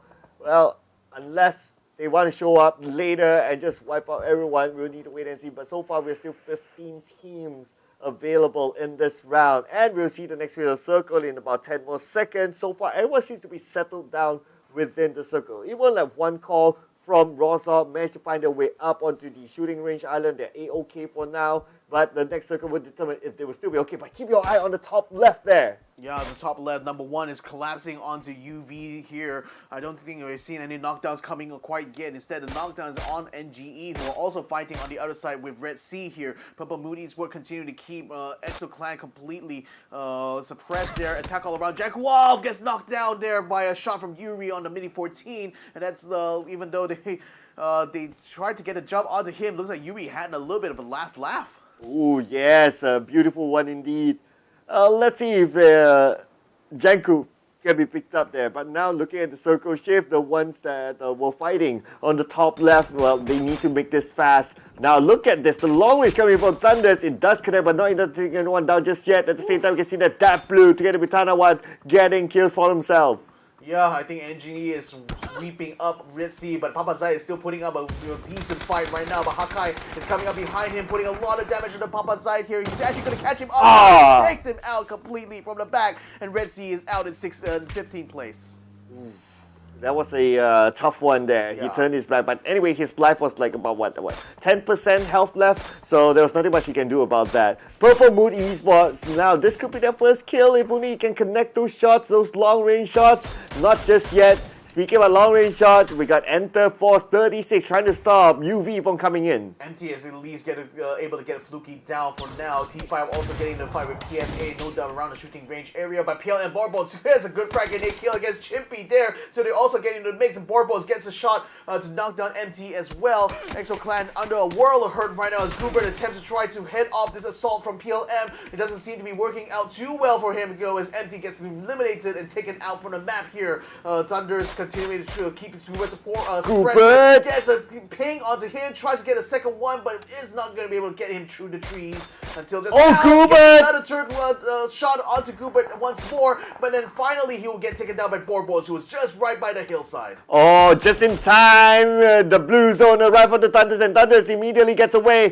Hatsawa will be taken by the zone, and look at the amount of teams on the northern side, just below shooting range. There are like 4 teams just next to each other. Yeah, PMA were in a fight just now with T5. It looks like Rostetet has already been knocked down, and NGE quickly peeling away from this because realizing they're going to be set on the pawn by other teams here, and SST is moving up from the south side as well, providing a lot of pressure. They got a knockdown on Hakai as well, so it looks like the NGE has to stand their ground and fight here. Thunderdol out in the blue zone will get eliminated out in 11th place, so Theraton 5 not able to join the rest of them inside this final circle. NGE is still not out of the woods yet. They're still attempting to try to rescue Hakai, but SST continues to keep them under pressure. Oh, this is such a messy fight right now. You move and you shoot, you move and you shoot. A Favorite, can he get one for himself? At the same time, the blue is going to put pressure on the Favorite. Will be knocked down by Vanya. Favorite will need T9. Can he finish him off instead? Yes, he will. He will get a knockdown together with the flashbang. So now SST has bought themselves a little bit of time while the rest of NGE will be peeling away from this battle now. Kyle cutting away their losses here. So SST a bit of a tight one there, especially with 2-3 teams moving into the circle there, being pushed by the blue zone, forcing them into that fight. Unicorn Venom in the meantime getting a bit of a counter with number 1. Miou is the only one there right now because his teammate has been eliminated. Smoke grenade allowing him to cover his approach while Sapao is attempting to try to keep him away from this next safe zone. Sapao keeping Miou at bay, bored pretty much by the side of the blue. The blue will put pressure to them anytime soon. Miou tries to find a good angle, but the smoke is just blocking his side. Miou with the barrel in hand. Barrel was the sparrow, but then again J-Cat, he has a high ground against Miou. Miou still can't find his target just yet. Miou needs to move. He has a vehicle, but if he takes his vehicle, he could be shot down. He's going to take that risk into the vehicle. Yeah, he's going to try to risk it right now, just trying to run because the blue zone is already closing in. J-Cat goes for the spray, but that forces Miou on the outside, and he will get eliminated there. Team number 1 not able to proceed on here. 8 teams is still remaining in this circle. Oh, there you go. T9 is not done yet. He's getting one for himself. Runex on the other side. Tries to get a good sight on the other target, but not able to do so. Runex right now still on the outside circle. 310, still stopping them from coming in, but the blue is coming from behind. Gonna put pressure on Runex will do it! SST taking out 2 there from Runex will allow them to overcome 310. So that was a bit of a tight spot, but they still managed to make the most of it. So this next circle still out on the open here. Deadly Strike still on top, trying to gatekeep Unicorn Venom coming in. SST's 2 remaining members will be joining up onto a Jeep now, trying to make their way into this next safe zone. E36's Starlo and Sylvia have not found themselves yet in the battle, but they may actually be able to get an encounter with Deadly Strike. But the thing is, Deadly Strike already has a building to work out with, and that's using that right now to snipe onto the other teams. And UV now is next team in trouble. They need to get into the zone, but they'll be gatekept by other teams. Need to find a way in or fight their way through. They don't really have a choice right now. They're running in on foot. Sapao together with J-Cab. Where are they going to go? They're going to try to wrap around, I think. They're going to try to wrap around this house here, and hopefully they don't attract too much attention with Deadly Strike. But then again, Crazy Boy and Lucky J are just pouring whatever lead they have in their general direction. So UV has to be very careful about which side of the terrain they're going to use for cover against Deadly Strike's building here. E36 is now also moving up this hill here. Might find themselves in a battle with Deadly Strike very soon. But for now, they're also watching the movements coming down from the lower ground side. UV has already got a knockdown here from J Ken because Lucky J has just found him with the AUG. So now Deadly Strike has a prime opportunity here to eliminate yet another squad. Unlucky for Sapao and Cole. The circle continues to move away from them. They need to move. Sapao, where is he going to go right now? They know exactly where he is, and Sapao will be taken out by Jason. Headshot, in fact, there. So that leaves UV out. 5 teams still remaining in the running. Dat Blue right in the center there. But I think he's the only member of NGE still alive. He's still within vicinity of the circle, which now actually is being controlled by E36 somewhat. Although AAA, who have been quiet for the whole time, staying on the south side and out of trouble, are now starting to see whether or not they can extend that control to the road that cuts in between this next circle here. While in the meantime, Sunstrike, Enter Force 36, moving up closer to where Deadly Strike's position is. This is looking like Deadly Strike has a lot of advantage because of the complex they're in right now. As Enter Force 36 running very low in utilities here on Sylphia at least. So I don't know how much fight can they have here, especially against a full stack squad like Deadly Strike. Ooh, Deadly Strike, it's time to pick their poison. If they move to their left, it's going to be E36. If they move to their right, it's going to be NGE and one call. So where do they want to go right now? They need the information. If only they have sight over the other side of the hill, then they can decide better. But time's on their side. Now looks like Trick is moving, and look who's there. Yep, see Dat Blue, he's spying on the Trick here, but then Trick, I think, has been hearing all the gunshots coming on the north side, so he's looking to try to join in the fight with on the Deadly Strike here. But Lucky J and Jason are going to be caught out a little bit. Simoy is going to be coming around. Dat Blue is still hiding just in between the two of them and has not been spotted quite yet. But Deadly Strike is the deadlier team, no doubt, especially with this blue zone now crushing in here. That's going to force them out in the open. So one call is taking this opportunity now to get themselves set up to ambush whoever tried to come down into the circle. Oh, Sylphia spots one out, and Sylphia gets to knock down the Crazy Boy, but Sylphia being kind of fired upon by the other side. No, Sylphia's still alive somehow. Lucky G will need to move in quickly, but Sylphia will be able to reset himself. But Lucky G comes in on time, and Lucky G 2 knockdowns back to back. Beautiful coming for Lucky G against the one, but no, that is it for Deadly Strike. Star-Lord coming in with a headshot to allow E36 to continue to get this running here. 3 teams still remaining. One call now collapsing onto what used to be this Deadly Strike's position here in order to head off E36. Water is still low, but they still need to try to get there faster though. Grab Grenade is going to be able to knock down Sylphia, so now they just need to deal with Star-Lord here. They should be able to finish off E36. Oh, at the same time, AAA, they're waiting for all the commotion to happen before they come in. And now Jaxi, Star-Lord's picking up his teammate. Jaxi's moving in with the Molly. Also, Molly forces them to move. Star-Lord managed to pick up his teammate, but now Star-Lord being shot at 43 health left. Star-Lord needs to retreat. Star-Lord needs to reset. Jaxi is still alive, trying to buy time for his teammates, but Eva will be gunned down. Star-Lord will reset. Yep, he will be able to reset himself. A teammate is going to be coming in front of him, asking for the revive, but he doesn't exactly have the space to do so. Instead, he's going to try to send some frag grenades down, but one call is going to be attracted by that instead and finds him through the brush. So E36 is out in 3rd place here. Now it's come down to the wire. Attack all around, as well as one call now vying for this next chicken dinner. Oh, here we go. 4v4. It's going to be a fair fight here, but then again, the circle does favor AAA a little bit more. While one call, they have the high ground advantage instead. The airdrop dropped between these 2 teams. One knockdown to lower ground. It's not possible for AAA to pick up their teammate. There won't be enough time. It wouldn't be enough time indeed. It's one call now. Looks like they're also maneuvering to try to get to that care package. It just drops right in the middle here. And what an interruption it is really for disruption actually for attack all around, because we auto skirt out of the way. They aren't able to flank their way down southward. So just like Jedi is going to be able to get his car down, it's going to attract some shots coming in for one call as well. As Shibiri attempts to try to finish off him before auto skirt before he's going to be able to get a revive. But oh yes, he does get the ping just off to the edge of the tree there, so that allows him to take out Ultra Script. Now Jedi is finding himself in trouble because he's out in open here, has a car, and Shibari has him in his sights. Oh, one call looking good so far. They are putting a lot of pressure on the AAA. They're not allowing them to make their move. They're not allowing them to open up. Instead, one call is the team that open up. Look at them opening up the flags. Where is AAA going to go? They're choking AAA to the edge of the blue. Yeah, it's choking them indeed. Trick is going to be getting in the car right now. No doubt to try to continue to flank AAA right now. Equilucia is going to have to cut off Chipirit, who has already moved up quite far forward. They're going to try to keep the Here we go. Get the knockdown onto Equilucia instead, though. So Simboy, Jaxi now moving up in front. Jack-Hu 2-off is already down. They just need to find J-Dai, who is all by his lonesome at the edge of the circle here. One call has this a lot. Simboy goes up in front. There you go. Takes the kill. Winner chicken dinner for Indonesia. Oh, one call! 2 chicken dinners back to back! Wow, oh my goodness, this is a great chicken dinner. I mean, just looking at their coordination, the moment they got the first knockdown, they open up and they secured the perimeter, not allowing their opponent to move at all. AAA had nowhere to go. Yeah, wow. Let's go ahead and have a look at the highlights here. But one call, very, very elated right now because now with the 2 chicken dinners, they're certainly going to be able to bring themselves close to Teraton 5 when it comes to this fight here. But man, having a look at the highlights right now, I think like overall, you know, a very slow start to this Erangel round, no doubt because teams are playing it a little bit safe.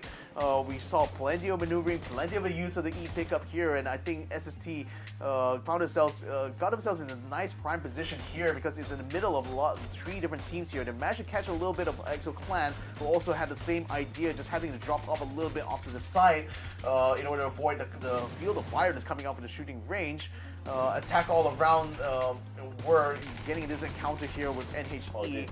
Yeah, this was a nice fight here for them, and a perfect one as well because they secured them nice haul of 4 kill points overall. Purple Moon Esports have been all over the place, really, but nevertheless, having based themselves close to that shooting range area, they've gone and described a PMA. This was a fight between NGE and Red Sea. They happened a little bit off screen, but Red Sea was the one who took the brunt of most of it. ExoClan attempted to get a jump onto Purple Moon, but again, with Thunders being able to provide support from the building and the rest of his squad on the hillside, that was the easy pickings there for Purple Moon Esports. Yeah, but overall, Phase 4 onwards, we can see that it's really, really messy. A lot of teams are really close to each other, and so happened that those number of teams had to fight against the circle that kept moving away from them. That's why we saw a lot of action. Like Mioyo tried to get away with his vehicle, but J-Cam was ready. The moment he hopped into the vehicle, he knows he cannot shoot back, so that's where he just goes out, all out spraying onto him, and he managed to secure that kill. So that was a good one there as well. And Sylvia, my oh my, that one last stick lasted him for quite a while. Lasted him for quite a while, but Ender Force 86 was under a lot of pressure here from Deadly Strike, who have taken control over the north quite effectively by having the high ground here.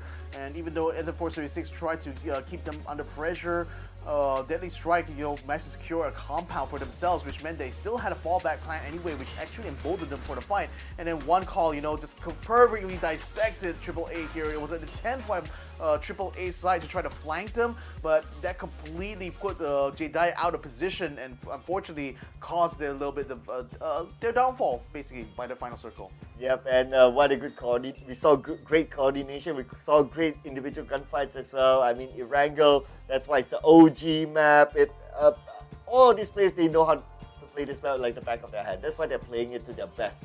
And we saw a lot of great gameplays within it. Oh yeah, certainly. And with like another Erangel round to go, it's still not quite done. I think for these teams here, they're still continuing, they will still be able to continue to use a lot of information here going to this next round, and that being the last match of the day here. I mean, one call already securing 2 chicken dinners, I think, and Theraton actually having a bit of an underperformance since Tego. I think they're going to be raring to see whether or not they can try to secure another chicken dinner here on Erangel, or maybe their strongest map is Miramar, just saying. Maybe, but they still managed to collect a good amount of points there to secure their place at least in the top 8 for now, right? I think the scarier ones would be those teams at the borderline of the top 8. Like, how are they faring? Because I think that there will be a lot of change there, considering that Red Sea in this round was not a spectacular round for them. That's the thing. Because they were at the borderline. Yeah, so again, when you're at that borderline, it's either you go broke, you either you go, either you go for broke or you go home, basically. Oh, yeah. Yeah. So it's really a really tough situation to be in for sure. But again, with limited number of rounds to play for here in this last chance qualifier, you cannot afford even minor mistakes.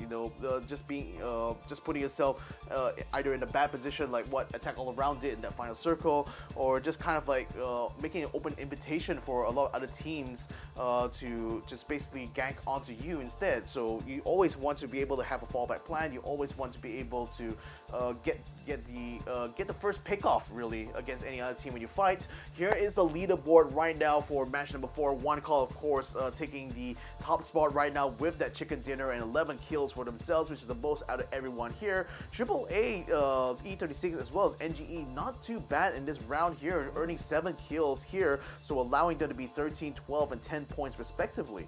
And this is the first time we see T5 and Purple Moon Esports on page number 2 in a match leaderboard. Only 3 points each, and they so happen to come for kill points. But anyway, it's still points, and I think these two teams, so far, they can afford to lose a few points. They're fine. Yeah, but it's just, I mean, Teraton 5 as well were also this low when it came to the previous match itself of Dontego. So again, like a bit concerning here, but given that they still had like a huge lead here, I think they're still more or less secure in that top 8. Perhaps like it's perhaps like other teams now are starting to catch up to them somewhat. But with One Call already getting themselves back to back here, I'm certain that T5 will be looking that a little bit nervously right now. Hopefully they'll be able to come back a lot stronger in the next Erangel round here. I'm also very surprised to see that Red Sea and number 1 also underperformed massively here, even because they were still involved in a few fights, but I think Red Sea themselves got completely wiped though in that encounter. So we'll see how they're going to try to continue on, because as of right now, Red Sea has been pushed off of the top 8 here. Exo Clan also on that borderline a little bit. Deadly Strike has been able to upgrade themselves into a first class ticket here. So has Unicorn Venom as well. So joining still up, the One Call has already reduced that gap between themselves and T5 down to 3 points. So like I said, if I was in T5's position, I would be a little bit worried. Okay, now that we get to look at the overall, it does make sense as well. If you, again, the number that interests me is that Purple Moon Esports, they are in the grand final stage bracket, but only 3 placement points. That is less than 1 point per round at this point. 27 kills.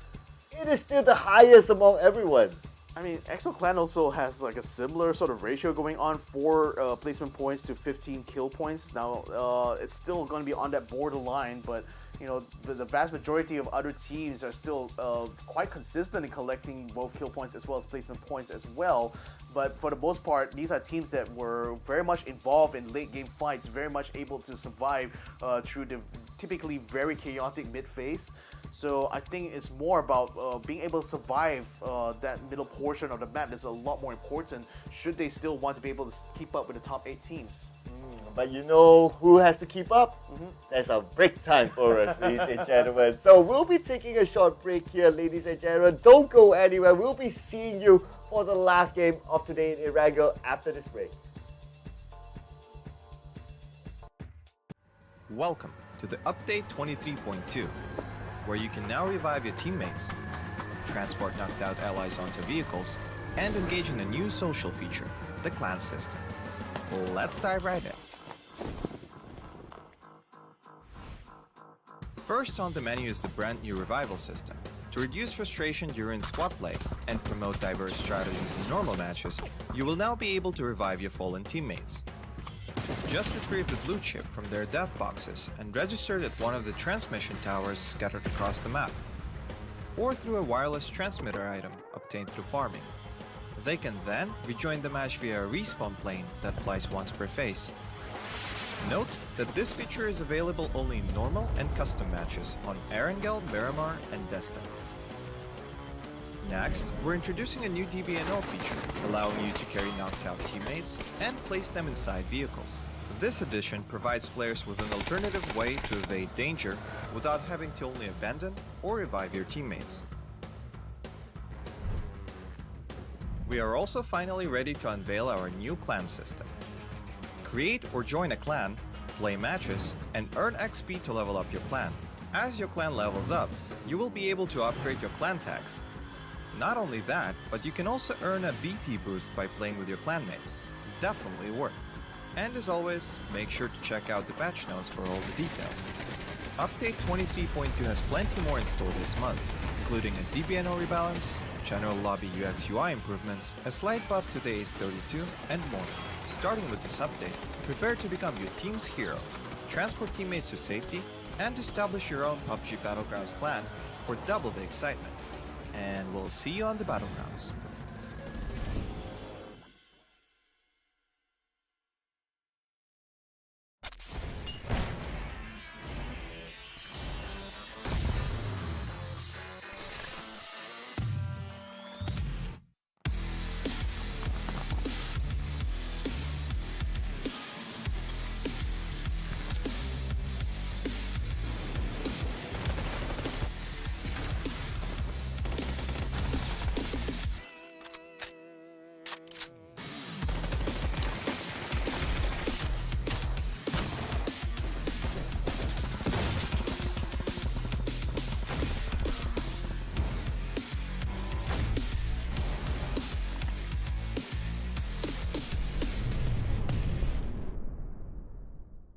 The latest game from Krafton and 5min Lab.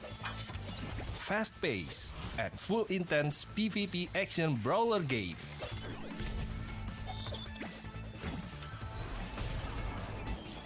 Use your best combo to send your opponent to the lobby.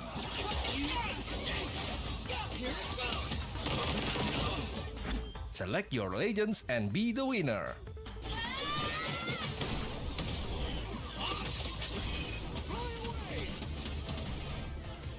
Pick the mode that suits your fighting style, from 1v1, 2v2 to Battle Royale.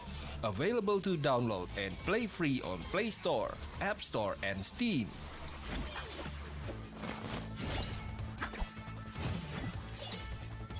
Let's be legends today!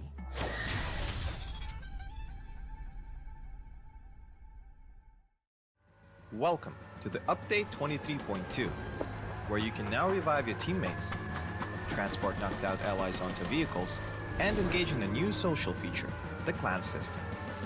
Let's dive right in.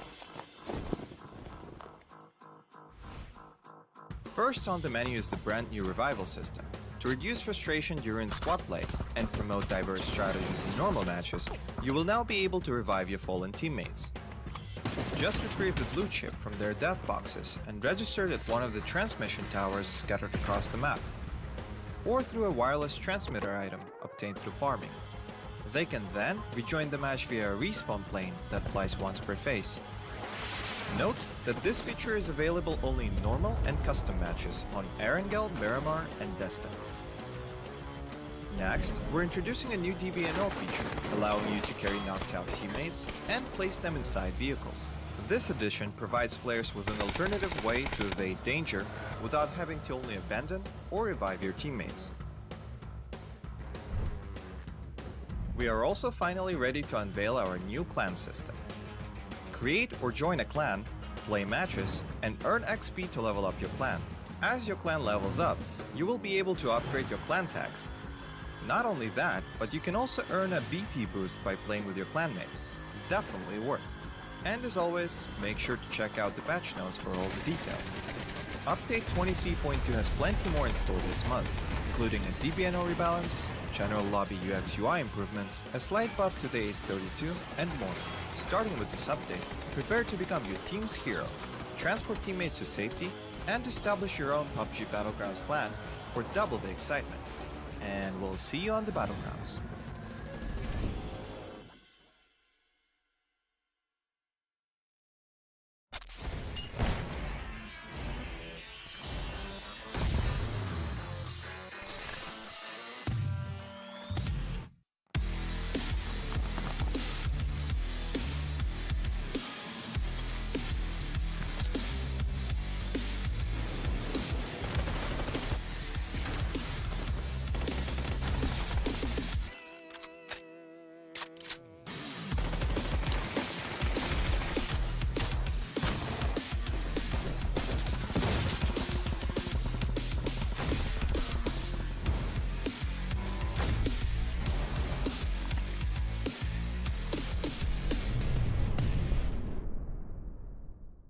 the latest game from Krafton and 5min Lab.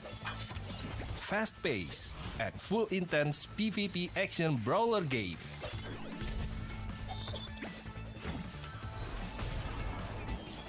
Use your best combo to send your opponent to the lobby.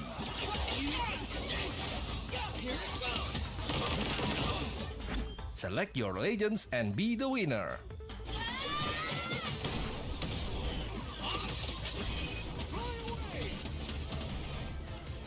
Pick the mode that suits your fighting style, from 1v1, 2v2 to Battle Royale.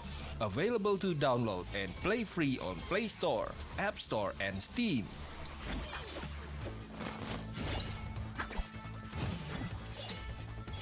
Let's be legends today!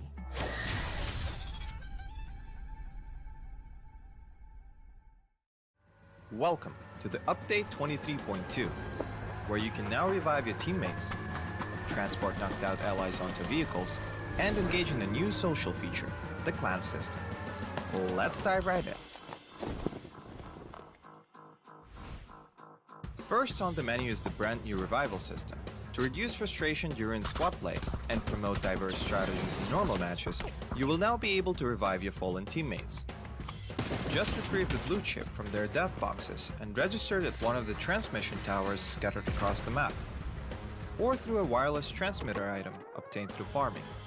They can then rejoin the match via a respawn plane that flies once per phase. Note that this feature is available only in normal and custom matches on Erangel, Miramar, and Destin. Next, we're introducing a new DBNO feature, allowing you to carry knocked out teammates and place them inside vehicles. This addition provides players with an alternative way to evade danger without having to only abandon or revive your teammates. We are also finally ready to unveil our new clan system. Create or join a clan, play matches, and earn XP to level up your clan. As your clan levels up, you will be able to upgrade your clan tags. Not only that, but you can also earn a BP boost by playing with your clanmates. Definitely worth. And as always, make sure to check out the patch notes for all the details. Update 23.2 has plenty more in store this month, including a DBNO rebalance, general lobby UX UI improvements, a slight buff to the Ace32, and more. Starting with this update, prepare to become your team's hero, transport teammates to safety, and establish your own PUBG Battlegrounds clan for double the excitement. And we'll see you on the Battlegrounds.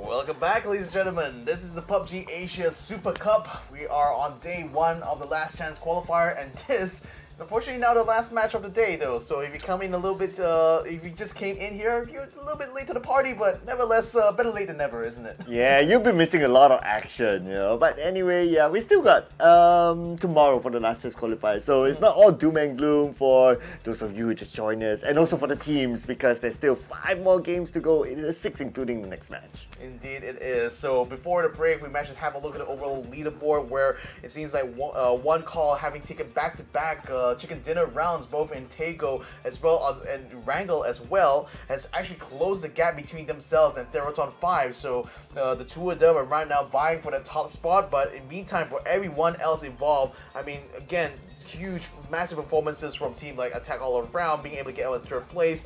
Enter Force 36 managed to boost themselves up a couple of places now, so they are currently sitting in 4th overall. Then you got, but then you look at the further down there, you got Red Sea Esports dropped out of that top 8 for now. EXO Clan also a little bit on that borderline. Deadly Strike actually had a brilliant run in that last Wrangle round, so they're now up in the top 8 as well to be able to mix it up with the rest here. And with this final Wrangle match going to be coming up soon here, I think there's going to be a lot of things to keep track of. Yeah, it's going to be a lot because we're still at the first 5 games, so a lot of shuffling will happen. Maybe some of the teams up there would have sealed it in the top 8 by the end of today at least, but because of like the past 2 games, some of the top teams start to drop a little bit. Well, the position could be in taking flight now in our final match of today here. The path is going to be taken from northwest all the way to southeast, so that will cut towards Koznovka Island, but it also offers plenty of opportunities for teams to jump out early to take control over the northern side of this map here. But what do you think? Would you rather take the jump early? Would you rather take it a little bit late? Or would you just be right around the middle where it's just nice? Well, my favorite drop spot is school, like personally. So I would jump to somewhere in the middle, and with this kind of flat path, you can reach onto school directly. So yeah, I have a liking for that. Yeah, I mean, I can see like the decision why to want to do so, because you're going to be in the most maneuverable position to get to wherever side of the map that the circle decides to spawn. But then again, like some teams, they knowing that the center tends to be a lot hotter compared to the edges, would try to use the coastline actually as a way to prevent themselves from getting backdoored, especially during the early phase where it comes to doing farms, or the only kind of encounters you usually get during the first phase anyway will be hot drops. So by taking quite early to the coast as well, not only you maximize your potential to be able to grab some loot early on, but you also get a much better much better view of what happens around your immediate vicinity. Whereas like in the center, you could basically have like enemies coming from any direction whatsoever, and you're kind of not in control in that situation. But speaking of control though, circle going down the northern side here, so mostly it's going to be still around Yasuna Poliana. You still also have the shooting range also in play here, so maybe it might be a repeat again of what happened last circle. But nevertheless, school is also in that mix, and you always see 310 Rascal Jesters already there taking position. Yeah, it kind of has the previous round sort of feel sort of circle. It's just that this time it's like a little bit towards the right side. So the same theory applies. Whether you want to, you kind of like need to gamble whether you want to be on the shooting range part of the circle or you want to be on the raw sort part of the circle, and that really depends like how far the circle would go as well. If it's like 50-50 towards the 4th or 5th stage of circle, then it's going to be really tough. But if it's like, by phase 2, then you can kind of see obviously the circle will go towards one side, then you're still okay. There's still a fair amount of water involved in this circle here, I think, especially given the top of the lake, or the lake that the river flows out to. But I think at the same time, with the spawns for the circles having been standardized now under the super rules, the 4th phase as well as the 8th phase, if I recall correctly, are the ones where the circle is definitely going to be landing on land instead of water. So that increases the odds that, or rather decreases the probability of a circle ending up becoming like majority water instead. So hopefully that doesn't, thankfully because of these new rules, that wouldn't come to pass anymore. Yeah, true enough. That's why we saw a lot of emergency pickups being used as well earlier on. So that's how they kind of manage it in the current meta, and we don't see as many choke point roadblocks anymore as before, because the moment they know that they are at a disadvantage in terms of like being caught out in the choke point, they'll just pop out the emergency pickup and they go. So it's a great item to have, to keep, and use it at the right moment, not like from the start. Indeed it is. And we've seen, like you said, plenty of that E-pickup being used, both offensively and also just for repositioning's sake here. EXO Clan going to be taking control of the factory area here. Seems like they will have a decent time to farm here. Again, they're the team that's currently sitting in 8th place right now. Not the most secure spot to be in, and most of those points they managed to rack up is mostly from kills, actually. It's kind of like a similar kind of story when you look at Purple Moon Esports, right? Where like, they have prioritized a lot of those kill points. It seems to have been enough to keep them somewhere in the top 8, at least for the start of the day. But I think as time goes on, the teams have been a lot more consistent in getting to the final phase of the game, and thus be able to haul a lot more placement points. I think we're starting to see that the strategy kind of working against them now, because either they have to continue to be still this aggressive in getting kills, or perhaps this might be time for them to start to strategize a little bit more about how to survive the middle phase of this game and make sure they have a path towards the late game circle. Wow. Okay. That's interesting. I think, is that a blown up vehicle? That's pretty early. All right, restricting their own mobility, or maybe it's not a vehicle that they want to use. And sometimes there's a strategy, So there could be this strategy whereby, okay, while you travel, you blow up vehicles on your way, so that you cut the mobility out of other teams. But if there's just too much bullets to expand, then you can just puncture the back tires, and it works in the same concept as well. I mean, that's a fair point as well, because under the new rule set, vehicle spawns are a lot more like consistent now. They will be definitely at very specific points on the map, and will always spawn the same type of vehicle. So perhaps that's like it makes me think of like the World War II strategy. Oh my god! Wow. Speaking of war, actually, a war is just broken out. It's XT1 finds me some flying finishes off very quickly. Red Sea Esports were still on the move that time, so they're not going to be able to respond to this at all. Oh, very unfortunate there for the Malaysian squad. It's going to be Mr. Flank again. Man, I remember watching him in the last PUBG tournament that I casted as well, and he was an amazing player. He was pretty much like a clutch god level. Like, he would be able to take on 1 versus 2, 1 versus 3 during that moment. But it's just unfortunate that in this tournament so far we don't get to see the best of him. Looks like Papa Zayed might be in a little bit of a hot seat as well. It smells an opportunity to try to pop things off here to Red Sea, but Zayed is able to give him the slip though, so no knockdowns this time around. The M16A4, to be fair, doesn't have a lot of armor penetration though. Papa Zayed seems to have his tire popped off though, so it did have a bit of effect, but not enough to stop this Big Daddy though. Yeah, at least it's the front tire. So Yeah. the crucial one is the back tire. The back tire gets popped up, that's it. You might as well abandon the vehicle. So he's kind of lucky that it was the front tire. But there's going to be the tricky one right now. So he needs to find somewhere to reset. But it looks like his teammates decide to just crash in. Yeah, they're going to crash in straight away. Unicorn Venom is. Papa Zayed comes out top. Unfortunately, he gets knocked down immediately. Both of them get taken out right from the get-go here. And the last kill onto Don Pablo finishes off Red Sea Esports. They tried to take a fight here, but it seems like they're bitten off a lot more than can chew. Okay.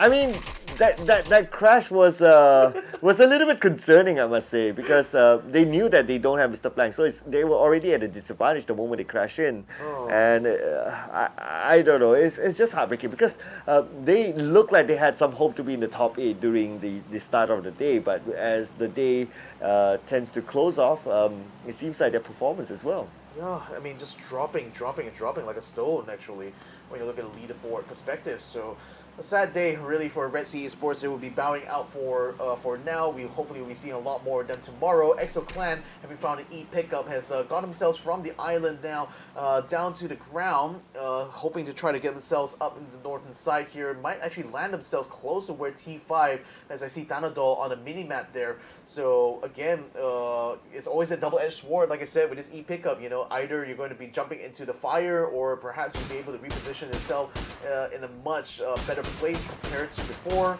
But nevertheless, Goobert lands on top of a Jeep, picks it up immediately, and just turns tails and run, while Hatsawat comes under fire from Empty, who is able to spot them from inside the building. Well, Hatsawat immediately retreats back to safety. Luckily, he wasn't knocked down. If not, it would take a little bit more work for his teammates to pick him up. But anyway, T5 right now, yes, they are at the top of the leaderboard, but they got to be careful, because there's still enough games for them to be caught onto, so they cannot be complacent with where they are. Indeed, they can't. Exo Clan, though, they have managed to secure a building here, so at least they have a base now, should they decide to try continue to receive fire from Teraton 5. But it seems like Teraton is also a bit on the move. I see Hawat already getting himself on a car, attack all around on a convoy as well, moving up into the island now. So they've just joined in with the rest of the squad on this northern side, just follow along where this river is flowing at the moment. Jankuwov just scanning around the side, I suppose. I don't know if they actually have picked up any strays on their side here. Equilucia is going to just pop up a little bit here. I'm not sure exactly towards whom, though. Can't quite see anyone on distance there. There's certainly Purple Mood being on the other side, though, so that's something they have to watch out for sure. PMA, gotta watch out as well, because like what you always said, is a double-edged sword depending on where they land. So far, based on the minimap, okay, we can see that there's one team, but we're unsure yet where they drop. Okay, they're almost reaching the edge of the map, so looks like they could drop around the area where UV is at. Oh no! And again, you got PMA, you got Purple Mood over there. Oh, sorry, that's number one sitting over there, and you also got Tanawat and Hassanwat and the rest of Derathon 5 in the vicinity as well. UV is a little bit spread out, which could be well done for them if the circle lands on top. But could be potentially trouble if the circle starts to go away from them. PMA under fire right now, coming from the opposite side. I think that's going to be from UV's end, though, because I see a couple of members of them still on the view here from the drone cam. SST as well, moving up in a position where NGE is set up in back. Probably felt a lot of that pressure, decided he's going to get the heck out of Dodge and gives him a slip. Oh yeah, definitely not interested to take that 1v4 fight, so you just let it go for now, and yeah, I think that's the right move to do. And at the same time, his timing was just on point there. It happened just before SST happened to arrive at the hilltop, so that was A-okay. He'll survive for now. Yeah, they'll certainly, as long as they keep out of trouble, that's the most important thing right now. But expecting this middle phase again be very chaotic, or rather it has potential to be extremely chaotic, as we've seen over the last few days here. Area 310 has already spotted Deadly Strike off in the distance there, but don't really have the range, I think, to catch them, even though an SKS is in the hand of Wello. They're still attempting to ping onto them, but Deadly Strike is under pressure from another squad just to the north of them, and that's actually tying up all their focus right now. Ooh, Trick now just playing, just scouting out his opponent, but okay, this ledge is going to be pretty tricky because of how rough the terrain is. But looks like Jaxi is just going to crash in. He's going to go pass by. Shots fired to Jaxi. Jaxi, 50% of health, still survives. But no, not for long. Not for long until Hakai gets the last lap there. So he's going to be on the ground and oh, that's just savage there from Hakai. Just not only got a knockdown, but just eliminates him by running him over. No prisoners taken in this game for sure. Yeah, splat there. And now, with that signal, it's going to be hard for them to get across, because now they know that, okay, there's a lot of people right in front of them. They have no choice but to just win the fight head on. Okay, so it was number one that was keeping SST under siege here, but Feven is already up in front, so is Imhak as well. Runex is actually caught on the outside, so Tay9 is going to try to go for the revive. Imhak got caught around the side as well, so Feven is going to be a little bit alone on this approach in front. In fact, he's going to be knocked down as well, as Exo Chimpy actually picks them off from a distance there, so a bit of a third-party situation, and oh no! Tay9 getting picked off as well while he was going for the revive, so SST gets stopped before they could even make any maneuvers there, and Cats probably just laughing all the way to the kill point bank. Wow, this is arguably the fastest round so far. I mean, like, teams are dropping out like flies. We lost 2 teams and we're only on phase number 2. And team number 1 winning that fight, but only 1 kill that they managed to get. I believe it was a long range coming in from their opponent that actually stole it away.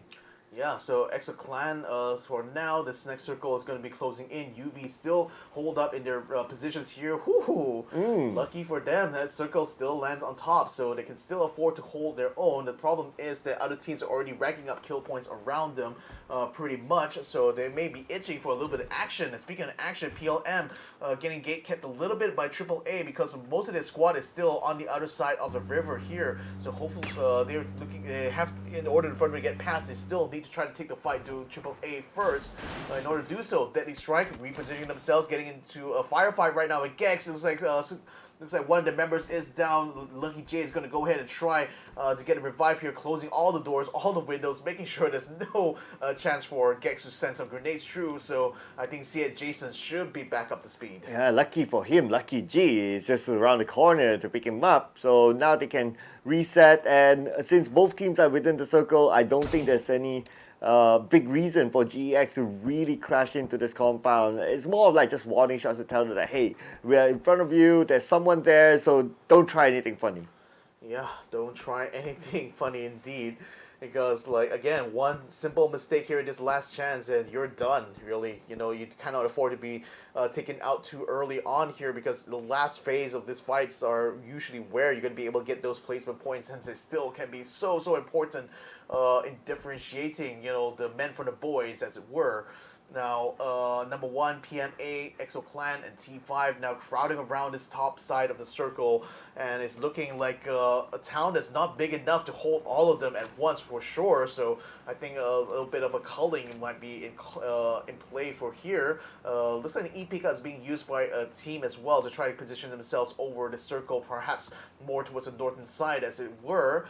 That blue from NGE in the meantime, not really under pressure right now. It looks like it was one call that was using the E-Pickup now. They're going to be dropping themselves straight into the middle of this fire, on the middle of this two squads here, but do find themselves a shack to at least work out of. Yeah, the moment they land, okay, they're being shot at from multiple areas. Just look at this. All of them in this small shack. They have nowhere else to go. The moment they step out, multiple angles can shoot them. I mean, it's a room that's big enough for a tea party, actually. Well, oh yeah, true. But I don't know if they brought the hot water or the kettle, though. They certainly got plenty of guns, so I guess they're definitely well equipped for that, for sure. Or they can try to warm up the water with gunpowder. That's the best bet right now.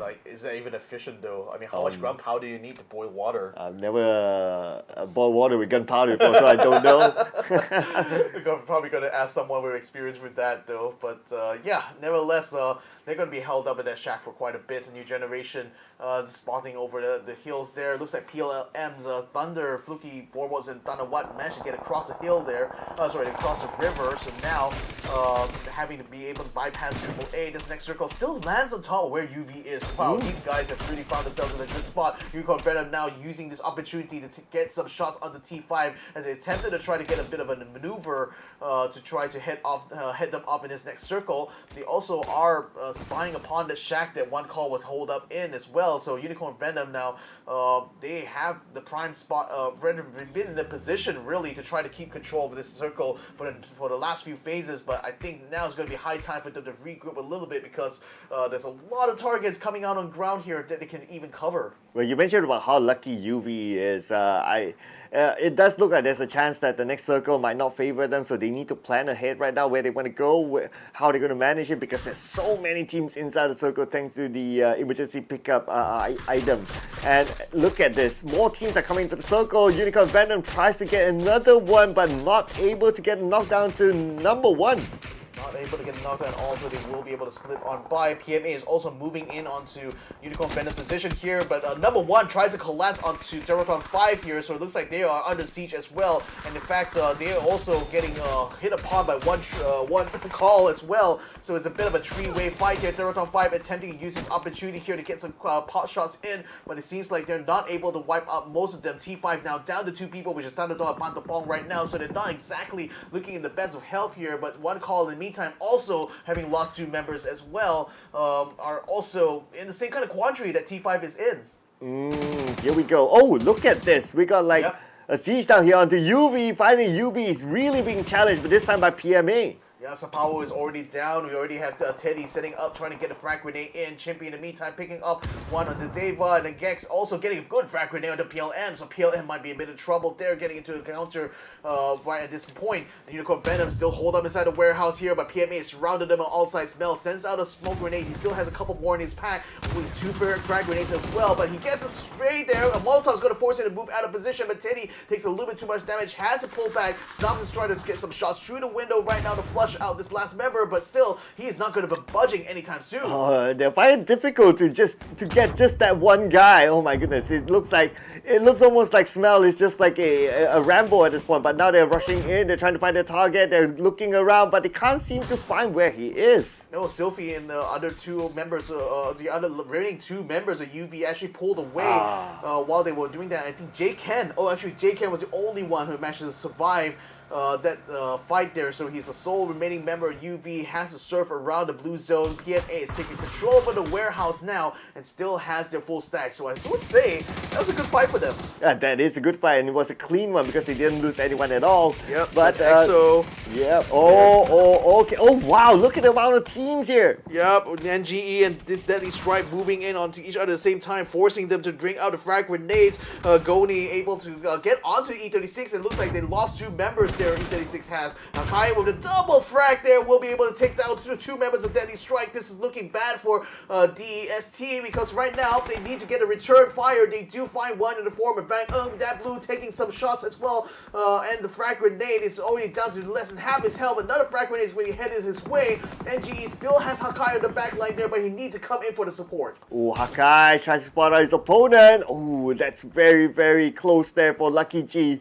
Lucky for him, but okay, that it is. J-Can finishes off Lucky G, and that is it for PMA. PMA finishes off EXO Clan, who attempted to try to overrun them after immediately winning the fight against UV, but they definitely were not prepared for the fact that PMA still had their full stack, so there was easy pickings for them. EXO Squad will be out. EXO Clan will be out in 10th place now for sure.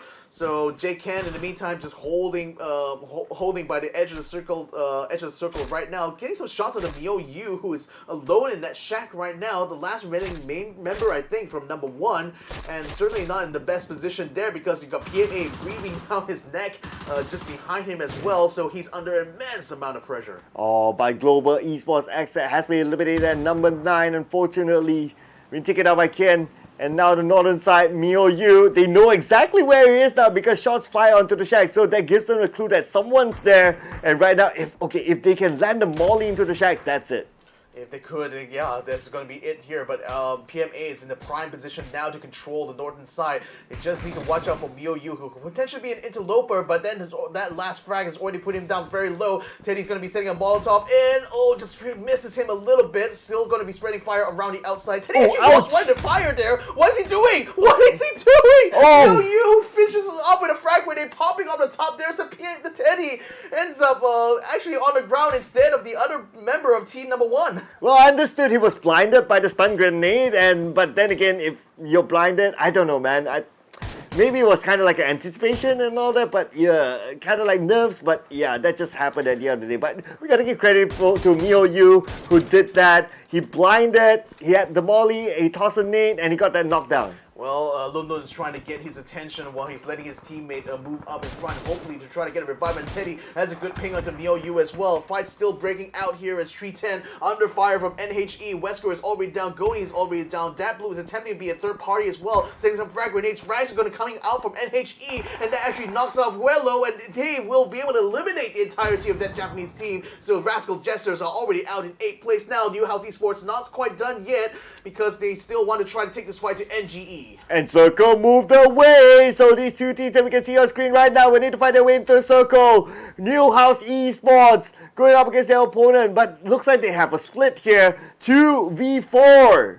2v4 indeed, and Hawaii is going to try to get himself in the smoke now, keeping out the pressure onto NGE down by the south side. But you already got AAA getting themselves to the border of this next safe zone, so they will potentially be the ones trying to gatekeep the rest of them after this fight is already wrapped up. Lunde for PMA continuing to take some shots against Long K right now. It doesn't look like PMA is doing quite well. In fact, Lunde is the last remaining member, so it seems like Mio Yu is just absolutely killing it out there right now. Attack all around under fire from frag grenade. Another grenade just blowing up cars around him, but somehow J-Dye still survives. Oh, that was a close one there for J-Dye. And now J-Dye, they still have the high ground advantage. Hakai tossing out utilities, tossing out the smoke just to block the vision of AAA. But then again, AAA, they are by the edge of the circle. They have a little bit more advantage. Vehicle will be used by Hakai and Co. They're going to go in on the AAA. And then New House Esports actually wrapped around the side there, so now AAA is the one that's being gate-kept a little bit, and with only the shack here and no vehicles left, they cannot get out of the zone.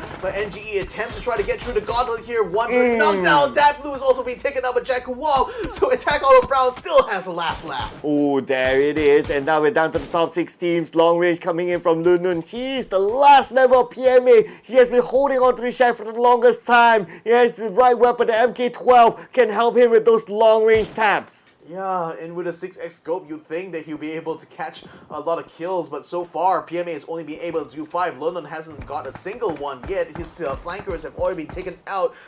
Maybe by that fight from BOU, we can't quite tell because it happened a little bit off screen. But AAA right now under fire from everyone else here. NHE is keeping them gate kept. The T5 as well, just firing onto the shack. And with no vehicles at all, I don't know what Team AAA can do right now except, accept the fate, maybe? Yeah, I mean, hold on to this circle as long as possible. But even so, it's like it's not going to be long. It's going to be hard for them to get out. Just look at the amount of vehicles. They had those vehicles, but all of them have been blown up. So there's no choice. The only choice is that they pop out the smoke. They try to get across, but even so, the chances are slim. J-Dai still has 2 frag grenades though, so that could be an option for him if he can troll long enough to catch Long K as well as Tridoi on the other side and hopefully can get rid of the vehicles. Jack Guab is also using the tree for cover right now and has to spend the last of his health kits to stay alive in this fight. Hoan is just keeping them trained. Jack Guab is fighting, been pinged down though as UV also collapses on the AAA, finishes off Jack Guab as well. T5 Pantapong is also keeping an eye out. This next circle gets a little bit closer and NHE has actually found themselves in the prime position now. All PMA's Lun Lun, number 1's Mio and J Ken, the only solo remaining members of their respective teams now are just left outside the circle here. Well, it does look like AAA, they are just going to deny themselves to the blue. Playing a little bit of a healing game there, but he knows. If he goes out, he's going to be free point to another team, so he might as well just wait it out, use as many utilities as possible, and give himself up to the blue, and this will be the moment that they will be eliminated. Yeah, so unfortunate. I mean, that frag grenade has completely ruined any chance for Attack All Around to get out of the spot. And NHE, so smart from them as well to wrap around from the western side because that effectively allowed them to cut off AAA. J Ken tried to go for a run across, but T5 Pantapong actually finds him and stops him in his tracks. So that's going to be them out in 5th place. So 4 teams still remaining now. New House Esports, T5, Teraton 5, Positive Mental Altitude, as well as team number 1 are still in the running. Only NHE, New House Esports, has the full stack. Ooh, and has the circle as well, so a good advantage to them for now. But can they defend this area? But looking at everything else, right, it is favoring them to get the chicken dinner.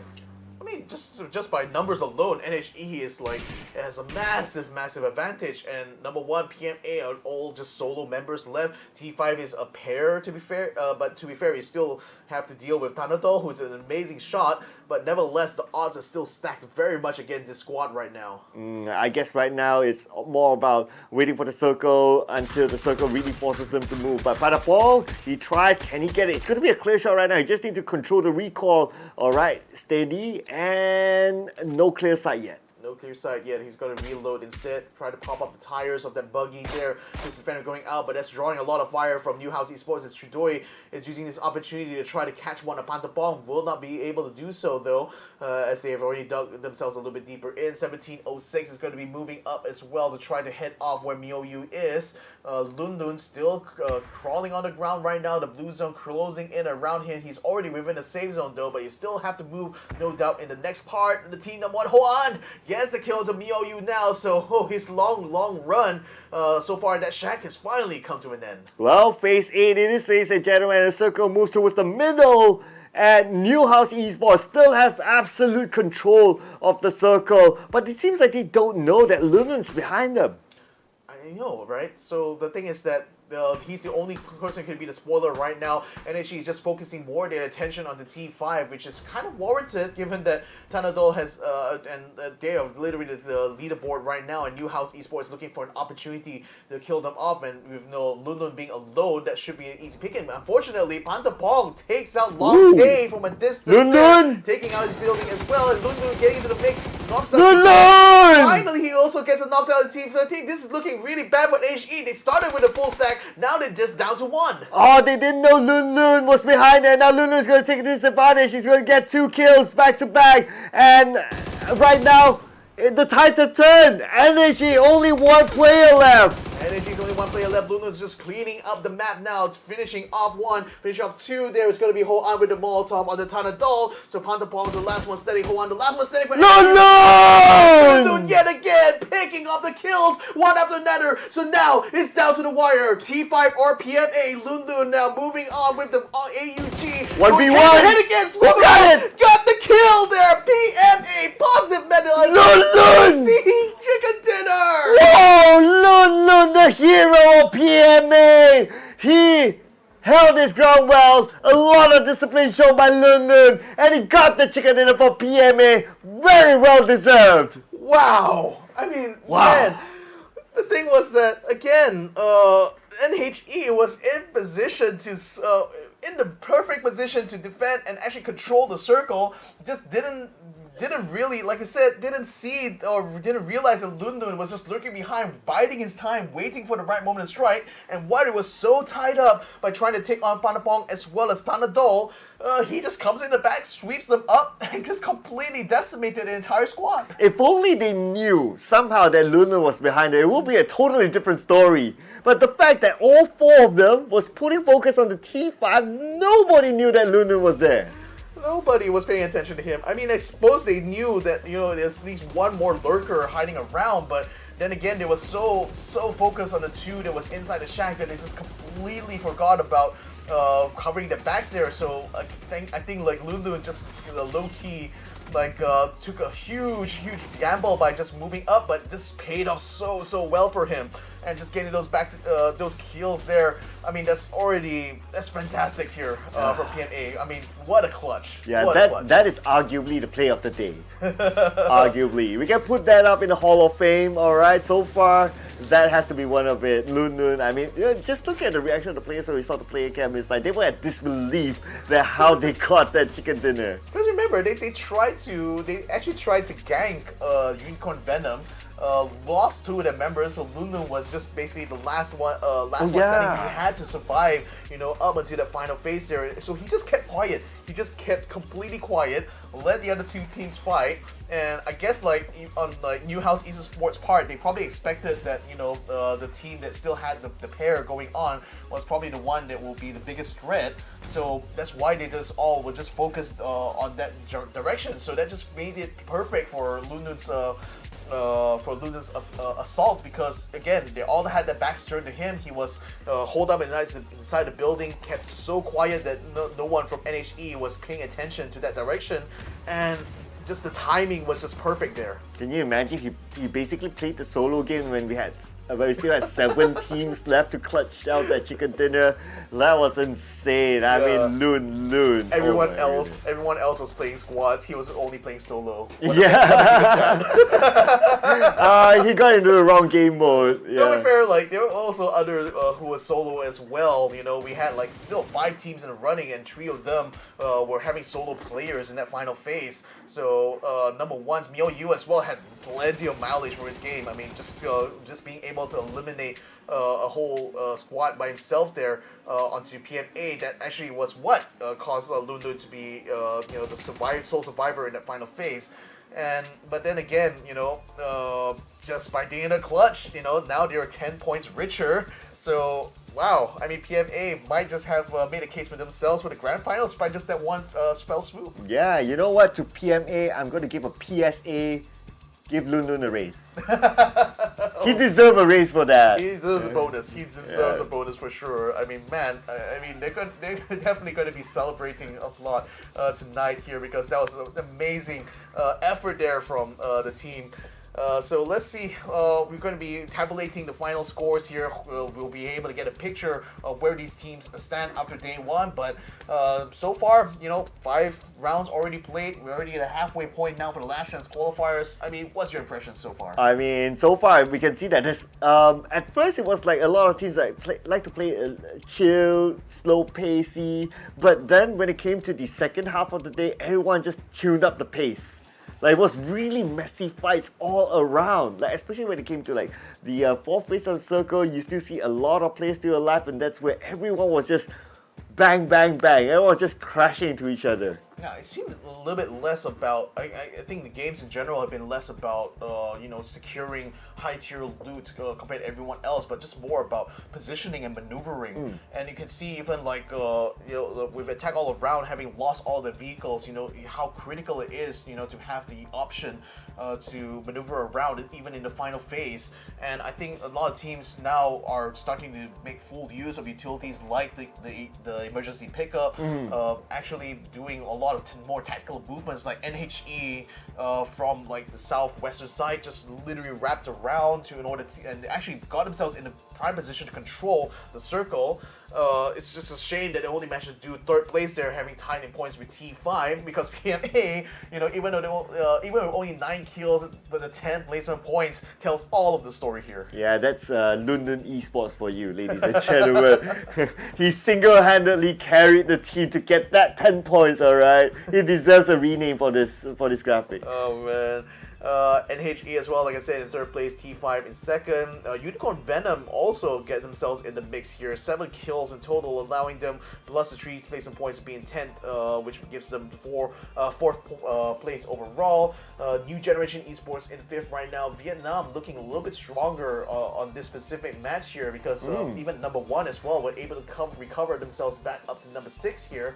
So certainly looking like things can still be quite unpredictable even for tomorrow. Oh yeah, I mean, in this one we had a good switch. Okay, PLM did amazing the entire day, but this time is the first time they got a 0 point, so no kills at all. It's not the PLM that we know, but that's the fun of it, right? It keeps us guessing who will be the top 8 until the last game.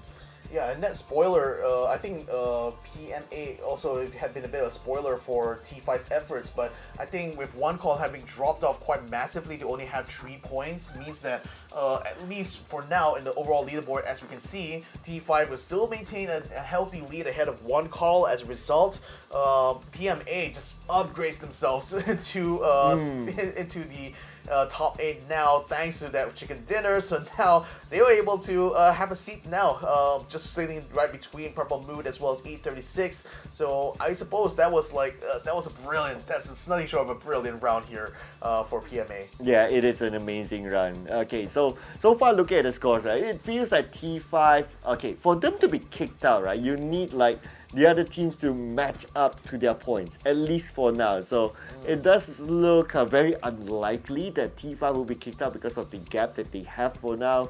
They seem to be fairly comfortable, but of course, let's give it a few more rounds before we can be sure that they are through to the next stage. I mean, it's only going to be like 5 rounds left for True tomorrow, enough, so yeah. How few more rounds can they afford to try things out here? Also a little bit sad to see that like EXO Clan has been booted off of 8th place due to tie break there, because they are on the same scoreline as NGE. Not quite the end of the world here for them, to be fair. They can still, if they put up a massive effort tomorrow on like one of these maps, this could potentially bring them back in the running.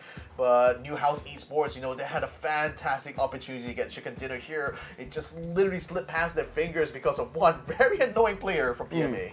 Oh yeah, just that one. Just that one player. But you know what? I'll be sad if Purple Moon Esports actually got booted out of the top 8. Because they were great like the first half of the day. The second half was kind of iffy. So now they're like almost borderline of getting booted out. But again, 5 more games. And again, it's all about consistency. It's like if you have even a good start. I mean, it doesn't matter if you had a good start. If you can finish off the end of the day, in a great spot, you're still going to be a midfield team anyway. So if they really want to be in that running for the top 8, you had to be consistently be able to stay in those mid game to late game fights right now, because that seems to be the way in order to be able able to haul a lot of points here. Yeah, like what I always say, right? It doesn't matter how you start; it matters how you finish. Exactly. Yeah. Exactly. I mean, PUBG is a race at the end of the day, right? So you gotta keep up the momentum. You cannot lose steam in between. If not, people might catch up to you. I know. I mean, I see a lot of parallels, with the way PUBG competitive format is with like how it is for motorsports. It is very much a race, in terms of how these teams have to go through with their mindset here of how they run these full day kind of tournaments here. So Lewis Hamilton, who is the 7-time world champion for Formula One, has once said, this is not a sprint, it's a marathon. So the consistency is what we're all looking for here, and the full package for a top tier team, I feel is like one that's not only able to contest for the kill points, but also consistently able to collect placement points, round after round after round, to ensure that they're on par with the very best in the competition. Yes, absolutely right. I have to totally agree with that, because like in a battle royale format like that, as compared to a lot of other games, it's not like, okay, you play like a best of 3, for example, and then you're done. You have to play like every single round, and that will last you like 4-5 hours, pretty much non-stop. So that's why the mental marathon has to be there. Yeah, so ladies and gentlemen, thanks for joining us on this journey, but all good things must come to an end here, and sadly, we're gonna have to leave you off for now, but don't worry, tomorrow we still have more PUBG PC action. The last day of the last chance qualifiers is tomorrow itself, so make sure you guys don't miss it out. It's gonna be at the same time, same place as well. This has been the PUBG Asia Super Cup Summer of 2023 edition. My name is Victor Cax, his name is Sir Cloud. We've been your casters, and we'll continue to see you guys hopefully in the next show. So until then, good night and good luck.